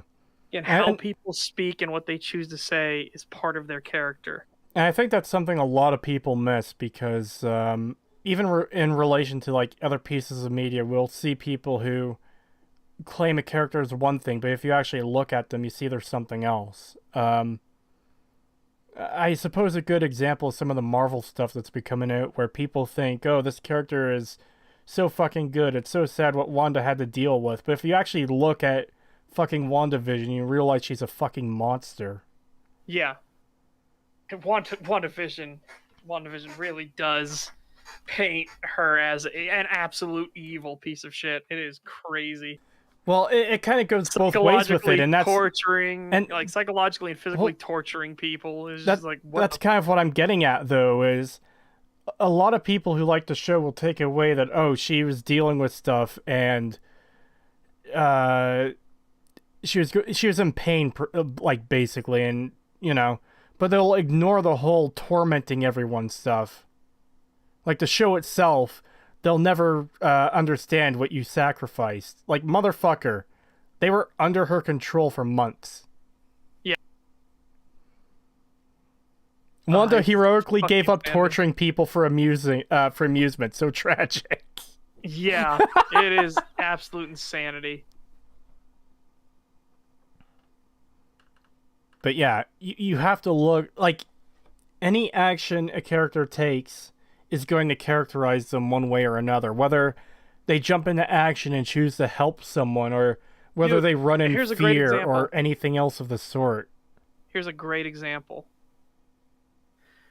When a certain scrawny, underweight little kid goes into the army, and the army looks at him and is like, he's ain't fucking worth much. And then they throw a dummy grenade at the ground, and everybody else runs and screams and hides, and he dives onto said grenade and pulls it into his chest and tells everyone to get away from him because he is willing to he's willing to die and have himself killed to save everyone else there.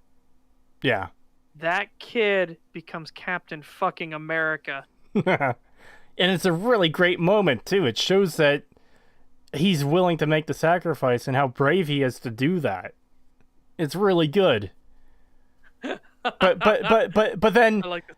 But then he travels back in time to stay with his waifu and ignores all the crises of the world. Yeah, and doesn't warn people 9/11's coming and everything like that. Oh my god, there's so many fucking problems. Time travel was a mistake, Marvel. Time travel was a huge mistake. 20 Czech crowns from Carol Svoboda. Thank you very much. Fuck, marry, kill. Dr. Breen, Lamar, Male 07. I don't even know what the male 07 looks like. Male 07 is Gordon Froman. It's the generic male model that everyone knows. Here, I'll get it for you. Okay, I know all of the Half-Life male models. Like, they're all burned into my memory. Same with the female models. This is the infamous one. Oh, is this the one without eyes? No. Oh. I'm getting it. A sequel can't account for every insane action you have taken throughout the game, including games with massive story choices. Yeah, exactly, and that's what we were talking about earlier. This guy is a fucking idiot because he can't understand that. Male 07 is John Freeman. Oh. That's Male 07. He gets used in fucking everything. So he's used in the Gordon Froman comic. He's John Freeman. He is the one. That's Das Bullshit. Yes, that's the model that Das Bullshit uses. Yes.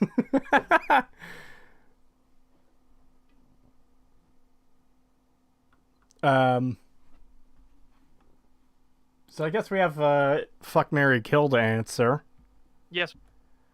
Oh boy. You guys go first. So fuck, marry, kill. I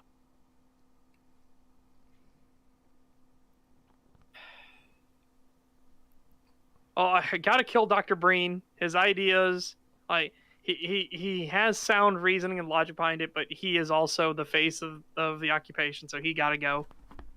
I'd marry Male 07, and I guess I'd fuck Lamar because it'd be quick and over with.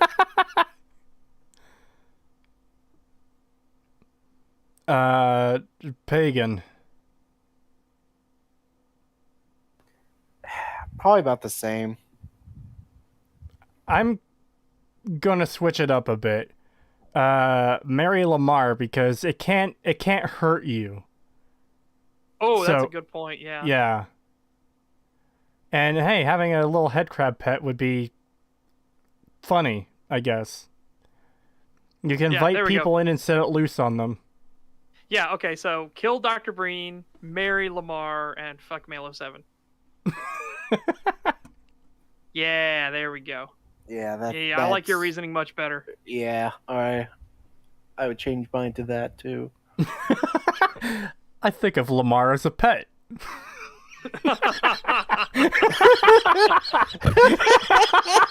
Oh, no. Oh, God. Alright, here we go. I thought not. As though you actually had how you responded. And speaking of the melodrama, good lord does Half-Life 2 lay it on pretty thick sometimes. We don't go to Ravenholm anymore. Oh, we're going to Ravenholm? No. Hang on a second, I need to do this. Oh?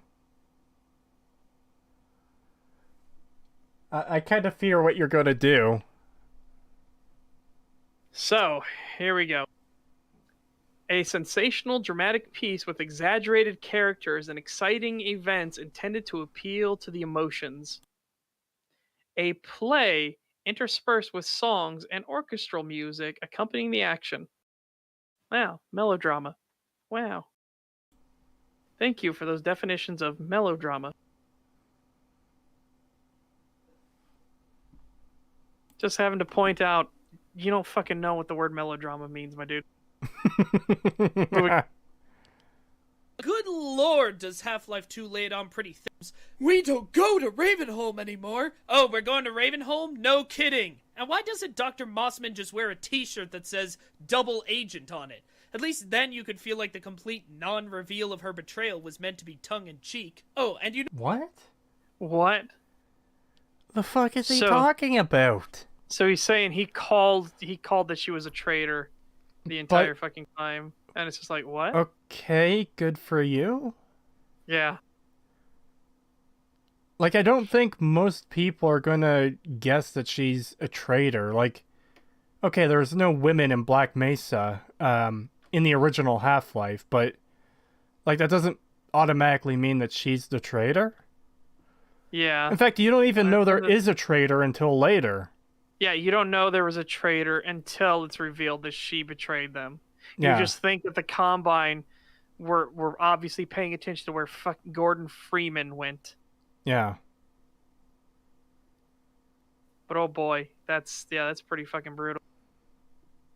At least then you could feel like the complete non-reveal of her was meant to be tongue-in-cheek. Half-Life Decay and isn't you know canon, what else by good the way, stories guys. have? An Unfortunately. ending. Sure, the G-Man Well, is actually, fortunately, because it's not very good. Hold on, we have to go back. Because you were talking over it. Yeah, fair. Like the complete non-reveal of her betrayal was meant to be tongue-in-cheek. Oh, and you know what else good stories have? An ending. You mean like... Like Half-Life 2 does? Yeah. How did you think that G-Man like pulling you out and the Citadel exploding wasn't a fucking ending? Is the fact that the next game in the series not made mean it's a bad story because it hasn't ended? The fuck is that? Half-Life 2 already has a fucking ending. Or are you saying that... wait, no, because he already talked about the episodes. So you already know that there's a fucking ending in episode 2. Well, I mean, it's an obvious cliffhanger. I think that's what he's getting at is, there's still more story to tell. But technically, there's more story to tell in every single story after the ending. Yeah. Like as... The world goes on after the end of fucking Fight Club or Snatch or Oh Brother, Where Art Thou or fucking any other story. Here's a good one, and people take George R. R. Martin out of context a lot with this.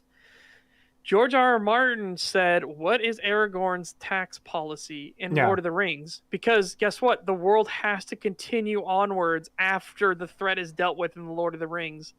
Fucking Gondor still has to be a kingdom after the crisis is over. Yeah. And just because he's a good person doesn't mean he's going to be a good king, which is kind of the entire point of fucking Robert Baratheon is... Yes. He's a flawed person, but overall pretty good. Yeah, he's a good unless guy he gets drinking.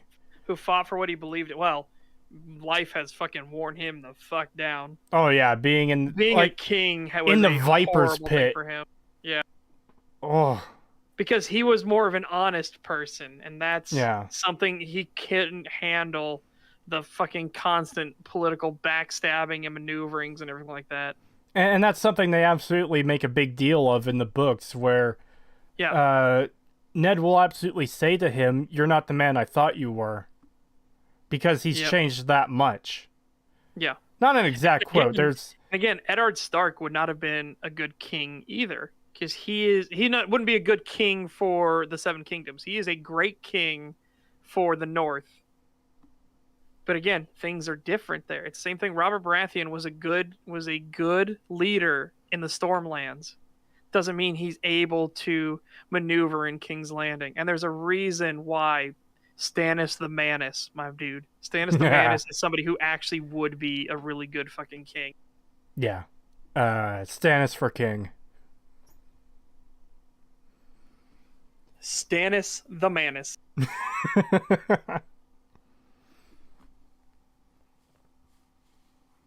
You know what else good stories have? An ending.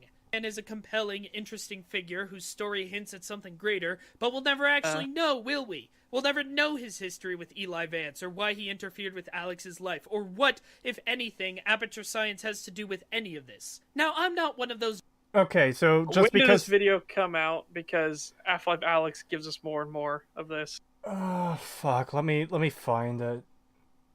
Because this definitely feels like a before Half-Life Alyx video for sure. Yeah, it probably is. Because again, it's a bold claim to say we will never ever get it. February 3rd, 2017. Yeah, so this is before Half-Life Alyx. Well, congratulations. If you just waited a bit longer, you would have gotten confirmation of more stuff. Well, not even that. The entire argument in itself is fucking dumb because It is. Like I said, it is a bold claim to say never ever. Yeah, because you can't see the fucking future. You don't know what's going to happen. George R.R. Martin might release The Winds of Winter tomorrow. We don't know that. But he hasn't yet, so we're left on a big fucking cliffhanger for A Dance with Dragons. But it doesn't mean the story is never going to be finished. It's just very unlikely. Yeah. Yeah, again, you should never say that something will never ever. It's the same reason why we're not saying... It's the same thing like with Starfield. We won't ever say that there's no chance it will ever be bad. Exactly. Or there's no chance that it will ever be good, sorry. Yeah, because... we say, based off their track record, it's very unlikely that Starfield will be good. However, it very well could be. Yeah. You cannot make the claim that it is guaranteed that it will never, ever be good. That is a bold fucking claim, and you cannot make that claim. Yeah. Starfield might be fucking amazing. It might be a 10 out of 10. We don't know that until it's out. Yeah. But also, I just want to see, because I don't know if he's weaving in it didn't have an ending thing here with the G-Man thing, but we'll find out. Yeah. Interfered with Alyx's life, or what, if any, science has to do with any of this. Now, I'm not one of those die-hard, deluded Half-Life 3 fanboys who thinks that game... How can a game have fanboys when it's not even fucking out yet? It doesn't exist yet. Like, what the fuck are you talking about, my dude? And he's talking about deluded fanboys. Motherfucker, people are just excited to see this, this story continue. Oh my god. If anything, Aperture Science has to do with any of this. Not one of those die-hard, deluded Half-Life 3 fanboys who thinks that game's ever going to come out, or that it would even be good if it did. Half-Life fucking Alyx, you cunt. Again, he doesn't know Half-Life Alyx is coming out. No, I know he doesn't, he but... is poisoning the well real hard here. He's poisoning the well, but the fact that Half-Life Alyx does exist proves that, it's never going to be released wrong. Oh my god. Like, you have to wonder about people like this who are so fucking petty and petulant and fucking dickheads to act like this. Like, and it's the whole disingenuous, reductive fanboy argument again, too.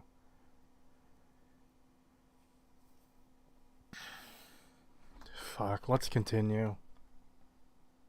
It would be nice to know that Valve actually had a story, this hinting and hand-waving. Pretty convenient that they just forgot to finish the part of storytelling that's actually difficult, huh? That is, delivering on the promises of the narrative. As it is... Sorry they didn't make the game fucking fast enough for you, you brain-dead fucking idiot. Also, they did. By this time, the writer already laid out where the story was going. Yeah, because it seemed to him like it was never going to be finished, like, in his lifetime at least. Yeah. And he had stepped away from Valve at that time. Because a thing that got revealed, and again, as much as I don't like Jeff Keighley, he had a great documentary of Alyx the Final Hours, and he goes in a decade at Valve where they were trying to figure out, how do we do something great again?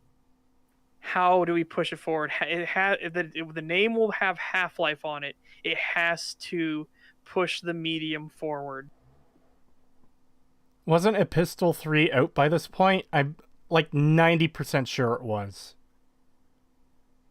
In fact, I can look that up very quickly. Let me grab a Pistol tab 3? over here. Yeah.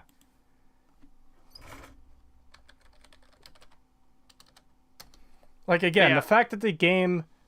August 25th, 2017... And when was this video made?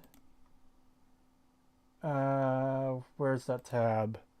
February 3rd, 2017. So it was only a few months later that Epistle 3 was released.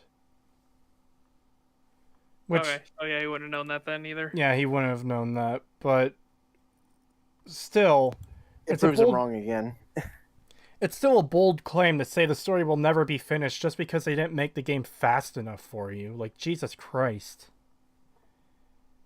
I guess Setch heard a Pistol 3. Yeah. Yeah.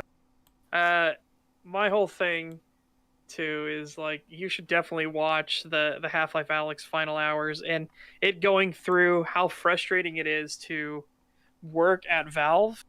It's liberating in a sense because as Valve's own policy is you have a desk with wheels on it. You can go to any project you wish, anytime you wish. But how frustrating it was for the people trying to make a Half-Life game because Valve has a standard and they kept saying it's not good enough. This Half-Life 3 that you want to make, this episode 3 you want to make, it's not good enough. It's not good enough. It's just not good enough. Yeah. And the fact that they kept working at it until Alyx came along and they realized, yes, this is good enough. Yeah, and the fact that they made Half-Life Alyx seems to imply that they still care about the series and they will be making a Half-Life 3. Well, especially if the way Alyx ends, the very, very end Yeah. of Alyx ends. Yeah. Yeah, because it's leading back in to the same point in the story without spoiling anything. Yeah, we don't want to spoil anything because Alyx is still pretty fresh, whereas Half-Life 2 and its episodes are pretty old at this point. Yeah. You literally can't say that unless the writers themselves announce it, and even then they could change their minds. Yeah, exactly. You can't ever make the assumption that there is no ending ever coming. This is just some cynical asshole making it part of his video in which he's already, like, baselessly shitting on the game so far.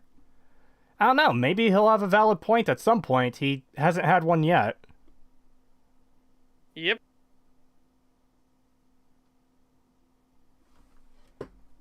There's no emotional or plot resolution in the base game. Half-Life 2 ends on an anticlimactic cliffhanger. How the fuck do you call that anticlimactic? Time is frozen mid-fucking explosion to pull you out. That's anticlimactic? Yeah, that is a climax for sure. Or if he's talking about episode 2, where No, he said the base climax game. Did he? Yeah, Oh, he said... I thought he just said Half-Life 2. Like, I didn't know if he was trying to include the episodes in his Let's roll. Resolution, especially in the base game. Half-Life is Oh, on yep, an especially in the base game. anticlimactic cliffhanger. A wet fart of an ending that doesn't do anything to help what's already a really weak story. Okay, so you haven't proven any of this, and an anticlimactic wet fart of an ending, that does not apply to either Half-Life 2 or Episode 2. What the fuck are you talking about? Or even episode 1. Can you elaborate on this a little bit, please? Like, Just any evidence, anything you could say to back up your fucking claim. yeah, you can't keep making these claims and just take them as fucking gospel, Mr. PhD in truth. Jesus, that line was cringe before. Now it's just pure fucking nonsense. Yeah. With R.R. Martin, we have a good reason to think the series will never end. A good reason to think it will never end. It's understandable if you say, oh yeah, George will probably never finish it, or even to be, like, annoyed and impassioned about it. Oh, George isn't going to ever finish that fucking book. You know? But that's, like, a statement you have in a discussion. It's still possible he'll finish it. It's just, if you're going to make your video talking about why something is bad, then you can't say, oh, it will never end, because we don't have the facts yet of whether it will end or not. If George fucking keels over tomorrow, then yeah, there's a good chance, there's a very, very good chance, A Song of Ice and Fire will never end. Oh boy, there's a bold claim here. What? Arbu says, not really anticlimactic, but like a lot of stuff in the story, it's Deus Ex level ass pulls. What? You're gonna need some fucking evidence there, my dude. In fact, I would consider the end of episode 2 anything but a Deus Ex level ass pull, because it's literally something that happens against the protagonists. Yeah, they outright warn that it's coming. Yeah. Especially the G-Man warns you that it's fucking coming. Oh boy. And the same thing with, like, how is Half-Life 2's ending an ass pull? It's not. You're literally destroying a machine that's ripping open a portal. The fact that it explodes, it's like, oh, that makes logical sense. You're ripping open a machine that is ripping open the fabric of reality, and it blows up. G-Man can... Half-Life Episode 1, the thing that you did that creates this massive feedback loop suddenly detonates and wipes out the city. Yeah, that makes fucking sense. That's not a fucking ass pull. Yeah. Episode 2, G-Man warns you to prepare for unforeseen consequences. You are told constantly, stop pissing off the overseers, because they are actually really fucking strong. What happens? He smashes in the fucking room, and the overseers pin you and Alyx to the wall with no effort whatsoever, and they kill Eli. And they were going to kill Alyx, too, if Dog hadn't jumped in and saved her. Give me a bit, but essentially G-Man having undefined limits to his powers allows the writers to just explain it away. Notice how what the stuff I said didn't actually involve... Yeah, I meant the advisors. What did I call them? Did I call them overseers? I might have called them overseers. Yeah, I think you called them overseer. Yeah, advisors. My apologies. They're advisors. Yeah. But yeah, notice how I said the G-Man warns you it's coming. That's the only one I said, and that was for episode 2. How is that anyway relevant to Half-Life 2 base game, Half-Life 2 episode 1? And even Half-Life 2 episode 2, he just gives you a hint that they might be coming. He doesn't tell you what's going to happen. He doesn't try to prevent it or anything. He doesn't do anything. He's just letting Eli know that, hey, guess what? I'm still here.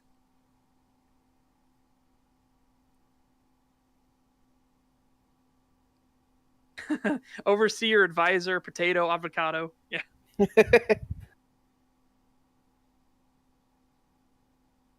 Don't quote Bethesda on that. They'll try to connect it to the Half-Life universe because that's just what they do. Oh, God. No, Bethesda, go away. So, yes, you're going to have to work real hard to explain how it's an ass pull. The endings are an ass pull. The only thing I can assume he means is that G-Man teleports in and saves Gordon at the end of the base game. If that's what it is, in Half-Life 1, we see G-Man teleporting all the time. Literally. And we in fact, see that's that how the Half-Life Zen 1... wildlife don't even fucking touch him. That's actually how Half-Life 1 ends, too. You're teleported into his magic fucking space train. Yeah, he's a schemer. How is that... Arbuz, he's a fucking schemer. We already shown that, and we're shown that he keeps tabs on things going on in Black Mesa in Half-Life fucking 1.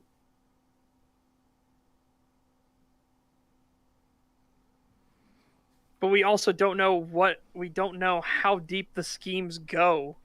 Yeah, the only thing I guess I'll agree with is we don't know the limits of his power, but... But that doesn't fucking matter, because he hasn't done anything. He hasn't, personally, stepped in and nuked the advisors or anything like that. In fact, the only time he gives somebody the ability to do that, it was to set up fucking Alyx to be stuck in a contract. Yeah. He's not omniscient, though. It's shown that the only reason he knows how things go is because he's in multiple different dimensions. That's not omniscience.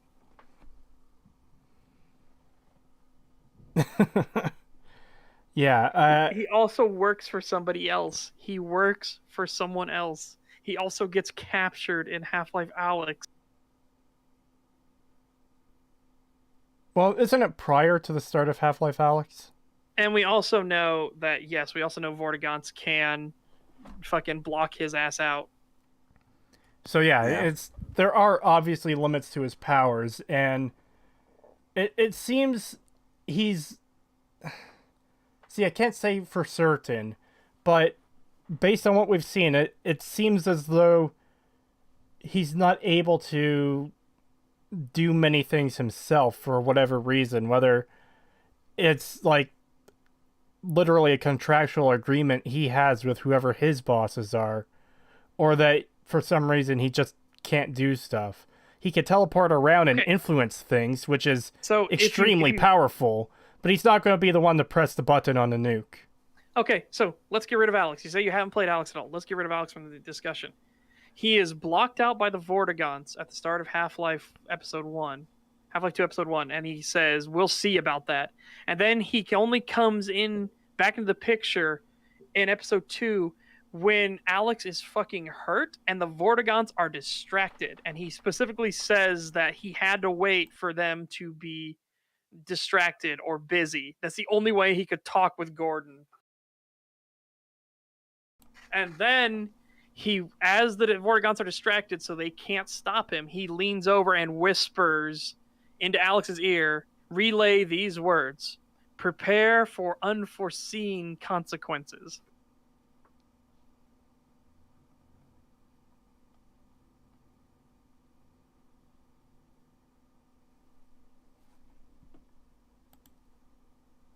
Well, Alyx explains his powers a bit more. Oh, it does?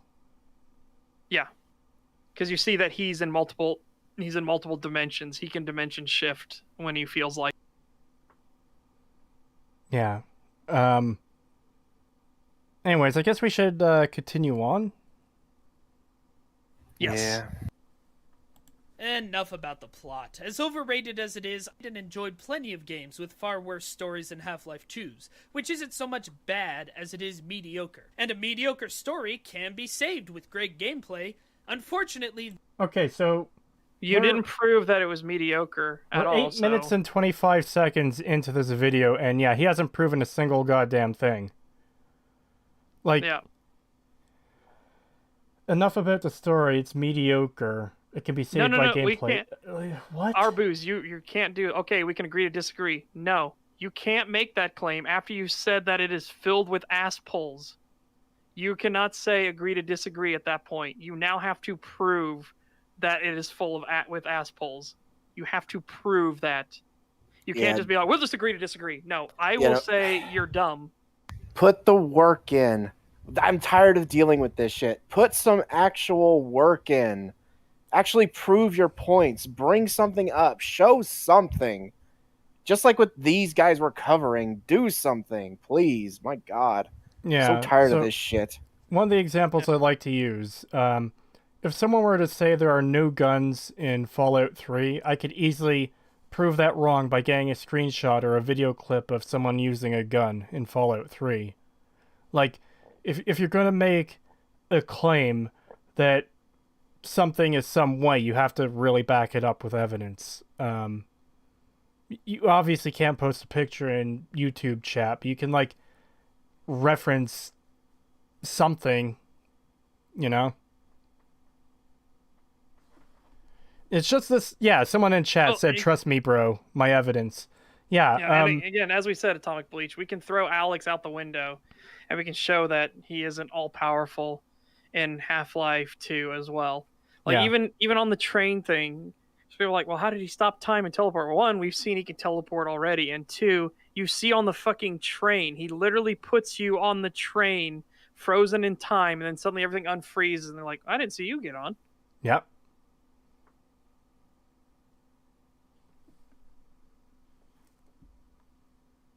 And yeah, the fact that the Vortigons can stop him at the end of Half-Life 2 shows that his power is limited.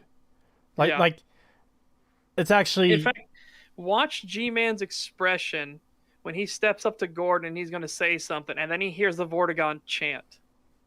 Notice how he immediately tenses up and looks over to the side where it came from, and he's worried. I actually don't remember that. I have to see that again. Yeah. And then he hears it from the other side and looks to the side. And then he starts getting annoyed, and he looks forward, and the Vortigons stand up in front of him and are chanting. And that's when he says, we'll see about that. Because they're literally blocking him. They're pushing him out.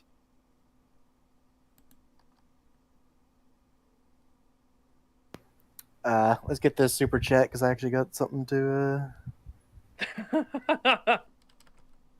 20 Czech crowns from Carol Svoboda. Thank you very Thank much. you. There are no gums in Fallout 3. There Wrong. actually is. There's gumdrops. Yeah.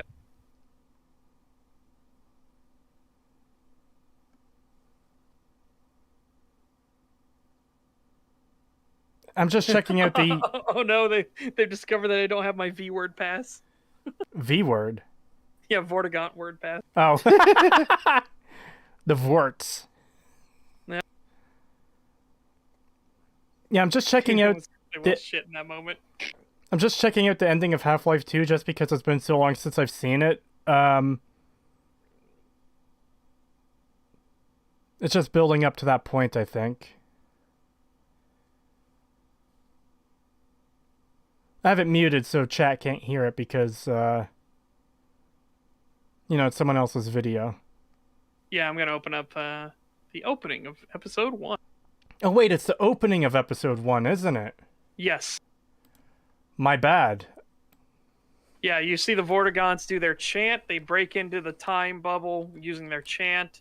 They grab Alyx and pull her out. And then we go to G-Man. He comes out of the White Room. Yeah, you know Yeah, what? I forgot. I'll give it more that he's surprised, and then he looks a little bit smug when it goes away. Then he looks to the side. Then he looks worried. He gets a big frown on his face. And then he sees all the Vortigaunts around him, and then he looks fucking annoyed. He even sighs, straigens out his tie, and says, "We'll see about that." Yeah, I'm just playing it on my end so I can see it. Because it has been a long time since I played episode 1 as well. I need to play it again. Yeah, it's a great game. I will be right back. All right. All right. Yep. Father Elijah in the house. Let's go. Hey, Father Elijah, Father how are Elijah. you doing today? Bubblegum weighs 1 pound and heals 1 HP. LOL. That's some heavy bubble gum. Unless you have the Jay Sawyer mod, which reduces the weight to a sane level. Yeah,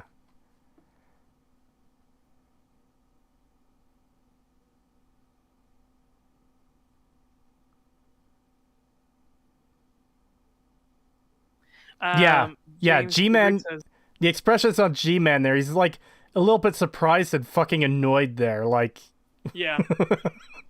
He's surprised. He gets a bit worried when he hears the second one, and then his face immediately turns. He's annoyed. He lets out that little sigh. He straightens out his tie, and that's when he gives his words. yeah. I actually really like that. All right, I guess we could get back to this even though Pagan isn't here. Are you sure? We've kind of delayed a bit there. I didn't mean for the delay to be that long. I just wanted to see that clip. Yeah. All right. Oh, just one comment quickly.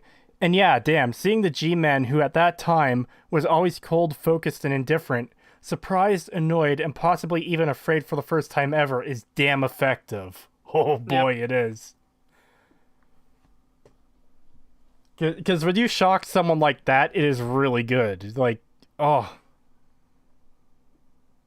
With far worse stories than Half-Life 2's, which is bad as it is mediocre. And a mediocre story can be saved with great gameplay. Unfortunately, this is the biggest problem with Half-Life 2. For a first-person shooter, especially one that a lot of people seem to think should define the genre, it has some of the least enjoyable shooting I've ever experienced. This is a science... Okay, so I just had to say the shooting was fine for me. It was fine for me too. Yeah. So, I mean, that we already blew that argument out. Unless you're going to, again, are you going to go counter to everything you've shown in this video and actually provide evidence for this? Please? I doubt it. And it's the kind of thing I said before with the Acerthron video, saying I didn't like this thing. That's not an argument for something's quality. Yes. If I don't like the shooting in a game, that doesn't mean it's bad. But we can provide references for why shooting in Fallout 3, for example, isn't that good. You can still find it fun, but And we again, could our show references why would be it's stuff clunky. like the bullets literally shoot out at 90-degree fucking angles into the dirt when you're aiming forward. Like Well, that kind of shit is just like That's a bit hyperbolic, but yeah. Okay, I'm back. you Welcome see back. it every now and then. Welcome back. He just said that Half-Life 2's gameplay is not enjoyable.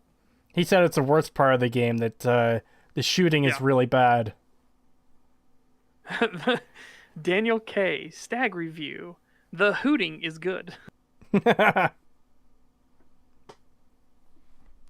Especially one that a lot of people seem to think should define genre. It has some of the least enjoyable shooting I've ever experienced. This is a science fiction game. A science fiction game set in a world where aliens have been controlling the Earth for years. Wait. There's too many human guns.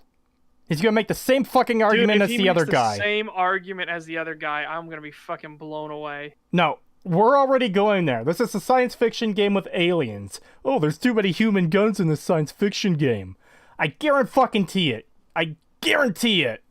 Oh no, I super hope we're not doing the same fucking We're doing road it. again. We're doing it. Well, we're fucking doing it. A science fiction game set in a world where aliens the Earth for years now. So how come all of your weapons are the standard boring loadout of shotgun, sniper rifle, machine gun, crossbow?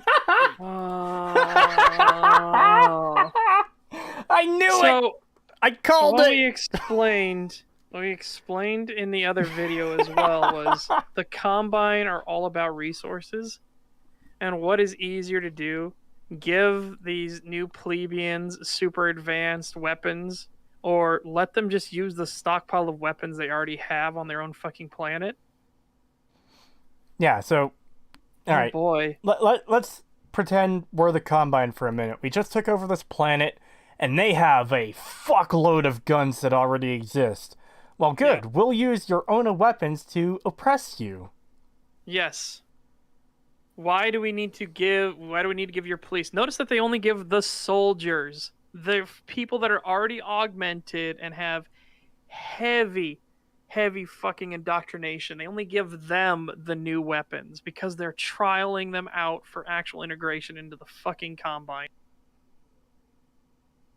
Oh boy. Notice how the normal Metro cops are using the vastly easier to procure and cost the Combine no resources whatsoever human weaponry.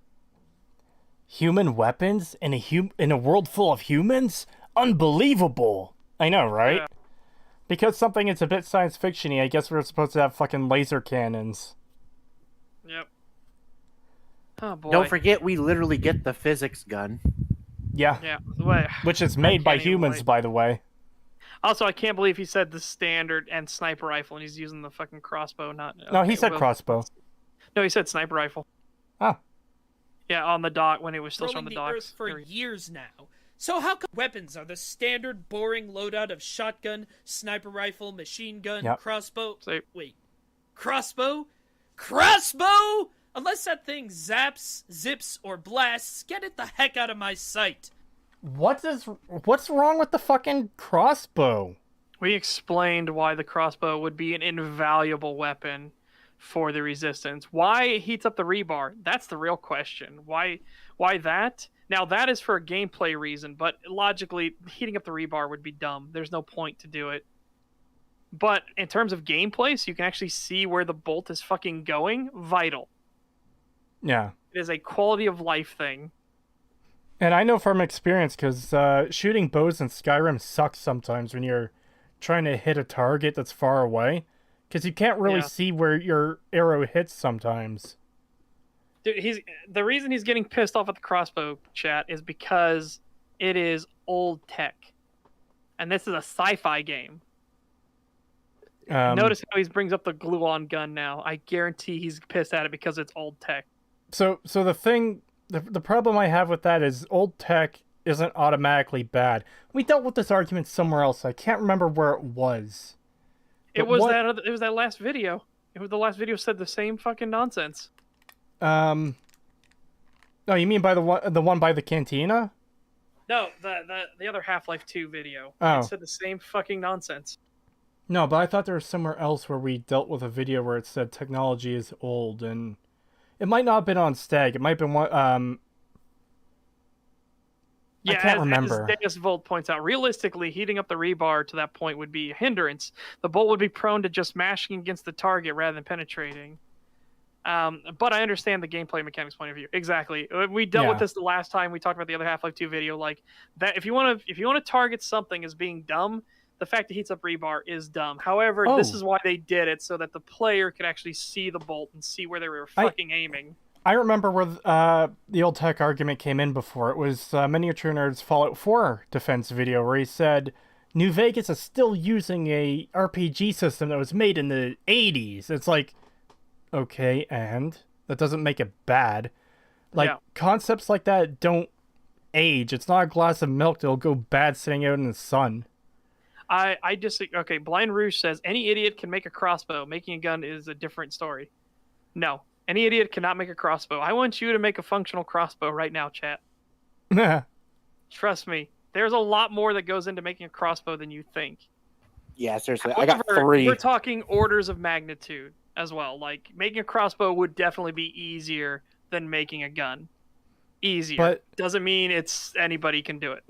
Yeah. But anyways, the overall point is technology isn't bad just because it's old. Like, if Gordon Freeman had a sword instead of a crowbar, that would still be a very effective weapon. It would actually probably be better than the crowbar, despite crowbars being a newer invention than swords. Like, seriously, this idea that technology is old, therefore it's bad, is fucking retarded. Yeah. My point is, my also point, Chad, is that like none of you could do it. My point is that this is not a skill that literally any idiot could just pick up a piece of wood. Well, someone in chat make a crossbow out of it. It's possible there's someone in chat who would have the skill to make one. Exactly. Just not most people. Yeah. So that's the only thing I'm rallying against. I'm talking about that. I just want to grab this comment quickly. Bro, what did the Cantina do? The last Stag stream, we covered his video where he said wasteland settings don't make any... Sorry, post-apocalypse settings don't make any sense, and pretty much every argument he had was paste-eatingly stupid. Yes, like, people wouldn't survive if they didn't have their comfy sofa and stuff like that. It's like, what the fuck? Yeah, we should wash our walls, because that's a good use of water when water is scarce. Yeah. $5 from Dominic the Donkey. Thank you. I can't make a crossbow, and I'm single-digit smart. Yeah. Nice. Well, thank you. Out of shotgun, sniper rifle, machine gun... Wait. Crossbow? Crossbow? Unless that thing zaps, zips, or blasts, get it the heck out of my sight. The first Half-Life game had the glue-on gun, the Tau cannon, that weird bug grenade thing, and as crap as most of those were mechanically, at least it was trying to be interesting. A crossbow is interesting. That the fires fucking rebar that pins things to walls, it can literally one-shot anything. No, hold on. You're putting too much effort into this. Idiot we're covering, I don't know what your name is. I find those Half-Life 1 weapons boring, and I find the Half-Life 2 weapons interesting. There I go, I just defeated your fucking argument, you plank. Yep. But even better than this is, like, notice he talks about experimental science weapon, and then fauna. Yeah. So stuff you wouldn't have access to in this game. In an apocalypse, where, of course, they're going to reuse what's abundant. The MP7 is going to be fucking more abundant than the fucking glue-on gun or the Tau cannon. Notice how the only people that have the Tau cannon are the Resistance that are directly tied to Black Mesa East. Jesus. Also can't help but notice he's leaving out the fucking man-made, like, new shit from Half-Life 2, like the gravity gun? I think he's going to get to that, but it sounds like he's going to find a way to shit on that anyways. Yeah. The designers of this game look themselves in the eye that they made an alien pulse rifle that shoots bullets. Regular bullets! Okay, and... Regular bullets? Hold on a second. One, it doesn't shoot regular fucking bullets. What do you do? Those are fucking plasma. Okay. Regular bullets. Okay, here's the thing, too, is even if it did fire regular bullets, that's not an issue. Are all aliens supposed to use lasers? Then lasers become fucking generic. Again, like my issue isn't the fact that he's complaining that it shoots bullets. It's the fact that he's wrong.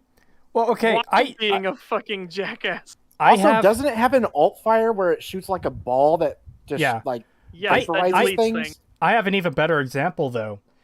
In Star Trek, all of their weapons are like they're phasers. They don't have any projectile weapons that are like shoot a piece of metal. They have lasers. When it comes to fighting the Borg, they're a little bit fucked because of that. Yeah. Right? That's because this is my whole this is what I mean is like the fact I wasn't just the fact that shooting bullets, that isn't a problem in of itself. As you guys said, and who cares? Yeah, that's what I'm getting at. He's fucking wrong. Yeah, he's wrong, but also the fact that having two different types of weapons like that would be useful. One that fires a metal projectile and one that fires lasers or plasma or whatever else, because the point I was getting at with the Star Trek thing is the Borg have shields that completely negate their phasers. So having a projectile would be useful. Having a metal bullet would be useful in that situation. Oh, man. $10 super chat from Crumb. Thank you very much.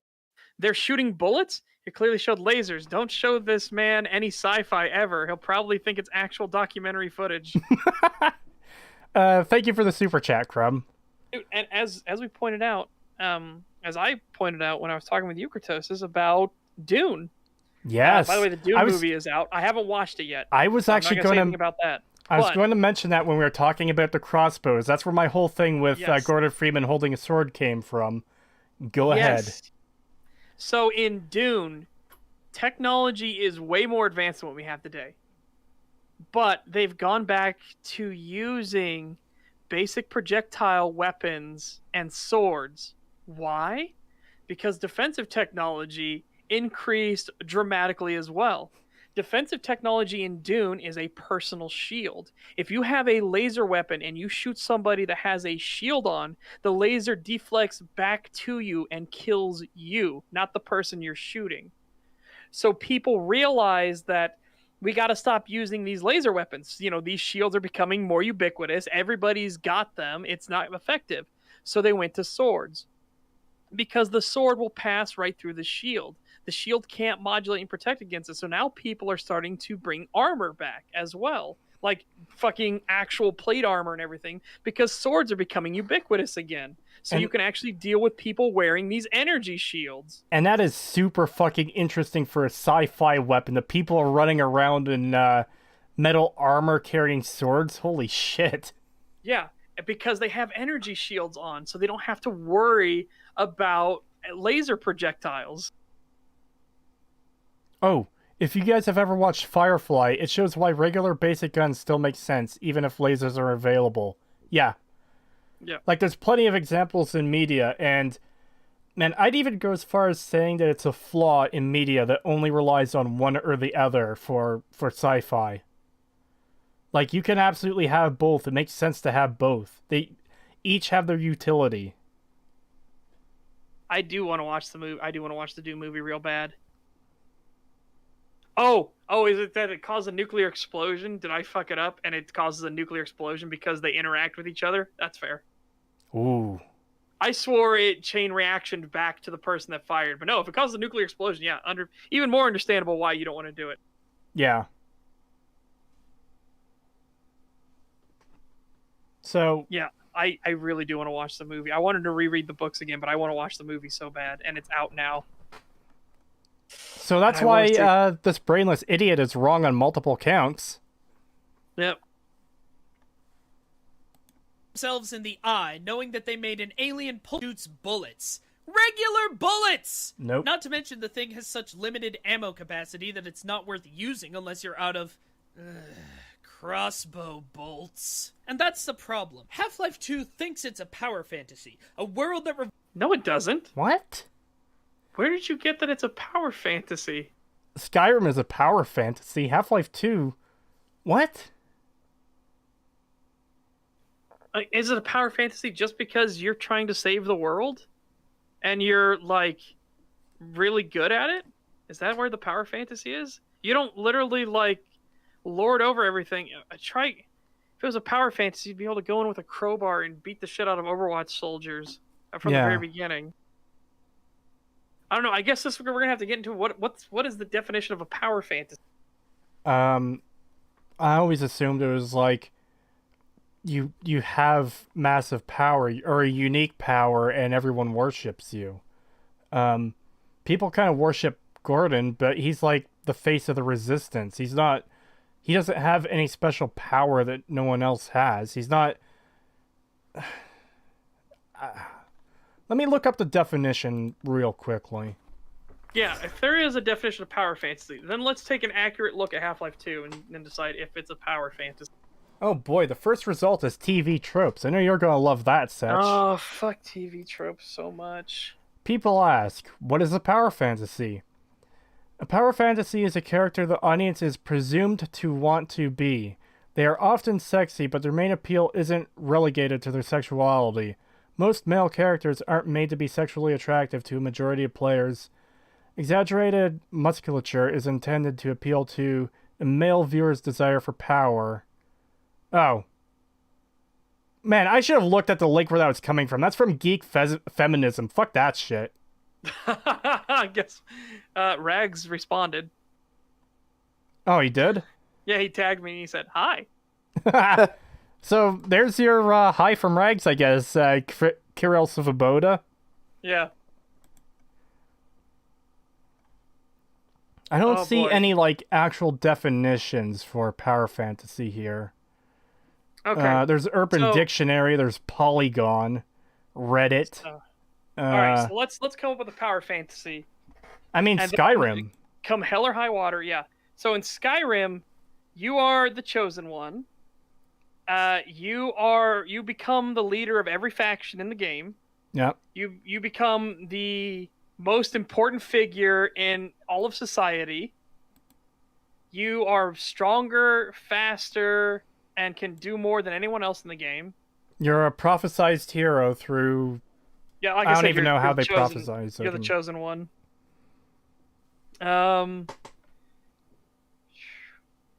So let's break that down to some rules. So for power fantasy, you're the chosen one. You are better in every regard than everyone else. Enemies cannot pose a challenge to you. You know, I will stick by that claim because even on legend difficulty, enemies don't pose a challenge; they're just tedious. Let's see.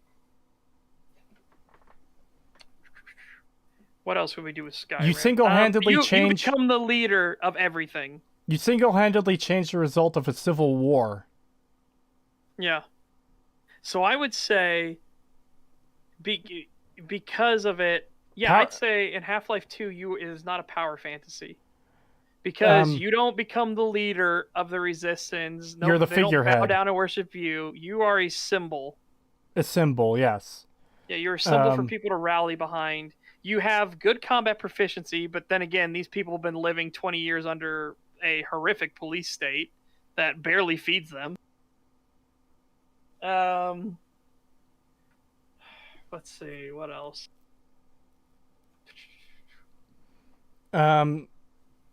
Gordon Freeman is almost kind of a chosen one, but that's because the Vortigoths literally know what's going to happen.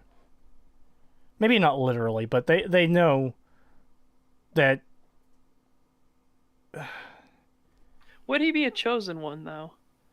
Because he is plopped there by... He's not chosen in the sense that, like, he is chosen by the gods. Like, that's not what it is at all. It's like, he's... Yeah, I'm not sure if chosen one would apply to him. Because he's just a tool of the G-Man, ultimately. Plus, you don't really kill, like, God or anything like that. You just fight back. Yeah. I think it's a thing. So I guess by the same thing, would Fallout New Vegas be a power fantasy? It'd be no. Because again, you don't become the leader of the main factions or anything like that. Your actions do turn the tide one way or the other. Yeah, but that's you're the not... thing is, something like that is still possible in real life. Just look at the examples of even the time that World War III almost happened because of fucked up radar detection, and some guy not pressing the button is why we didn't have World War III. Yeah. Some guy realizing like that this might be a mistake. Because they've dealt with it before. Yeah. That's what I mean. So that's what I mean. That's why I like why Skyrim is a power fantasy versus why New Vegas isn't, and why I don't think Half-Life 2 is. 20 Czech crowns from Carol's Voboda. Thank you very much. You. As Vort say, the free man, opener of ways.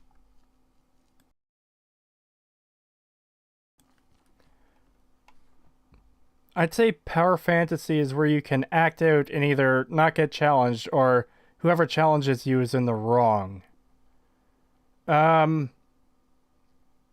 Possibly? It kind of doesn't help that we don't have an exact definition of what a power fantasy is. Yeah, I'd say let's put a feather in this cap, and if the industry as a whole or community actually comes up with a full, this is the definition of power fantasy, we can go back and we can reassess, is Half-Life 2 of power fantasy? Is Skyrim of power fantasy? Are all these games power fantasies? Well, that's the thing, too, is I wouldn't even consider something being a power fantasy a bad thing, so even if Half-Life 2 is a power fantasy, that's not a mark against the game. Yeah. I'd say good examples of power fantasies would definitely be like Doom, especially Doom Eternal. You are the Doom Slayer, the one they fear, sort of thing like that. It's a total power fantasy, in my opinion. Again, in lieu of an actual solid definition, in my opinion, stuff like Doom Eternal is a power fantasy. Stuff like Skyrim is a power fantasy. Yeah.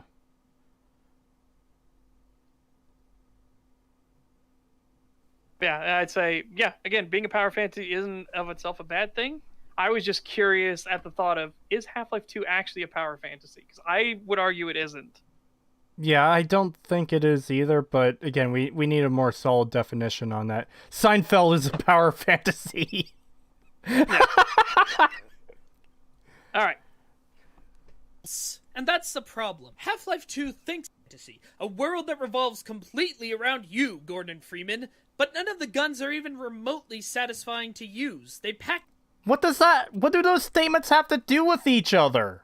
Those two are not connected. Also, again, all we have to do to defeat this argument, guns aren't remotely interesting to use. I thought they were.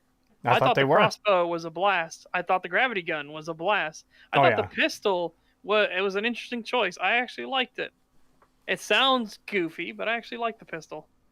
That's just this argument. That's how you defeat it. You're gonna need to do the legwork, the groundwork to prove these things. Yeah, you need to back up your statement. God, I feel like we should just get a fucking soundbite we can play, a fucking soundboard. You need to back up your argument. Citation needed. £2 from Tofu. Thank you. Half-Life 2 is more of an intelligence fantasy. I don't know I would have to ask that. what an intelligence fantasy is. Yeah, I don't know. I don't think so. Yeah, I do actually like the pistol in Half-Life 2. I know people are saying it's pretty much useless, but at the same point, at the same time, it's like for things like this, when I want to use a readily available supply of munition, which is the pistol ammo, you can either do the pistol or the SMG, but I want to hit things, I'm going to use the fucking pistol.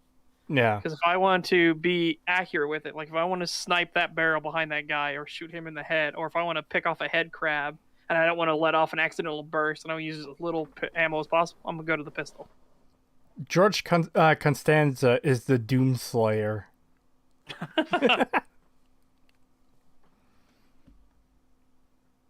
But yeah, I argue it doesn't become worthless later, but I explained why I would use it. That doesn't mean that other people will be like, just use the shotgun or just use the other things. Like, yeah, fair. That's fair. I'm just saying how I play with it. I don't feel like it becomes useless. But anyways, that's one of the more bizarre arguments we've seen so far from someone who isn't Acer Thorn. This is supposed to be a power fantasy. Half-Life 2 thinks it's a power fantasy, but none of the weapons you use are interesting to use. Yeah, because you could technically have, like, super powerful weapons that aren't interesting, you know?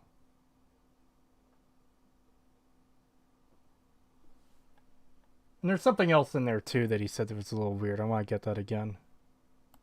Completely around you, Gordon Freeman, but none of them remotely satisfying to use. Yeah, the universe revolves around you, but none of the weapons are satisfying to use. Yeah, the that's fuck does a that even weird mean? Thing. Yep. Because, again, what you find satisfying or not, it's going to be completely subjective. But that has nothing to do with it supposedly being a power fantasy that revolves around one person. The fuck is this argument? Yeah, it's really fucking weird. Completely around you, Gordon Freeman, but none of the guns are even remotely satisfying to use. They pack no punch, and enemies don't react to getting shot, and they're all a bit crap. What do you mean that you just showed an enemy like flinching and twitching when you were hitting him in the legs? In the legs. Satisfying to use. Hold on. They pack no punch, and enemies don't react to getting shot, and they're all a bit crap, saddled God, with it's hard to lousy fucking ammo see with the capacity and fence. often really inaccurate if you're trying to mow enemies. I know I've seen them react before. It's just not like... I've seen them react as well. Yeah, it's just not a super exaggerated reaction. And weapons pack no punch. Motherfucker, you were bitching about the crossbow. How does that pack no punch? How does the shotgun pack no punch? Yeah, the thing that literally lays people out when you hit them. On Rambo style. This might seem like nitpicking, like we talked about last week with Quake. When your main mechanic amounts to little more than click on the man till the man falls down, clicking on that man had better be really fun. Plus, it makes it so that... Okay, I find it fun. Fuck you. Yeah, again, we just defeat your argument by saying we found it fun. Hello, guys. I'm sorry, but... Hello, guys. I'm a big fan from Syria. Just joined, but fuck this guy. Wow. Well, welcome from Syria. Yeah, welcome. Thank you. I'm glad you enjoy the streams. And, yeah, fuck this guy. He's an idiot. Jesus Christ. This game is not fun to me, therefore it's bad. What he was saying, Tofu says, how is it a power fantasy when your guns pack no punch? He's saying that Half-Life 2 thinks it's a power fantasy, but his argument is it's not a power fantasy because the guns pack no punch. But why does Okay. Then how does Half-Life 2 think it's a power fantasy? I don't know. He didn't specify how Half-Life 2 thinks it's a power fantasy. He said just because the universe revolves around Gordon, it's like, no, your story takes place around Gordon. Because these people built the Resistance without you, my dude. Yeah, the Resistance has been active for God knows years. How long before Gordon Freeman shows up on the scene. So yeah. It clearly doesn't revolve around him. And again, like, okay, so does the world revolve around any character you play as? I'd have to hear what he would say to that. Like, that would be a genuine question of, do you think it's a power fantasy because you're playing the character from his perspective? That'd be a question I would absolutely have to ask him. Yeah. Yeah, as Josefo dos Bague says, get someone stuck in the wall with a crossbow shot. This packs no punch. Yeah. Or like I said, when you lay someone out with a shotgun, you hit them in the face and they bend over backwards and immediately like, oh. It's like, yeah, that packs no punch, all right. The man falls down, clicking on that man had really fun. Plus, it makes it so that Gordon Freeman, supposedly the butt-kicking, name-taking, gum-chewing hero of the rebellion, ends up moving slowly and cautiously to conserve ammo and only firing short bursts of his worthless, crappy pulse rifle. This... It's on how you play, dude. You can be sprinting and diving headlong at people and smashing them with a crowbar. It's how you play. But hey, if you want to conserve ammo, that doesn't change the fact that you're still doing work. Yeah, you can, like, it seems to think he's treating it as if Gordon Freeman is supposed to be Rambo or Duke Nukem or Doom Guy or something, and that's not what Gordon Freeman is. Yeah. And again, like I said, if you are skilled enough to pull that off, you can absolutely do that. But Yeah. that's on you as the player. If you're the Gordon that peeks around the corner, picks someone off, and then peeks back, reloads, throws a grenade down as they charge up and stuff like that, that's a way to play. That doesn't change the fact that Gordon is the symbol of the resistance. It doesn't matter that one is more loud, bombastic, and fast, and the other is more cautious and measured. He's still the symbol of the resistance. That doesn't change anything. Yeah. In fact, if anything is going to be more impactful that he does, it's the actual successes of his, I guess, missions, if you want to call them that, is... Yeah, it's where he succeeds, so he keeps building hope. The more you succeed, the more hope people put in you. Yeah, it doesn't matter how he succeeds. It matters that he does succeed. Yep. $5 super chat from Dominic the Donkey. Thank you very much. Gordon, the murder hobo Freeman. Yeah.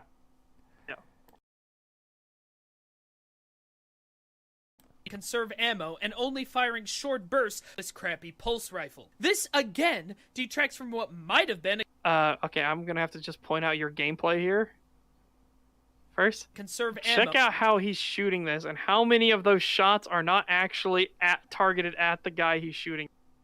Watch closely. And only firing short bursts of his worthless crappy pulse rifle. Ooh. This again detracts. I'm sorry, my dude. It just looks like you're a bad shot. Yeah. And like, that's possible too, but that doesn't make the game bad. Yeah. Like I said, I was just noticing how many of those rounds were going into the fence instead of going into the dude who's not very far ahead of him.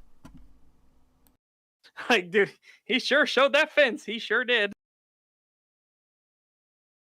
But again, that's just one of those things of like, man, you know, it's kind of hard for you to make these claims if you can't hit the target. That poor fence only had 2 days until retirement. He had a wife and kids. He could be playing with a controller. He could be. I don't fucking know why he would, but he could be. Honestly, and he says the worthless, crappy pulse rifle shows using the SMG, and as I pointed out, shows using the SMG not very well. Spray and complain. Spray. Yeah, I think it goes without saying that a weapon is only really useful if you can hit your target. Yeah, it's a bit hard. It's a bit hard to say the weapon's usefulness is bad if you can't hit the target with it. Now, he could make the argument that it's too hard to hit the target, but I'm also watching your crosshair not on the target and you're squeezing off rounds. Yeah. Yeah. So again, it's one of those, like, it's a bit weird. Also, I don't like that he keeps bringing up the pulse rifle and then doesn't mention its alt fire. Like, does he not know that it has an alt fire? Which, holy shit, you're a fucking idiot. Well, I mean, we'll find out. We'll see if he gets to that point. Really fun. Plus, it makes it so that Gordon, the butt-kicking, name-taking, gum-chewing hero of the rebellion, ends up moving slowly and cautiously to conserve ammo and only firing short bursts of his worthless, crappy pulse rifle. This, again, detracts from what might have been a good and interesting story if every other aspect of the game wasn't working against it. Oh, and I should probably talk about how boring the enemies you fight are too. Unfortunately, there just isn't much to say. If there was, they wouldn't be boring. You've got 6 different types. All we have to say is they're not boring. Congrats, we beat your argument again. Yeah, what a dumb fucking argument. They're boring. I can't explain it there how, just isn't but much to say. I don't want to explain how they're boring. I find the story boring, and I find the characters boring, and I find the guns boring, and I find the enemies boring, and that's why it is a bad game. It is boring, uninspired, overrated, and poorly written. Man, we hit the nail on the It's a fucking 7 head. It's a when we 7 out of 10 middle of the road game. But again, these are things he actually said, Chad. If you are new, he has said these things, and this is why we're like, man, you are a fucking crazy person. But Also, we look at nailed this- it. We nailed it on the fucking head when we said he has to justify boring in his title, and he's not doing that. He's just saying everything is boring and moving on. Yeah. Also, this shotgun shot is beautiful. Look at that crosshair placement, and look how it still actually hits the target No, because yeah, it's a so shotgun. don't play quite yet. Just so chat knows, you can see part of the outline for the crosshair right here, like right beside the tree, which means the other one is like up against the soldier's body. So he's aiming It's right. Oh, you can't see the mouse on screen. Let me. It's to the right of so the soldier. It's not actually even on the soldier. It's to the right of the soldier. Yeah, the mouse cursor is on screen now. So one side is here, and the other side is here, right against the soldier. That means he's aiming right where the mouse cursor is right now. Holy shit. Your aim fucking sucks. Game wasn't working against it. Oh, and I should probably talk about how And boring look, he the keeps enemies you shooting fight him in are the too. chest. Unfortunately, there just isn't much to say. If there was, they wouldn't be boring. You've got 6 different types of antlion, 3 different types of head. 6 different types of antlion. Okay. So I thought there was only antlion guard, the green spitter antlions, the antlion guard queen that's like the spitter thing, the glowy ones. Oh yeah. The grubs, the little antlion grubs, I guess. Those aren't an enemy type though. They're a health pack, aren't they? I don't fucking know. I don't fucking. I'm trying to figure out where he got all of them. Did he mean head crab? Hold on, if he means head crabs, poison head crabs, the standard head crabs, and the fast head crabs. Yeah, Who it's then only make 3. poison zombies, fast zombies, and standard zombies. So there would be 6 with we do head crabs. Yeah, but zombies and head crabs are different enemies. Like they function differently. Yeah. I mean, the closest one you have is the poison head crab and the poison head crab zombie because there's Well, that's several why of I them. was counting Atomic Bleach. That's why I counted the episodes as well. So that's why I counted the flying antlion that spits. So I was counting that one in as well. Yeah, because I'm he has pretty sure brought he said in the. antlion. I don't even think he said head crab. I think No, he he said did say antlion. He antlion. did say antlion. That's why we were like, antlions? And then we started counting like how many antlion variants there are. The grub guts And I are should- health packs. Okay, yeah, I thought so. Talk about how boring the enemies you fight are too. Unfortunately, there just isn't. Oh, by the Mr. way. Space says $5 super. Did we count? Did we read his $5 super chat? Oh, Oh no, we didn't. We skipped it. Sorry, I see it. $5 super chat for Mystic Space. Only reason to use a gamepad is with racing games and fighting games. Gamepads suck for FPS games. Yeah, there's a Yeah. reason you have to have aim assist. yeah, good one grabbing that because I missed that. Yeah. The other thing I wanted to point out is, like, enemy or alternate enemy types isn't a bad thing. He's. It sounds like he's almost kind of bringing this up as there's 6 different kinds of this enemy type, but like, wouldn't that mean there's more variety? We're not talking about fucking Skyrim or Fallout here, which just reskins them and gives you the same enemy that's a bit stronger than before. They function differently.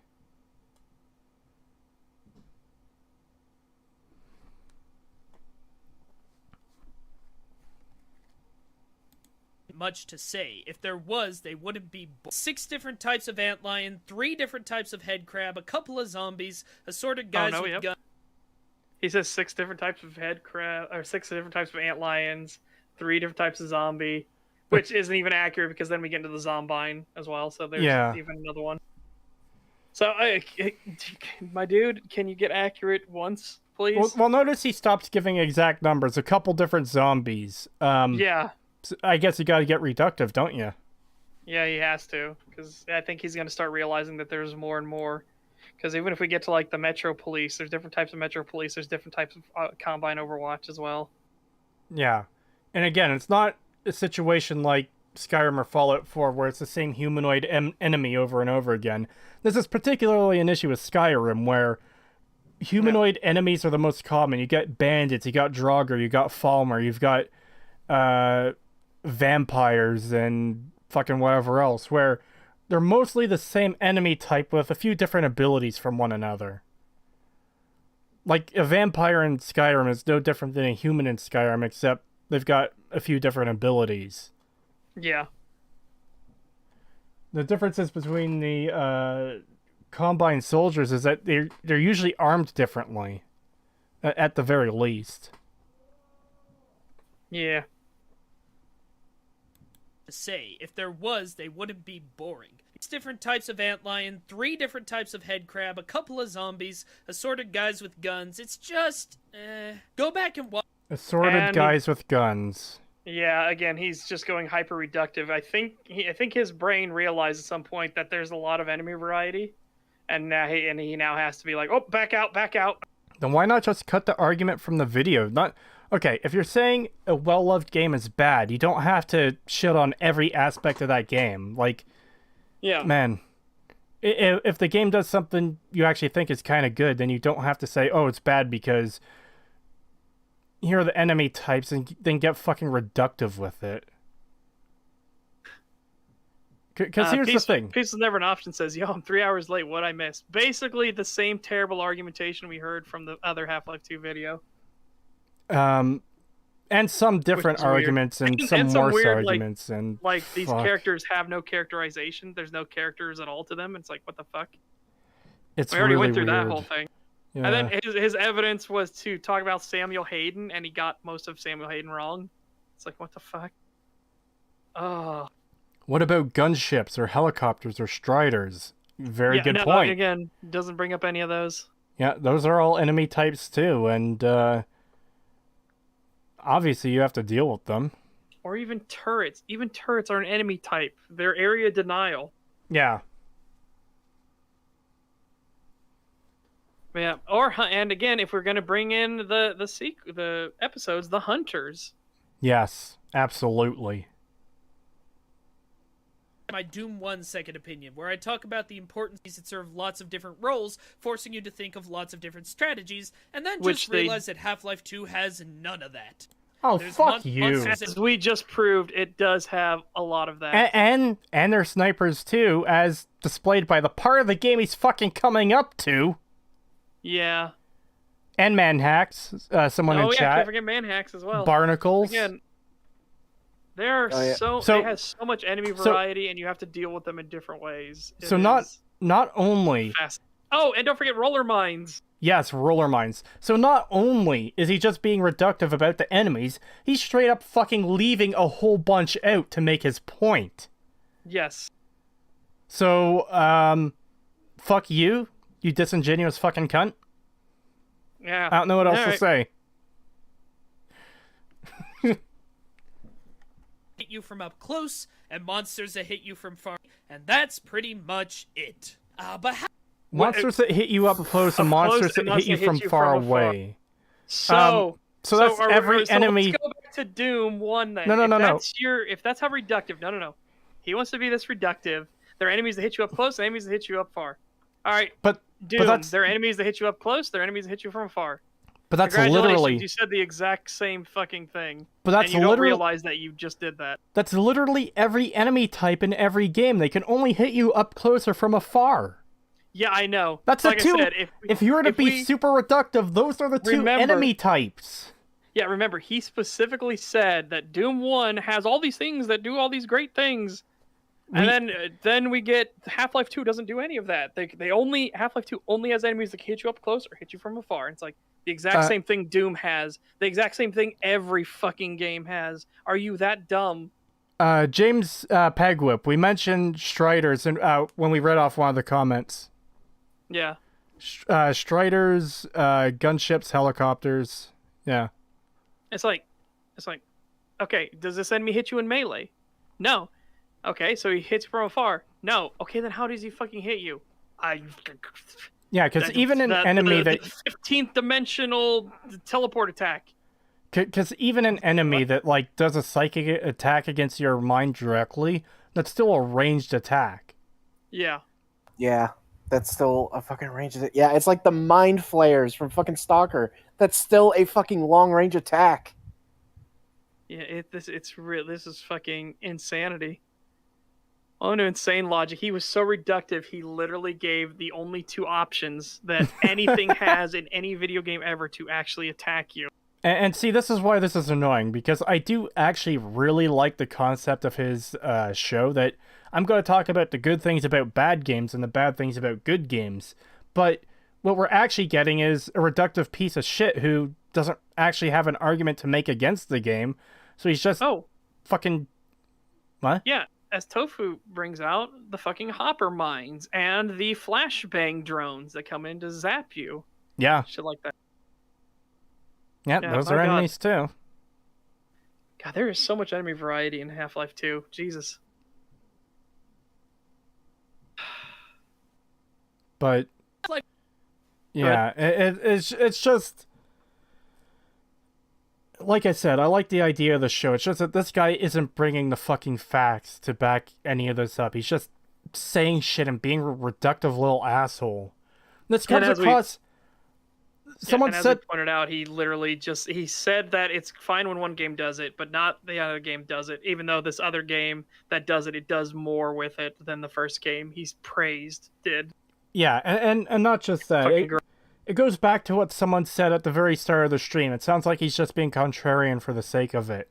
That's what I'm getting at this point, is he has to say these things are bad because everyone likes them. Not everyone, but most people like them. I wouldn't consider advisors an actual enemy type because they only appear, like, when they appear, it's game over, basically. Yeah, you can't fight them. Yeah, you can't fight them. So, yeah, I don't know if I would call them an enemy type. Condescending, reductive asshole. Yeah, that describes this guy perfectly right now. And that's pretty much it. Half-Life 2 isn't really about shooting, is it? No, it's all about the set pieces. Now let me tell you guys about something which game designers call immersion and psychologists call cognitive flow. I know a thing or two about this because I published a paper on it. Okay, so that doesn't mean... Okay. Good for you, you fucking retard. You probably fucked up everything in that too. This is one of those moments. I notice he's fucking psychology. Of fucking course, this is a fucking psychology paper. Naturally. Wait a minute. Look how short your fucking paper is. Oh my god! 15 pages. If your paper, where you're trying to do this like master class, or you think this is a thesis, and it's only 17 pages long. Well, no, that's... My god, dude. Yeah, the a 17th... paper with 17 pages. Well, hold on. 5 sections. Hold on. That's being generous because page 17 is... Dude, yeah, this is not a flex you should have shown off, by the way. Your word count is 3,983. Your word count is below the minimum count. Oh my god. Dude, you do not want to show this as a flex. The word count for that paper is... You really do not want to show this as a flex. Oh my god. Let me break out the Skyrim script quickly, because I'm curious now. What's the word count on... What is the word count we've got on the Skyrim script? Because keep in mind, we're just talking about a video game. This is his psychology paper. You're actually counting and again, we got to count your title and then your table of contents in your page count as well. Holy shit! See. I selected the script, not our notes, but $2 super chat from Mystic Space. Thank you. So he's being like Acer Thorn, being a contrarian. Yes. Okay, so. For our Skyrim script, which is that like 19 or 20 pages? Cree, can you hear us? Yeah? Hello? Uh-oh. Oh god, hold on. Don't tell me the internet did the thing again. Motherfuck!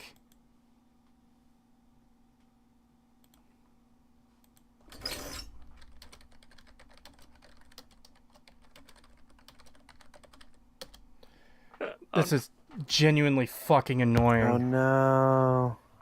Okay, so everyone who doesn't understand what's happening right now, I have this problem with my computer where my internet will go out. We can still hear you good. Where my internet will partially go out, I'll still be somewhat connected. So you see I can hear Pagan and Setch still. They can't hear me. I can still see chat on OBS, but I I can't open web pages. It's really fucking weird. I don't understand it. It's fucking retarded. So I have to restart my Dude, computer. Holy fuck, though, this fucking page. Holy shit. Yeah, that was. I That can't is believe not he a good showed flex. that. Yeah, I can't believe he actually showed that. That is hilarious. Okay, they're I'm glad we they're just paused on it so talking. I could read through this. Um, Because, man, oh man. your internet sends you to the other world, yeah. So they can't hear me right now while I'm talking. So I have to restart. I have to end the stream. We'll be right back, guys. I swear. It'll take a few minutes, but we'll be back online in a little bit, okay? So I'm going to end the stream right now, and we'll be back when I restart the computer. See you guys in a bit. Yeah, I just posted it in the other chat. All right, cool. That is genuinely annoying. I don't know what's causing this issue either. I've never had this happen before on any other computer. Yeah, I think it might be I don't know, maybe it's part computer, part internet trouble. Well, that's the thing is my 'Cause, internet. yeah, trust me, I've never heard of anybody else having this problem either. It's bizarre. It's not an internet problem. I know that because the internet still works on my phone. Yeah. So I don't know why it'll just die like that. It is really annoying. Yep. Well, I guess I don't know how much chat again, how much they realistically heard of that, but yeah, we were talking about this paper and how it's less than 4,000 word count. Oh, It's only 17 pages long when the title page counts, apparently. by the way, yeah. the Skyrim script is over 11,000 words for our 22 pages or however fucking much it is. Yeah. But what I also wanted to point out... Huh? This I want to point out. This is a comment that was left there if you want to show it on for... Just give me a second. So Skyrim script is 19 pages, so 2 more pages than his, and we've got nearly 4 times the amount of words. Yeah. So, $50 from Dominic the Donkey. Thank you. Hey Creetosis, here's for your trouble since you have to splice the videos together later. It should be easy to do. But thank you. Yeah. So again, we're saying page count really low, word count abysmal. You have a table of contents for God's sakes. And as the comment that we got when the other stream crashed, plus a publicized work that has not been peer reviewed doesn't mean anything. Absolutely. That is a good point. And yeah, I was going to say too before everything started going to shit. Here's my paper that I've published. Like, okay. Again, he's appealing to authority, which is a very bad fucking argument, especially when he's appealing to himself being an authority for a work page that is this tiny, has that abysmal of a word count, and has not been peer reviewed. Yeah. So it's like I said, this is not a flex. You do not want to do this. This actually makes you look way worse. Yeah, way worse. Oof. Holy shit. That shit at the beginning was bad enough. Now it's just like this guy is so full of himself. He really thinks he's hot shit. Such. That's a French word. Oh yes. Yeah. That's totally what it feels like. Why with the Half-Life videos is this? Why?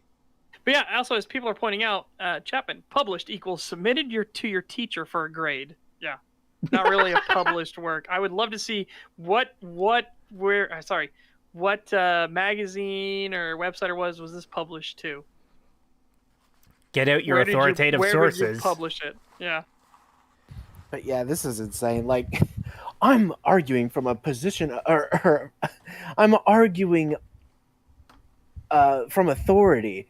Well, what authority are you citing? Me. I am the authority. Like, fuck off. Yeah, it's like now you have to prove that you were the authority. You know what happens in a fucking court case? The people actually have to prove that they are an authority and able to speak in a matter of legal precedent. Okay, so you need to prove showing this paper, which again, like I said, this was really bad to show, especially because this is from 2017. You didn't have anything more recent, my dude. Well, This paper is from 2015. Your video is from Oh. 2017. So you don't have anything more recent in the 2+ years since?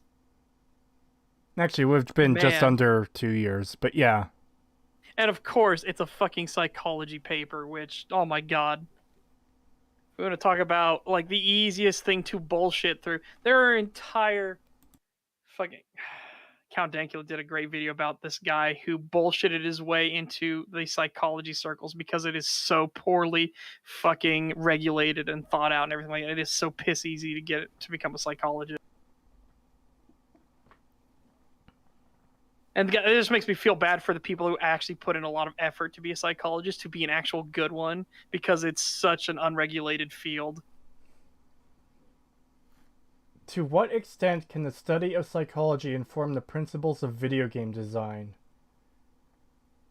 Yeah. Are we going to be getting into his paper here? We might have to. He said he published it, but I would like to know where he published it, because I would love to rip through his fucking paper. I have a theoretical degree in psychology. Yeah. Yeah, and as Super Epic points out, yes, our boy Gert. Yep. Gert. Yeah, he was a man who didn't have a degree or any sort of Oh. schooling at all in psychology, and he actually was so good at bluffing, he was able to bluff himself into a speech with famous psychologists and everything like that, and they were nodding their heads like, yep, what he's saying is accurate. Yep, I knew that too. And he was making up nonsense bullshit the entire time because he wanted to prove that psychology was nothing but horse shit. Because the psychologist basically got his mother killed. Ooh. Brady Wastelander in the chat, he thinks published means typed and posted. I guess so. Maybe he actually did publish it, but again, he's showing that this was handed in for a grade. Yeah. And I'm like, oh boy, that's just homework, my dude. Where I need you to actually tell me where you published this. My homework is an authoritative source. Yeah, and as Stormy Knight, again, you were the one I brought the comment from. Stormy Knight says, how much original work and peer review does this paper have? Because otherwise, I don't care. I'm going to guess not much, considering it's under 4,000 fucking words. Yeah. Like, to reach the fucking 15-page page count or 17-page page count, you have to have a lot of fucking spaces in there. A lot of wasted space. Jesus Christ. If we have 4 times that in 19 pages of the Skyrim script, man, I can only imagine the amount of wasted space there is in there. $5 super chat from Dominic the Donkey. Thank you. Published on Reddit. I have a degree in drinking water. It took 2 years. Yeah, I'm pretty good at it. Nice. All right, let's continue. But continue. again, like we said, this is a really bad flex. It actually makes you look even worse, dude. I would not have done this. Yeah, very bad move. In a very basic, overly simplified sense, flow is a state you enter when you get so immersed in an activity that continuing the activity becomes the only justification you need to continue it. When you Basically, you're immersed. Again, it's a fancy way of saying you're immersed into it and you just want to continue. Oh, so this is just I'm a smart guy using my smart guy words. Yes. Yeah, it's literally just, that's a French word. Yeah. I didn't know how accurate that would be bringing that up. Holy shit. You're saying, no, that's Playing not... Wait. just- You're saying, where was it? Low tier Fallout. No, that's not what flow is, LMAO. Well, I'm saying what he is saying is that the flow is you enter a state where you are so immersed you just want to continue, and that's the only justification you need is because you're in that state. I'm like, so you're just saying a person is immersed into a work and they just want to continue playing it because they're immersed. Yeah, but Like, isn't... I don't know why the cognitive flow thing comes in. Now, if cognitive flow is different, if he's actually using cognitive flow wrong, let us know, chat.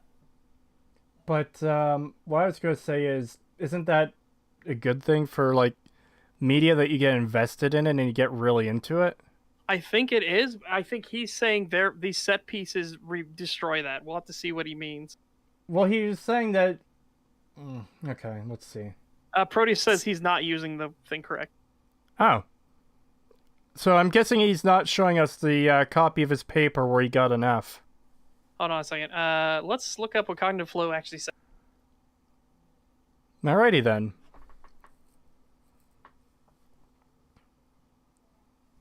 No, that's what I'm saying. The dude is just wrong. That's not the definition. Okay, so I don't know how.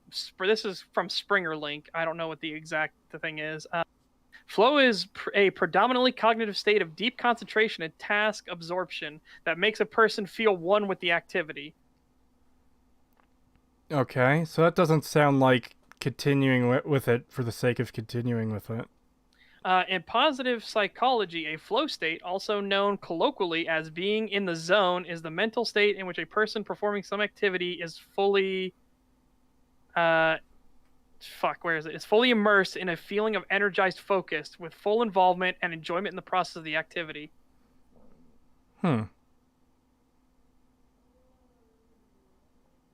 Okay. So, what Proteus is saying is actually cognitive flow is more like pacing. Okay. Yeah. All right. So, now he's saying this is what it is. So, he's using cognitive flow wrong. Okay.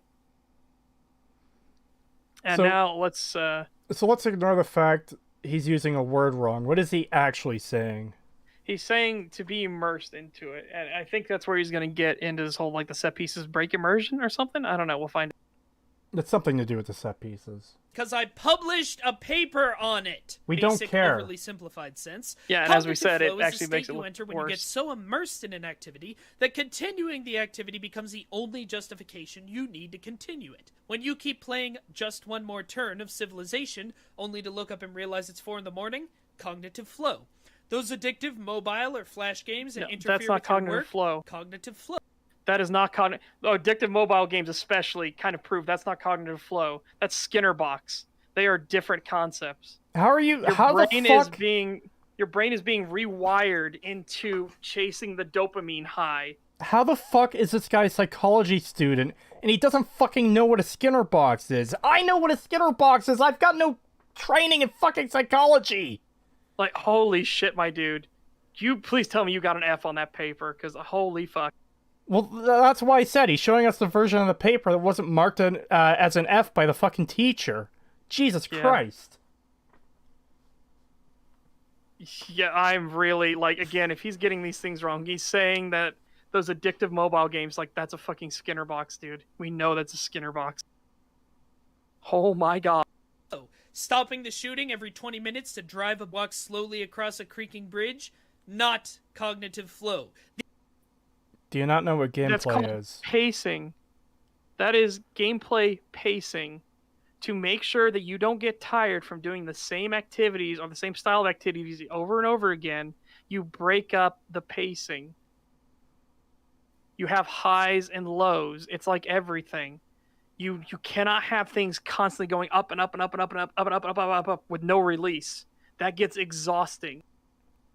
I think this guy has a PhD in eating fucking paste.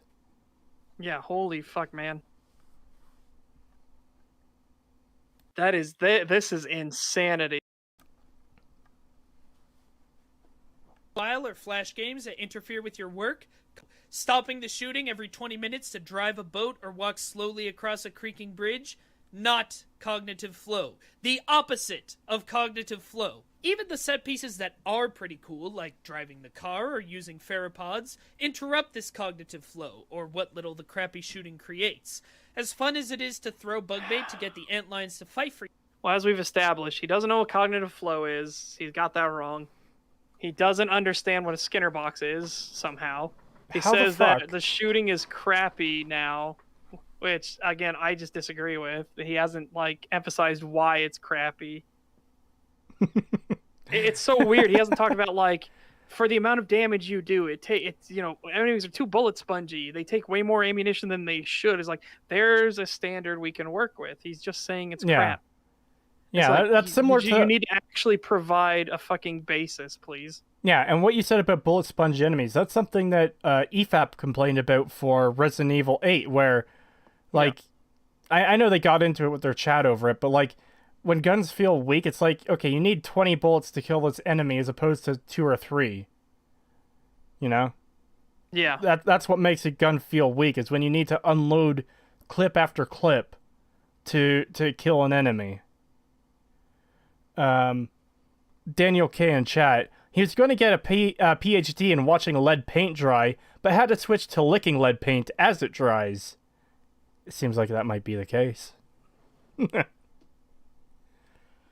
Yeah, okay. I didn't know I had time, but Void Memes, the stream ended because of technical difficulties. We didn't want the stream to actually end. It just fucking Creetosis' computer went wee. Yeah, my computer goes wee quite often, so For you, yeah. you still have to Oops, stand sorry. there and wait for them to fight. And that's assuming they're actually bothering to attack what you want them to attack. Plus, these interruptions... Or you just pull out your fucking gun and do it yourself, my dude. You're literally aiming at the guy. Just hit 3. Switch to the shotgun, shoot him. This isn't fucking hard. I think Okay. Daniel K nailed it on the head when he said this guy looks lead paint. Yeah, this is really fucking depressing. Does he not understand the use of these things? It's like, Like- you realize that these guys are in bunkers with machine guns, right? You can use your antlines as a distraction. You don't have to use them to kill everything. You still have your guns. Yeah, exactly. That's the whole point. Is if you're getting shot at by a group of guys, throw that at them, and it will create a distraction so that you can then kill them easier. Yeah. You fucking idiot. Mystic Space with $2. Thank you very much. Says he has a doctorate in contrarianism. It really does feel like it, because my god. Like I said, he really shouldn't have showed that paper. Oh man, oh man. We will easily hold that over him for forever now. Well, I don't know if we'll ever end up covering one of his videos again. We'd have to see if he has anything else worth covering, but Yeah, baby. holy shit. interrupt themselves with something I'm going to talk about in a moment. But the set pieces that aren't fun, like slowly walking across a creaking metal bridge and I find the bridge fun. I found it fun as well. Like, do you realize it changes the tension? It's tense being up high in a precarious situation, knowing that enemies could attack you at any time. They even throw a fucking gunship at you. Yeah, what the fuck? I don't get why he's complaining about the bridge so much. Also, did you notice in that last clip the antlions killed the guy Yep. that he was complaining that they weren't able to kill? I guess they weren't killing him fast enough. Like They weren't feeling like- killing him fast enough. Which is like why, how Valve dude, hasn't released your crosshair Half-Life is 3 still- fast enough. Yeah, and it's like, dude, your crosshair is literally on the dude. Switch to your shotgun, shoot him. Yeah, your weapons aren't taken away during that section. You can absolutely Yeah. shoot them. And if you really want to use them that badly, take cover. Throw one and then hide behind a rock so you, know what's don't even die. better? If you have accuracy and you hit the enemies with the bug bait, it stuns them and they sit there trying to wipe it off of themselves. So they Yeah. can't shoot you back, but man, oh man. $2 for Mystic Space, thank you very much. Should you guys do Acer Thorn's Terraria video? Oh, boy. no. He talks shit no. about Terraria. Probably. Do you get upset that there's too much brown in it? Oh my god. I actually don't know anything about Terraria, so I wouldn't really be able to do much on that one, but Terraria is a good game. Yeah. Unless he just straight up is just so stupid. It's you going don't to be the even same as need- his other videos. We already know what's Yeah. coming when we cover his Dark Souls video. I'm sure it'll be the Yeah. same. Brady Wastelander wants us to do it. $2 super chat from Peace was never an option, thank you. War crime him for legal reasons. That is a joke. Yeah, for legal reasons, that is a joke, yeah. Yeah, this is incredibly awful. Like, this is incredibly awful. Yeah. God. action that is far more difficult and goes on for far less has any right to, or the horrible boat What? controls, or slowly building bridges across the sand for what feels like 8.5 years. Okay, No, so now okay, you're I want just you being guys to hyperbolic. notice. I just want you guys to notice something. In that thing he's talking about building it across bridge for 8.5 years. Do you notice that he's not using any of the actual rocks to, do that? You only really have to do something like that for probably 5 seconds in one area. Yeah, and Yeah, I was you only gonna have to do say it for a little bit. It's not that Yeah. long of a segment. And I was gonna say that is a awesome segment. I love that bit of like, yeah, there's Yes. things in the fucking sand that will kill you, so you have to walk. It's like the floor is lava. I liked that. I thought that was cool. Yeah. Why would you complain about this? And it's not that long. It is not that long. But that actually reminds me of something that we kind of forgot to bring back up. When talking about the weapons, he didn't talk about the fucking gravity gun.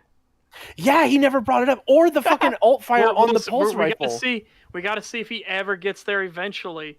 Well, no, he talked... Unfortunately, because his video has been so poorly structured, we have no idea if he's just suddenly gonna 180 back to it. I doubt he's gonna, but we'll see. Like, and let's not even get started on the gravity gun or something like that. You know what I mean? Yeah.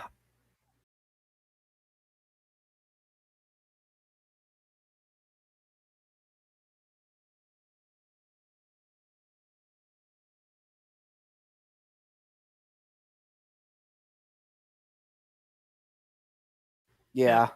$5 super chat from Dominic the Donkey. Thank you. Too much pixels.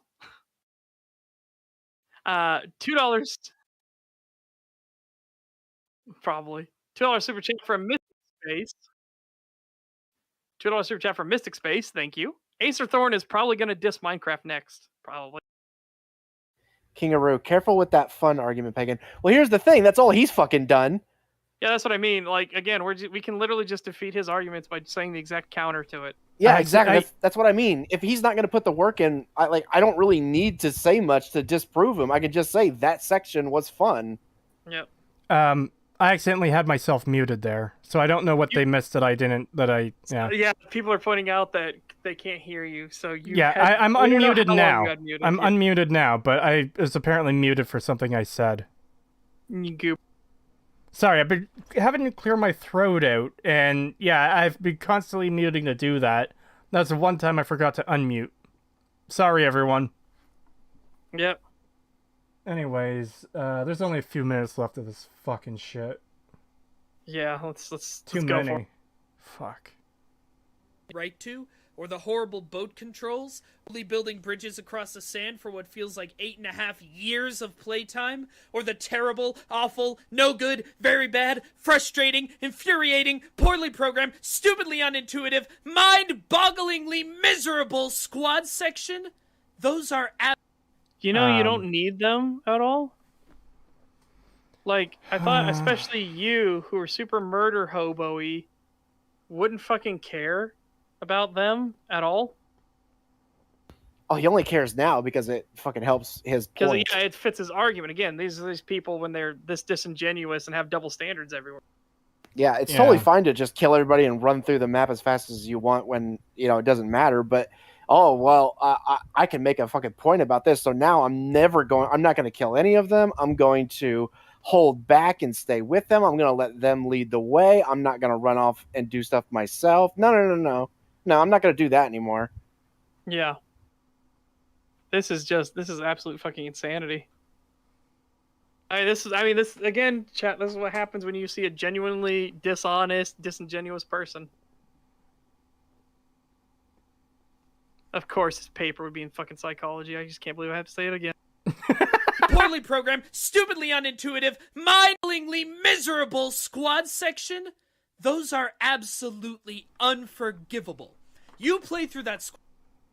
Okay, as we said, you do not have to play with them. Their AI isn't that bad.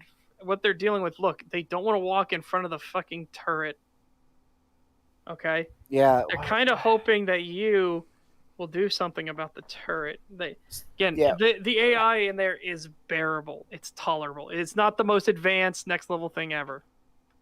But it's tolerable. It fucking works. Yeah, it's just so dumb seeing like, oh, why won't they go up the stairs and get mowed down?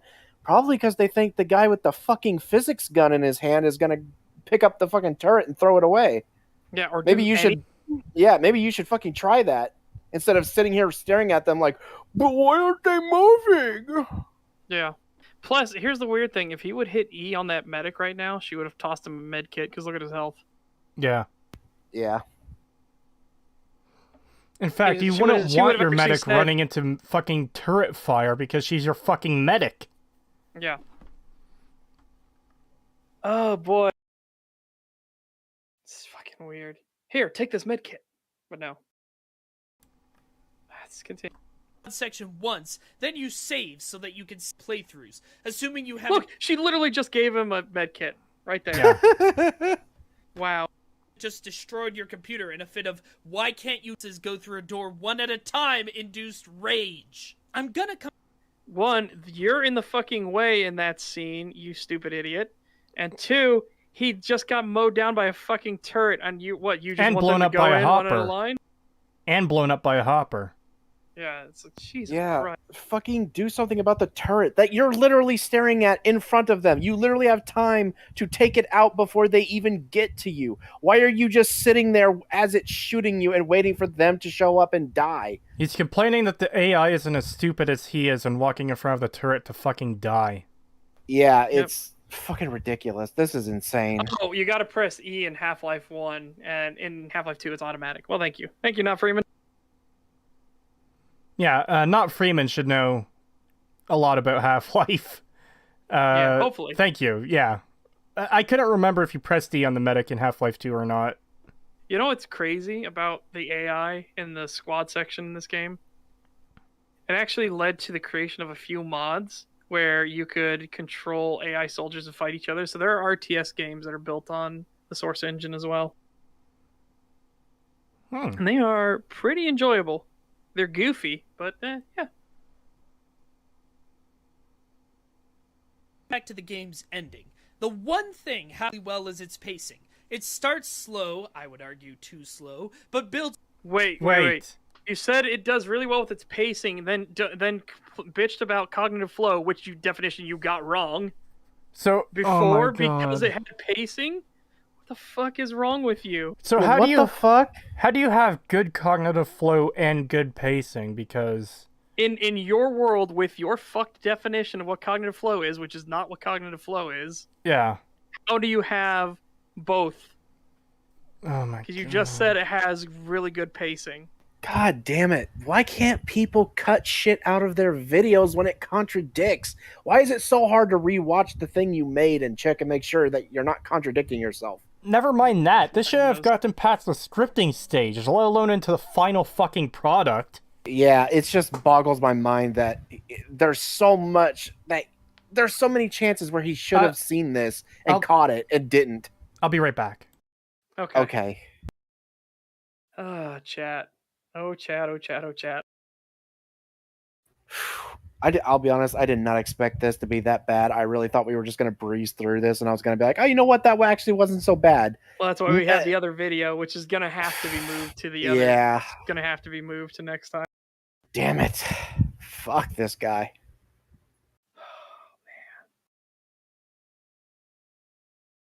I have a PhD. I am smarter than everyone else. Fuck all of you. You're wrong. PhD in truth. In Fucking truth. cringe. I wrote a paper. I am the authority. Man, oh man.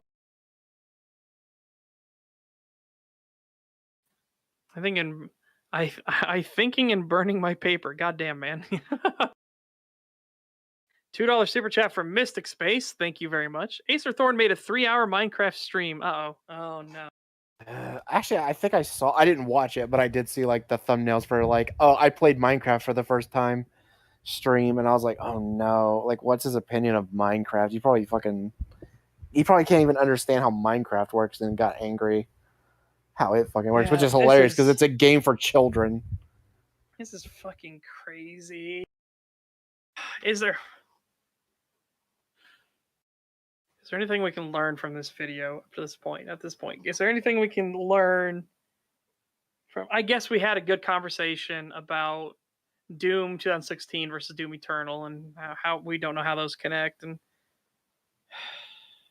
God, I am really stretching here, guys, because we're just having conversations in spite of the video. Like he bitched about the crossbow existing again. It feels like he's not going to go back to it. So yeah, he didn't talk about the alternate fire on the pulse rifle. He didn't talk about the gravity gun at all. Like, my God. Yeah, he just fucking straight up omits them, just like he omitted the fucking enemy types. He left out a Yeah. huge chunk of enemy types in the game. Oh my god, fuck this disingenuous prick. Yeah, this is absolute insanity. As Chapman puts out the lesson, don't listen to psychology students. Well, I mean, that should be just life in general. Yeah. It, like I said, it is real sad that psychology gets associated with this. Creetosis isn't here at the moment, Gage. He had to go AFK real quick, so that's why we're just talking. But it's really sad that psychology gets associated with people like this and is so easy to get into without knowing anything about it. You can literally bullshit your way into it. When there are actual psychologists that do try and they do actually want to help people with mental issues. So it really does fucking suck that this kind of shit happens. Oh, I guess Yeah. psychologist versus psychiatrist. I guess there is a difference there. So I guess I shouldn't lump them in as well. But yeah, it's really sad. Mystic Space says, I'm going to watch some of the stream and get back to you on that. I am curious how bad it is. Oh boy. Oh boy. Yeah, let's. Here, the psychologist is the mental issue. Yeah. Yeah. Oh boy, yeah.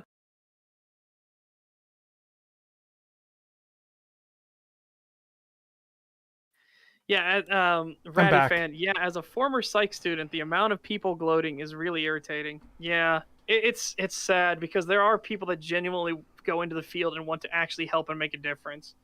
But my Welcome God, back, Cree. What did I miss?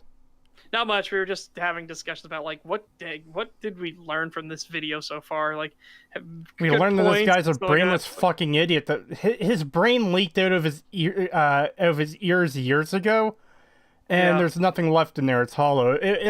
If you knock on his skull, you'll hear an echo. Yeah. Yeah. Like, you ever knock on like a wall and you get that echoey sound because there's fucking nothing in there? They didn't put insulation in. That's the sound Yeah. you'll hear if you knock on this guy's head. Yeah, we were basically summarizing all the fucking shit takes he had and stuff, like leaving the fucking Yeah, and fucking I'm saying- weapons out, as and I then the said, it's enemy looking- types. Yeah, it's Ugh. looking more and more likely he isn't going to talk about the gravity gun and everything like that. I have no idea because his video has been so poorly structured. Well, I he- still think he can do a fucking 180 turn and like that's not even getting to the gravity gun. I'm just waiting Yeah. for a moment like that because Well- it could happen, but it's looking less likely. We were just getting into the section talking about the ending, so it's very possible he could do it. Yeah. And back up a bit. He's talking about pacing and everything. So here we go. Oh yeah, that's the part we paused on. The game. Yep, pacing. Oh. After he complained that it destroys cognitive flow and he gave the wrong definition of cognitive flow, which is fucking fantastic. Like what an insane amount of bullshit this video has been. Yeah. The one thing Half-Life 2 does really well is it starts slow, I would argue too slow, but builds faster and faster, gets more and more exciting, until it suddenly comes screeching to a halt for no good reason. Or rather, For no good What? reason. The thing is exploding in front of your face. What do you mean for no good reason? It's literally exploding. You have hit the crescendo, my dude. No, dude, you don't understand. This is the Lord of the Rings guy type argument. It just happens for no reason. Oh man. Yeah, what the fuck? What the fuck do you mean it happens for no reason?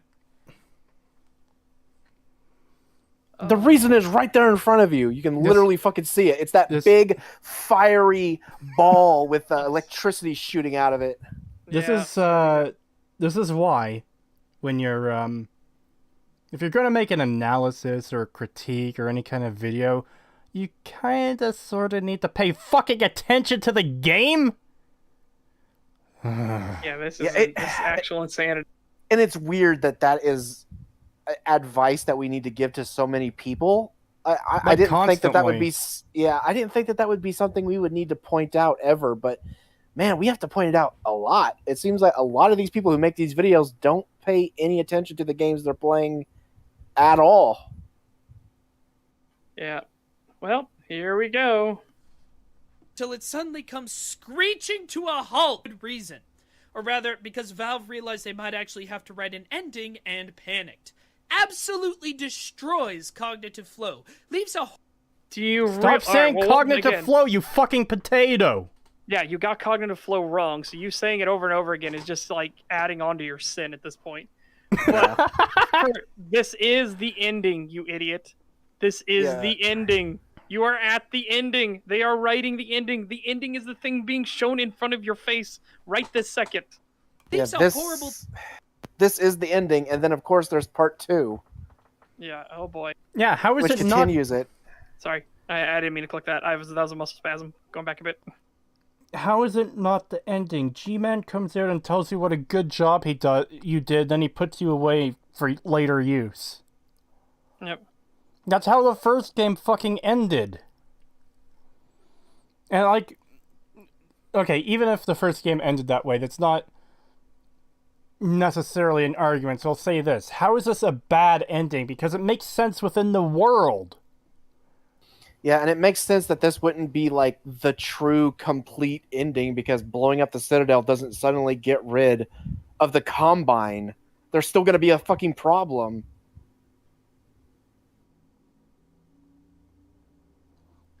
The fuck do you mean they might have to put an ending here? How is blowing up the Citadel going to completely fix everything? He got You can't do that. He got his degree out of a cereal box then? He might have. Yeah, he fucking might have. It's fucking horrifying. He's trying to make himself sound more intelligent than he is. Yeah, you run into that a lot in these videos. And, like, this is something we've all seen on EFAP a lot, too, where they'll be covering someone who brings up this, like, random book that a psychologist or someone... It's just like Dante's Inferno. It's just like Paradise Lost. It's like, dude. This reminds me of Karl Marx. Yeah. Which is an actual one they heard. That's an actual video they had to deal with, where someone just randomly brings Karl Marx into it. And their video about Star Wars. Yeah. Oh boy, okay. $5 from Danger Dave. Thank you. Who would have thought that the game would come to a screeching halt at the end? This guy's literally being a contrarian for the sake of being a contrarian. He's also being a cunt for the sake of being a cunt. Yeah. Yeah, he straight up omits, like, necessary facts and stuff from his... We'll find out. We still have over 4 minutes, guys, of this. Oh, God. And he's talking about the ending already. $5 from Mystic Space. Thank you. Aetherthorn's Minecraft stream is terrible. Frame rate is terrible. And he's using a weird control scheme like R for inventory. That's how you know he's a fucking psycho. Using R for inventory? Jesus Christ. Yeah, what the fuck? Okay. Let's continue the pain. It destroys cognitive flow, leaves a taste in your mouth as you exit the game, and they couldn't even put in a good boss battle. Although I'm sure if they had, it would be the same as every other boss battle in the game. Why do you need a boss battle? Why does it have to be a boss battle? Yes, first of all, games don't need to end on a boss battle. A lot of games do. Not all games have to. A boss isn't the end-all be-all to fucking finishing off a game. Number 2, the entire encounter with Breen was a boss battle. Yes. Why do you think they were bringing in gunships and you had to actually use the fucking gravity gun and the mechanics you were presented to actually beat him and stop him? Holy fuck, man. He's literally just mad that you didn't fight some giant fuck-off monster at the end and kill it. What the fuck is this argument? This is so stupid. Because they didn't do this one specific thing, it's bad. No, he says they didn't have a boss battle, but they did. That's the weirdest part. And yeah, I know. I'm saying, like, they didn't have a fucking giant monster to fight. Because they didn't have a single giant monster to fight at the end, therefore it's bad. Hey, look at Not Freeman's comment in chat. Half-Life 2's final room was definitely better than Nihilith. Yeah. I agree. I absolutely fucking agree. I don't know if it's better than Black Mesa Nihilith, it's better than Black Mesa. Black Mesa does a lot with that fight, and that fight is really fucking good. How is it compared to Half-Life 2's boss fight?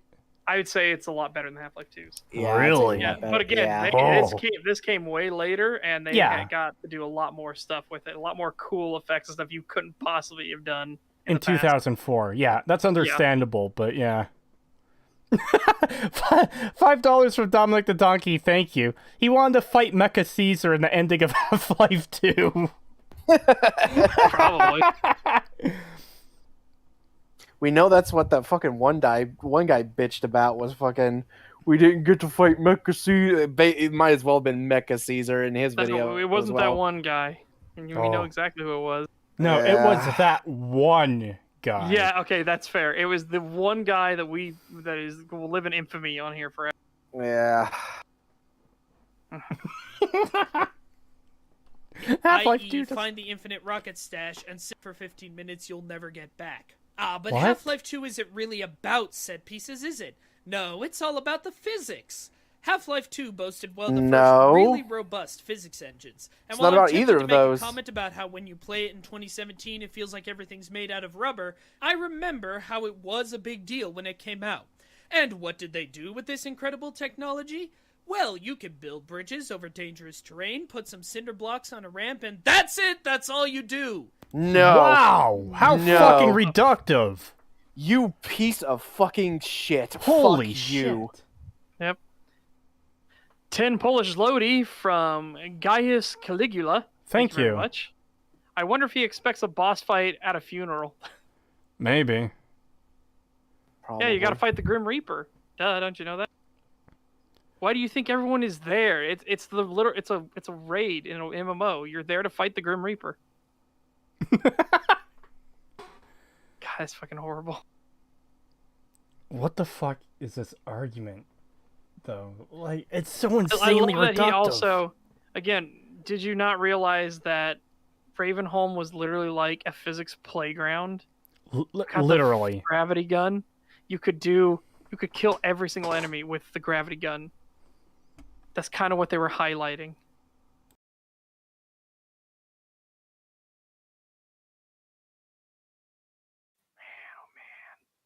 No, don't talk about the puzzles and everything that you use with gravity and everything, like the airboat puzzles and all this stuff. Don't talk about those because that might blow his mind that he was so fucking reductive and he got more things wrong. Who's surprised at this point? Who is fucking surprised? Has he gotten anything right? More things wrong. Has he gotten anything right in this video? I just don't know at this point. I don't fucking know at this point.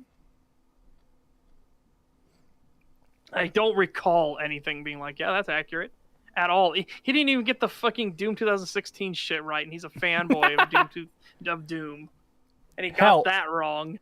Hell, episode 1 has an achievement when you finish it with one bullet being fired.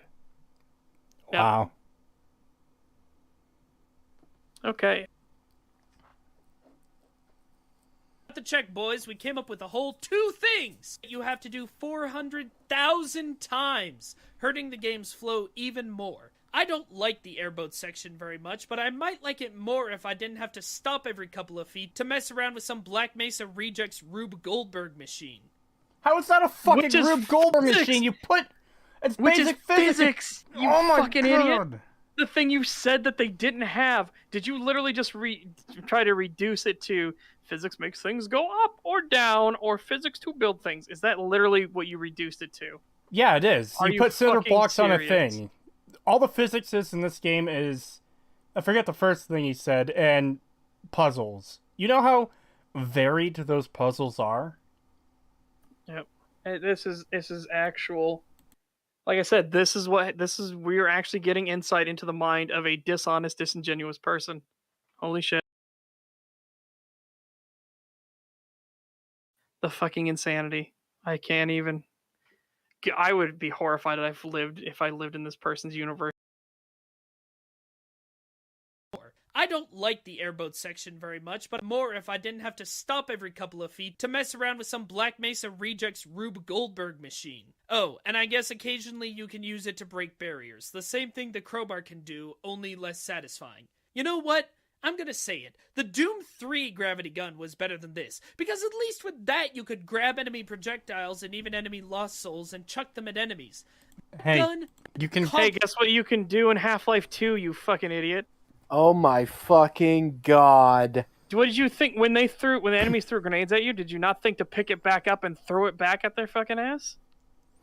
When they fire the Combine Orb at them, did you not think to grab it and then fire it back at them?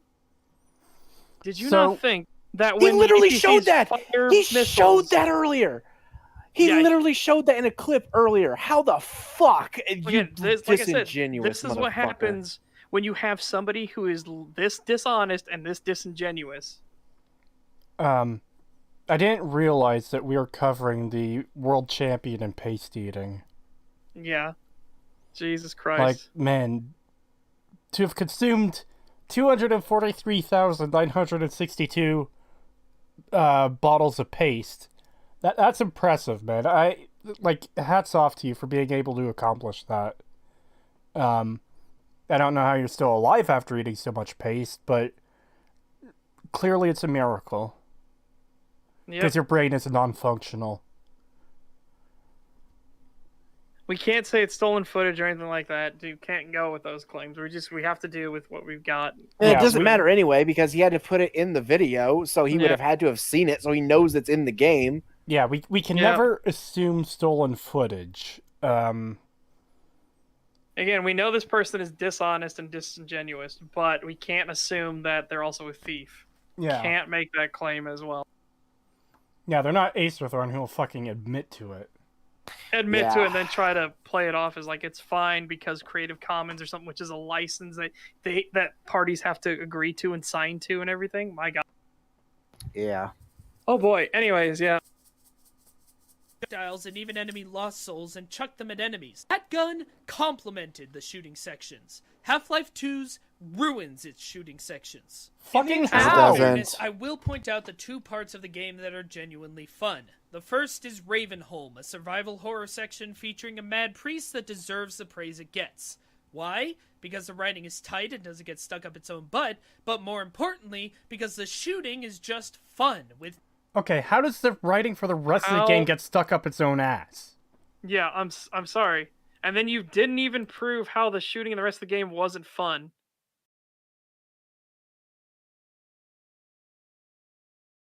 Yeah. Like, this is fucking insanity. And he says that the one in Doom 3 complements it, but the one here doesn't. When you can grab Lost Souls, but you can grab Grenades and combine energy balls. And the enemy type. Man hacks. Jesus, you can grab man hacks out of the air. Oh my God, that's the same thing as what you could do with the Lost Souls. Hold on, shit, don't talk about that. People will realize I'm a disingenuous asshat. We gotta talk about Ravenholm, it's good. Yeah. Or the fucking saw blades. You could cut shit in half with them. Okay, so Dude, here's really fucking bad. Here's a real good question. Why is it that this shooting in Ravenholm is better than the rest of the game? Did Valve put an entirely different shooting mechanic in for this one part of the game, and then went back to the shooting mechanic that's in the rest of the game? Well, here's what's funny. We're seeing it on screen. They put this in here, and this is carried through for the rest of the game. But he said that you don't use the gravity gun for anything but building, as he said, to do physics puzzles and building bridges. That's what he said. He made that claim already, that they only put in it for two reasons. Not to throw it back at enemies or do anything like that. No. He already made that claim. That's the only reason the physics engine exists. And he showed footage of him already using the gravity gun, so there's that. Yeah. But there's also the fact that... God. Okay. Like, you can do some of the physics puzzles without the gravity gun, so... I mean, there's that. Yeah, that's Archie. We were talking about this. Archie Rathworth says, cover 2 videos? Nope, this is the great debate. You can't argue that they don't add a lot of to this content. Yeah. Again, we were talking about there's no way we can do the second video. There's no fucking way. No, you said that? I said I don't think there's any way we'll be able to get through the second video. Not after it's gonna take us. Isn't the second video only 10 minutes long? Like 4 minutes of that is largely wasted time. Are you positive? No. I think we could get through it quick though. We can try. We will try. We will give it our God's honest college try. We will do it. But I am not hopeful because we still have 3 minutes of this video left. Well, hey, if we can't get through it, we can always, stop and come back to it another time. Yeah. Why do people keep asking me how many licks does it take to get to the Tootsie Pop? Do you not know? It's an owl joke. No, I know it's an owl joke. No one's ever made that joke before today. Yeah, now everybody's doing it. Yeah. Well, they saw the one guy do it, so now they're like, oh, that's good. Let's all do it. Oh. Yeah, like I said, I'm going to push X to doubt that we'll get through it, but we'll see. Oh, wait, Gage Riddle just told us the New Vegas 2 video is 23 minutes.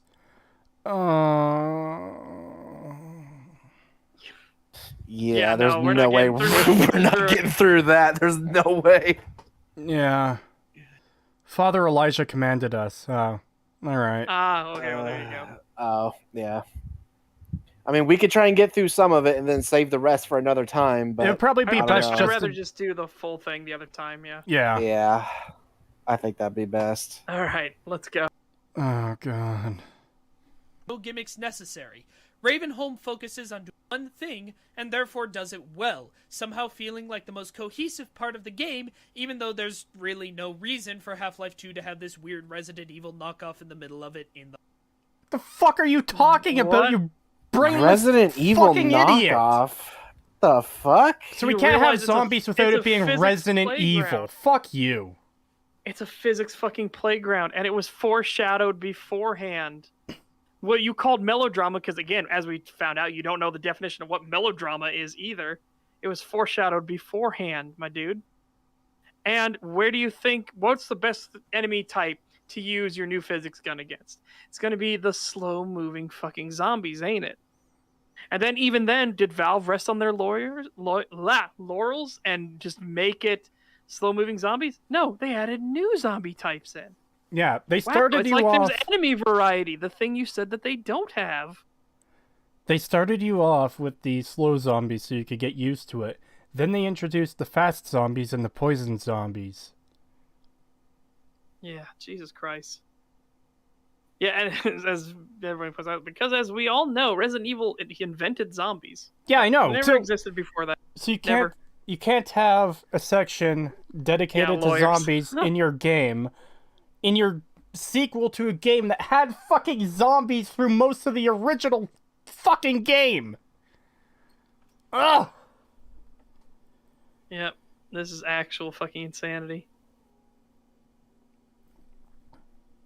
The first place. And the second good part is the Endo 2, a challenging and exciting fight against towering hunters and stalkers with substantially improved AI from the base game who come in waves, making the whole thing feel almost like an endless survival mode. It's genuinely awesome, though I'm not sure it makes up for Episode 1, a mind-numbingly boring copy-paste. I find it fun, fuck you.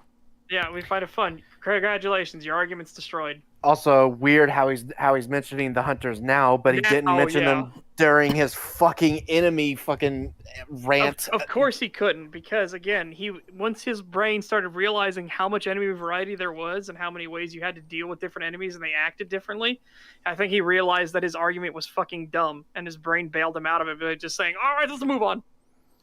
I'm surprised he has enough brain left to bail him out of it. Yeah, also, I have no idea why he's fucking shotgunning a hunter. Don't ask chat. I don't know why he's trying to shotgun a hunter to death. The base game, except that it goes backwards and everything out even less fun. The thing is, I play those two sections and I think, this is what Half-Life 2 could have been. This is what it This is what it is! It's in the game. What do you mean you played it and it's what it could have been? It's in the fucking game. It's what it is. Are you fucking dense? What is wrong with you? If you fail to engage with the game mechanics that are there through the entire fucking game, that is your fault. Yeah, like I said, you did not like it. It is totally fine if you had said you didn't like it. But you have made claims, sir. claims of objective fact on quality. This is Acer 2.0.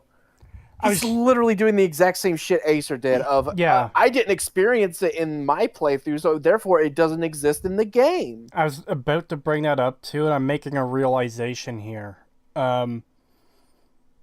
So we've done the comparison to EFAP 93 before with Acer Thorn, where 93 was the worst person they ever covered because of how insanely bad that video was.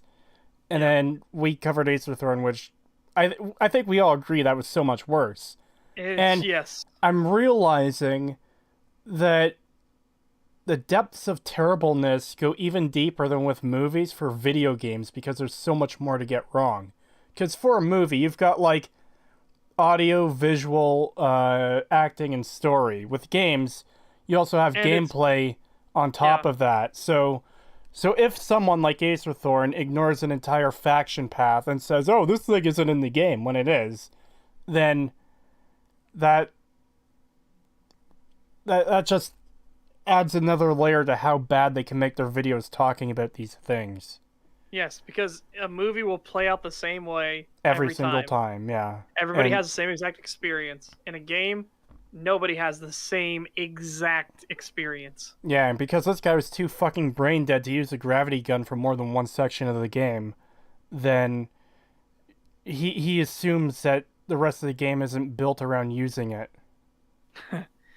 $5 super chat from 010 last. Every time you say my dude, I think of Vic from Red vs. Blue, I guess. I've never actually watched that. I did for a while, then they started getting too up their own ass. No, that seems to happen too much. Yeah. Yeah. $2 from Peace was never an option. I'm revoking his human rights. I don't blame you. Well, we could do that because according to him, we could just claim authority over anything. So I wrote a paper on it. I actually did write a paper on the ethical nature of assassination over other forms. So when I equated it to dealing with cancer, you use a surgical tool to cut out as much of the cancer as you can, and then you use chemotherapy, which is like bombing, going to war, whatever, which is to deal with the aftermath. But if you can do it surgically for as minimal harm as possible, then you should do it. So there is my ethical argument in favor of assassinations. Yeah, that was a fucking day because I was like, yeah, you got to understand, do I think it's a good thing? No, but I'm saying if you're going to do it anyways, I would argue this over like destroying more people's lives.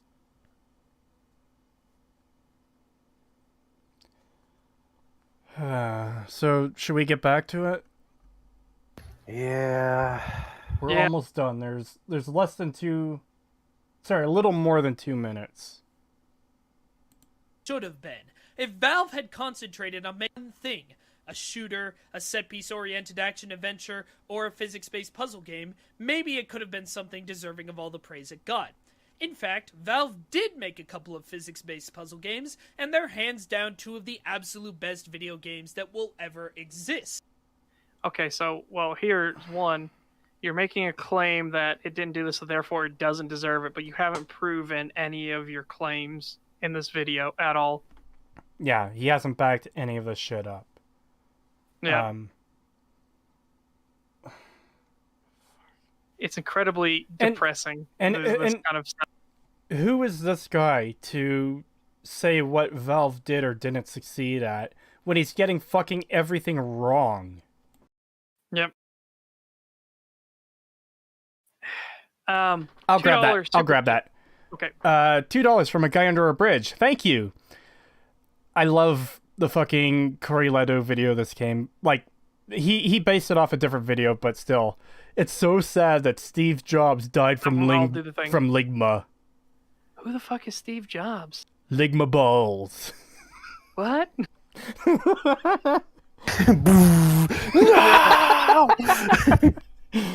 I was at work and I had my earbud in, and I saw this video on YouTube. I'm like, what the fuck? So I click on it, And I have to keep from laughing in the fucking break room because I wasn't expecting that. It's so good. $5 from peace was never an option. Thank you.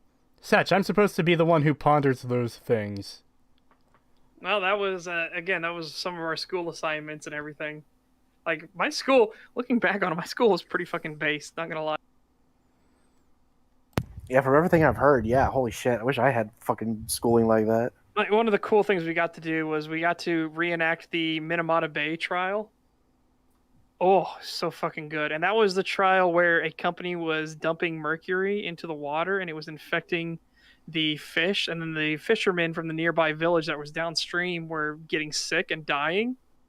And so the company got put on trial, and then it became can you prove that it was the company? Well, here is the scientific evidence of why, blah, blah, blah. We actually had to go through the full trial. We had our own characters and everything. Like, I was just a fisherman who had collected a sample from the from it and everything, and my family was getting sick, and I was starting to show early signs of mercury poisoning. And so, yeah, it was really, really fucking interesting case because you had people who actually had to argue on the side of the company. You know, again, like we know the company did this thing. We know it's horrible. Now you actually have to argue. You have to be the 10th man in this argument and argue that the company is not at fault. So it was a fascinating experience. Yeah, it sounds like it would have been.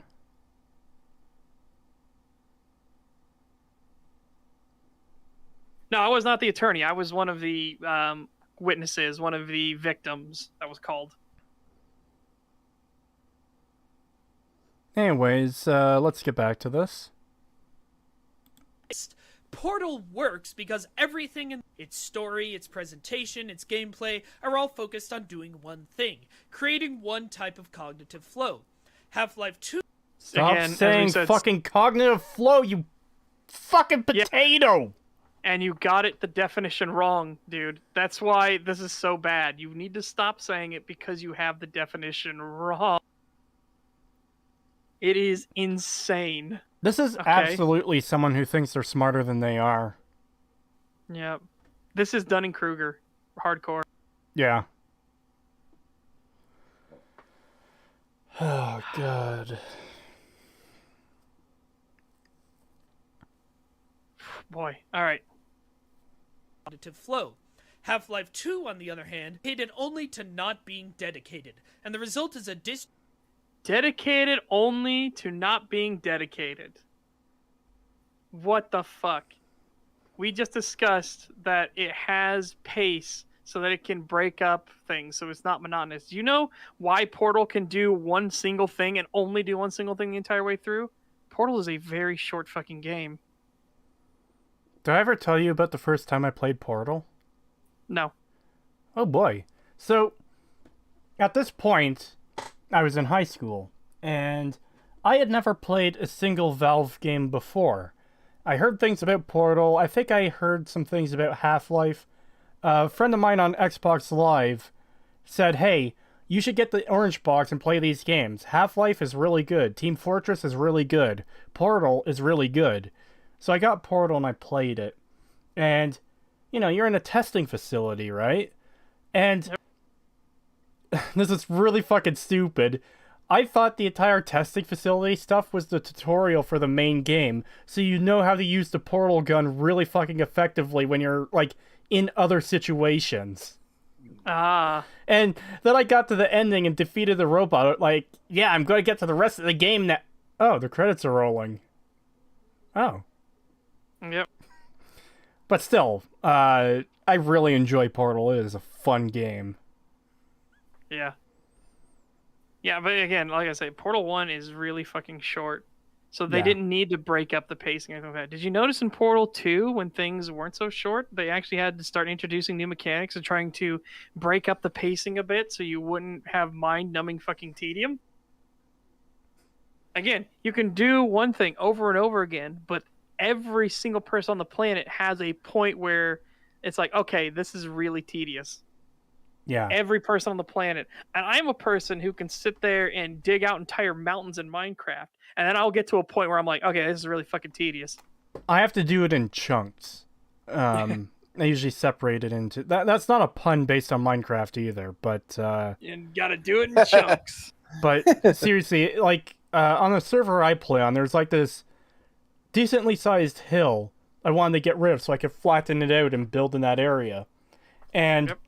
I had to come at it like, okay, I'm going to cut this piece off and flatten it out. Then I'm going to cut that piece off and flatten it out.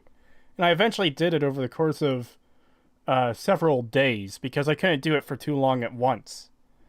But yeah, everyone is going to hit that point eventually. Even if you have absolute 10 out of 10 fucking writing, if you have it go on for 20 or 30 or 40 hours straight, people are going to want a break eventually, no matter how good it is. Yeah. That's just... Yeah, look, Imagine playing a game where you literally do the exact same thing for 50 hours straight. Yeah. My God, the absolute we typically level call of that Skyrim and insanity. Fallout 4. yeah. Oh boy, yeah. But like, just look at how much fun we were having the other day playing Raft, where we just, farm Yeah. for items with a hook for hours on end. Yep. I'm actually really looking forward to playing that again. I am too. Yep, I am too. We have made ourselves a pretty nice raft. We tried it on hard first, and hard was too difficult of a start for 3 people who were constantly getting harassed by the shark, and we couldn't stop the shark from destroying the raft and everything like that. And we were all choking to death and not getting the resources. Like, okay, yeah, this is a bit too difficult for us at the moment. But still, I I wanted to ended do up it on enjoying hard. that game a I wanted lot to. more than I thought we would. I had Yeah. a feeling we were gonna have fun because everything I've seen about it looked fun to play. So I had a feeling it was gonna be fun. I just liked when I killed the first shark and I took his head and I put it on. I'm like, I'm the shark now. Monkey strong, no. Monkey strong together. Me and Pagan swam back up to the boat and I said, Creetosis. And Chris was like, what? He turns and looks at us and I go, monkey strong together. Then we all started slowly getting fucking shark heads until we all had one. We all have shark heads now, yeah. Yeah, we all just run around with shark heads on. We'll actually go in the water and intentionally, if we find an island, we'll anchor ourselves at the island and we'll intentionally jump down in the water and kill the sharks so we can harvest as much as we can. Yeah, Yeah, we're well, like, the shark oh, meat what is now, really bitch? good anyways. It is. But it's just funny, us like sitting there in the water with our little spears waiting for the shark to charge us. Yeah, we just like take turns. We're like, okay, I'm injured, you're up. And then the other person hops in and we just fuck it up. Yep. Anyways, again, massive tangents, but yeah, let's wind it back. The video is 1 minute and 30 seconds. Yeah, we're away. almost done. We're almost free. Whoa. To game that's good at a few things but not great at any. All wrapped up in a half-assed story Wait, what? about a mutant cognitive flow. Sorry, Half-Life 2, on the Dave other hand, skipped real is hard. dedicated only to not being dedicated. And the result is a disjointed game that's good at a few things but not Disjointed. great at anything. What? Good at a few things, not great at not great at anything. What the fuck are you talking about? You haven't proved any of this. Yes. And you just called it disjointed. Where is it disjointed? How is it disjointed? Please provide an example. Give me a reference. Something to fucking think about and chew on. Not just say it and move on, you fucking idiot. Yeah. God! Exactly.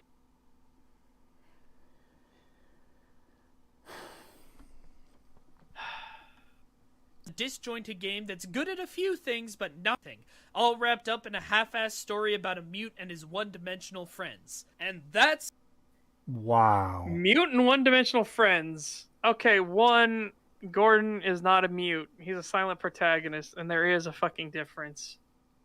Yeah, people Like- don't seem to realize that there is a difference. And two, they aren't one-dimensional. We've already explained the lengths that they will each go to. You can get a Yeah. lot of their characterizations from what they say and what they're even fucking doing. Just because So- you, a psychology student, can't fucking tell what a personality of a character is based on how they act or talk, you fucking idiot, doesn't mean they are two-dimensional. No, Or one-dimensional. He one-dimensional. said one-dimensional. Fucking yeah. hell. he doesn't. He thinks that like Alyx is just girl. Is just strong female girl. That's all he thinks of Alyx. To everyone in chat, if this guy is your psychologist, fucking run. Yes. Because and he already doxed it. The worst part is he doxed himself with that paper. He gave his full name on that paper, and that paper was real bad. That is evidence we will get to use against you forever, sir. Because that paper was awful. We haven't even read the paper, but it is 17 pages with a word count below 4,000. And so let me put man. Let me put it this way, Setch.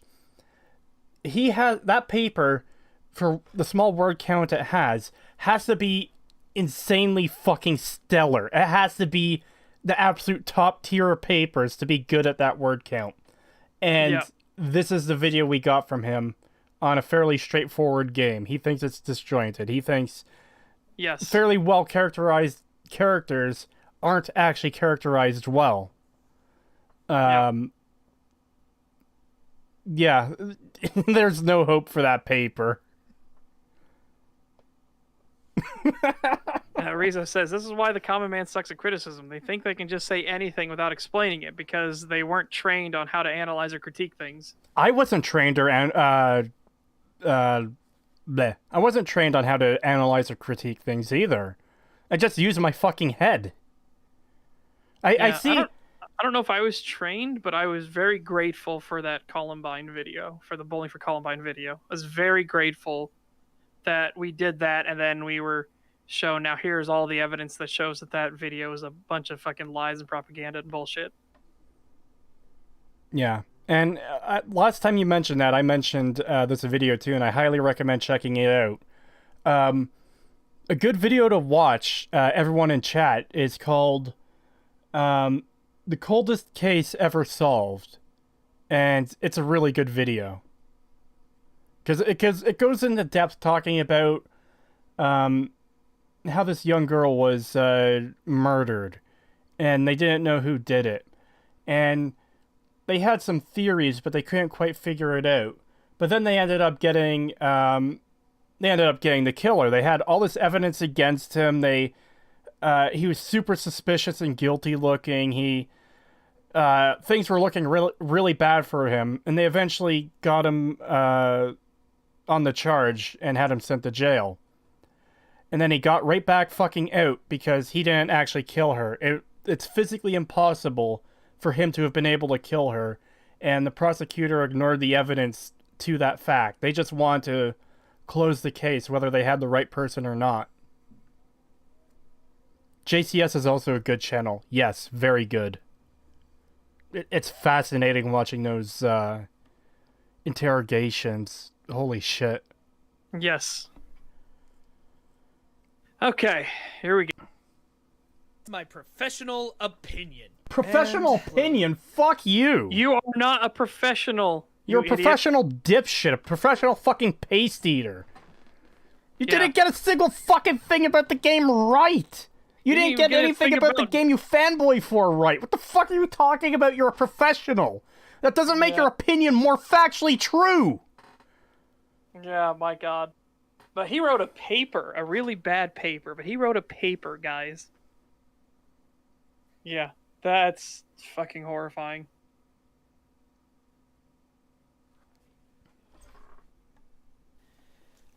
That's it. It's finally over. Yeah, that's how I feel. Holy fuck. Yeah. I'm afraid not, Dr. Coleman. What do you mean? Who are Cringe. you? Well, the video isn't over yet. You No! well, you're finished.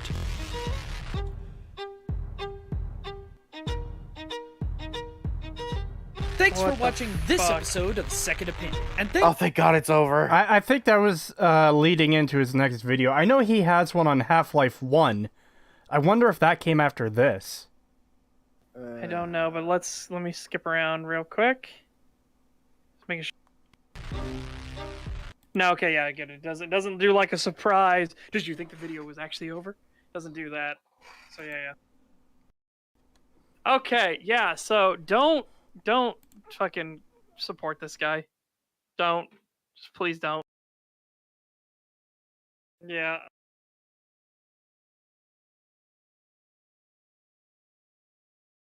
Yeah. Jesus, that was so fucking bad. What was weird? We had a moment or close to something like good and tangible when you're saying, think about your characters this way, that you can't describe what they look like or the job they do, and go. And it's like, yes, dude, the red letter media test is really fucking good. And then he fucked it all up in every regard. It's just fucking insanity. Yeah, no, don't harass the dude. We're saying don't support him. Don't go to his channel. Don't leave comments. Don't do nothing. Just it's done. It's over. It's Yeah, done. don't- It's over. There's nothing else to do. Yeah, the more attention you give him, the better off he is. So don't do that. Oh boy.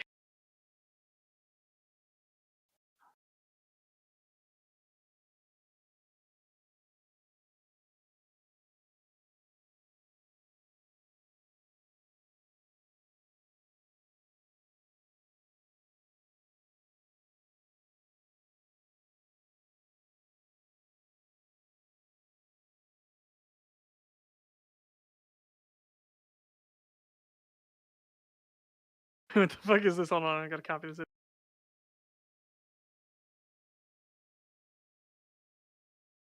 This is Creetosis' computer.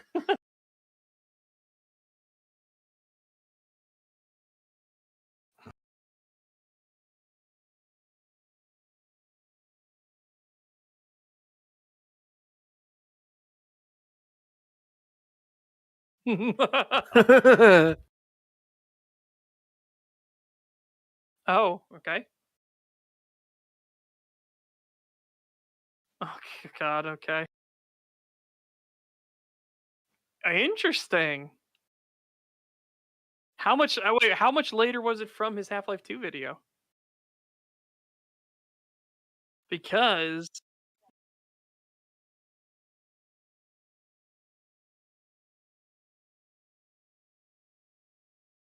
apparently no sound. Somebody said no sound, guys. Creetosis, your mic is muted. Fuck. Yeah, Creetosis is muted again. Sorry. Ah, Sorry. I don't know yeah. how long I was muted there.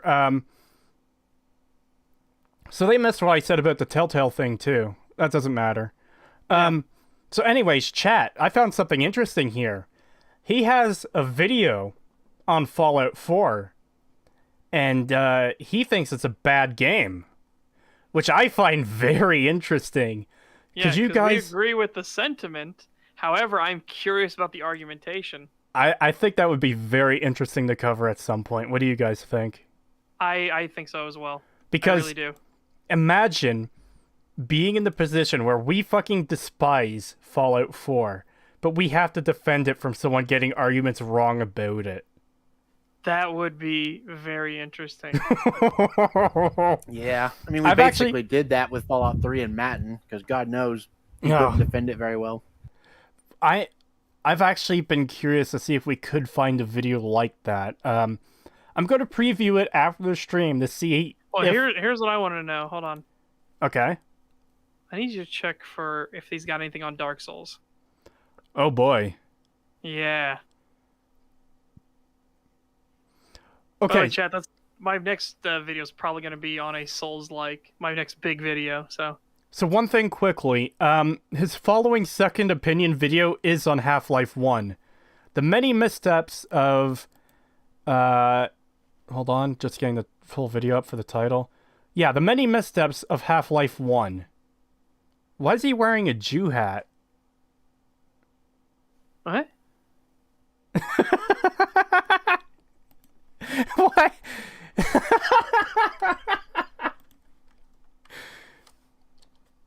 He's starting off with another cringe skit from the looks of it, though. Well, he ended this one with a cringe skit, so I'm not fucking surprised. He is. Why does he have that on his head? That's weird. Yeah, this guy seems to be nothing but contrarian. Pokemon's first generation is also its worst. I mean, it's buggy. It's not as feature as complete as it maybe should be, but it's not terrible. I don't think he has anything on the Soul series. I'm just looking through. He's all over the place later Oh, with his stuff. BioShock's lazy, low-stakes story.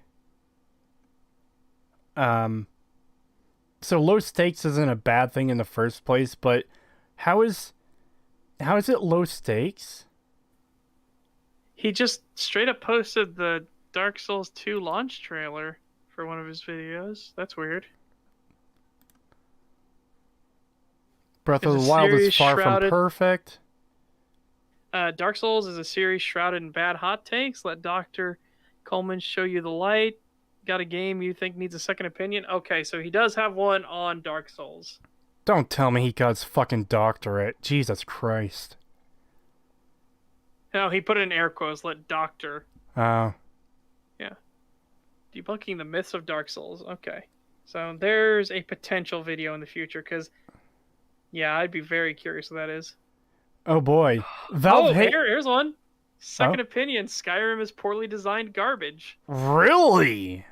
Yeah. That's interesting. Because on the surface, that's something we agree with, but judging have from to his see what he's argumentation done. in this video, like, okay, so here's the thing. If we cover those videos and it ends up being like, he says a lot of the same things we're going to say, he's not going to back them up with evidence, and that's where the interesting discussion would come from. Yeah. Where you'd have to show, it's like, okay, so this is the claim, we agree with you, and here's what you should show. Blah, blah, blah, blah, blah, blah, blah, blah. Yeah. But I still think he's going to get stuff wrong based on this video, because holy shit. Yeah. Um, Okay. Second opinion, Valve hates you and maybe you should hate Valve. And the life and death of Team Fortress 2. Team Fortress 2 isn't dead. It wasn't dead 4 years ago, and it fucking, like, outlasted Overwatch, the game that was supposed, like, basically a ripoff of Team Fortress 2. Yeah, this guy has nothing but hot fucking takes. Halo was never great, just lucky. Oh. Wow. Oh boy.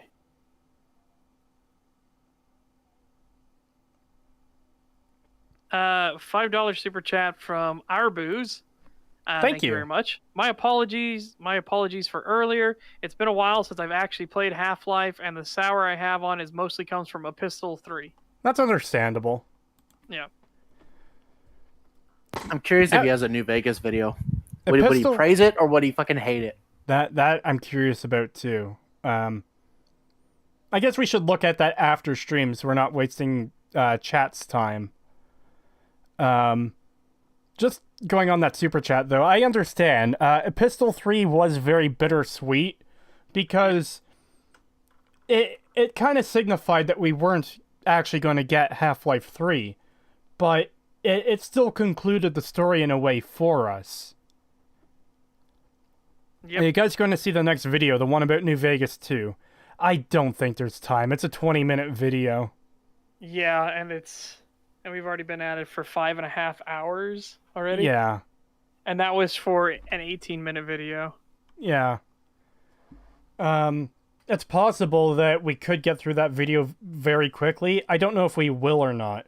So for next time, what we're going to do is we're going to have that video for the main video next time, and then maybe have something up on backup. So, like, just in case we do get through it quickly. I don't know if we will or not. Sorry for everyone who did want the second video. It's just, we could be here for another 5 hours, and I don't think any of us wants that at this point. Yeah. Again, we'll just do it next time. We will absolutely have that earmarked for next time. Yeah. Yeah. And next time, didn't we want to try to do one before the end of the month as well? So it's not going to be on Sunday. Oh, Or possibly. do we want to try? Yeah, because if we do it on Sunday, it'll be the 31st. It'll be Halloween. But Well, I work that day. Actually, I work that night, so I won't be here for that. Yeah. So what day do we want to try for to do the next one? Maybe we should talk about that off stream, just in case it doesn't pan out. Okay, that seems fair. But yeah, I guess we'll just say that the plan is to try and do one, another one before the end of the month. Creetosis, can I join the stream to talk about New Vegas? Sure. I'm fine with it. Yeah. Another super chat from Crumb. Thank you very much. Thank you. I'm super wasted right now. This man has terrible opinions and should take a trip to Pol Pot's fields. Oh boy. Wow. Wow. Holy shit. Fucking ruthless. Jesus Christ. Meme night. I have played Portal 2 and I do like it. I beat it in about 4 hours. Father Logical says Creetosis works on Halloween as a professional Tootsie Roll pop licker. Nah. Yeah. That'd be more fun than my actual job. Yeah, guys. Thank you. I just want to say thank every single one of you for being here as well in chat. Sorry about the crash and everything like that. And we had to redo the video. We appreciate every one of you that came back. Absolutely. Of course, naturally, we also appreciate all the super chats and everything like that. We love you more than the chat. Don't say that. You're our favorite child. What? No. Your favorite son. We love everyone equally. No, you're our favorite children. No, anyways, but yeah, we do appreciate everyone being here. Again, you guys just being here, and it lets people know, hey, there's things going on, so it brings more people in, and we get to have more conversation, more discussion. So thank you all very, very much for being here. It is always appreciated and everything. Yes. We do have plans. The Skyrim video is coming along. We've got the script basically done. Yeah. Air quotes on that one. There's some things we want to add to it and everything. But yeah, we've got that done. I'm sending some of my footage from Skyrim over to Creetosis, so that'll be good. And the goal is to have that out for the 11th. I think I can get it recorded and edited in time for that. Yes, definitely. As for myself, I'll be doing some more SS13 videos, and then I will put out the next big video is going to be on a Souls-like that goes by the name of Hellpoint. So hey, if you'll be interested in that, then that is what will be up for me. And otherwise, by the you way, can go over to my Twitch if you so choose. And by the way, check out Setch's Aliens Fireteam video. Yeah, I know a lot of things I learned from that video. I definitely have some things I'm going to streamline some aspects of it, and I'm going to fix some other things for the edits. So yeah, I think the Hellpoint video is going to be really good. And I am going to try and start streaming a little bit as well. I have Fallout New Vegas planned to stream on YouTube soon. Hopefully these two will join me sometimes. Yep. Through that as well. We'll see how that goes. Hopefully it works. It'll be my first time doing anything on YouTube, so we'll see if it even works out. So, yeah. And I guess that's it then. We can probably end the stream here. Yep. Yeah, I think so. Have a good night, everybody. Hope you have a good one. Thank you very much for coming out. Yep, take care, everybody.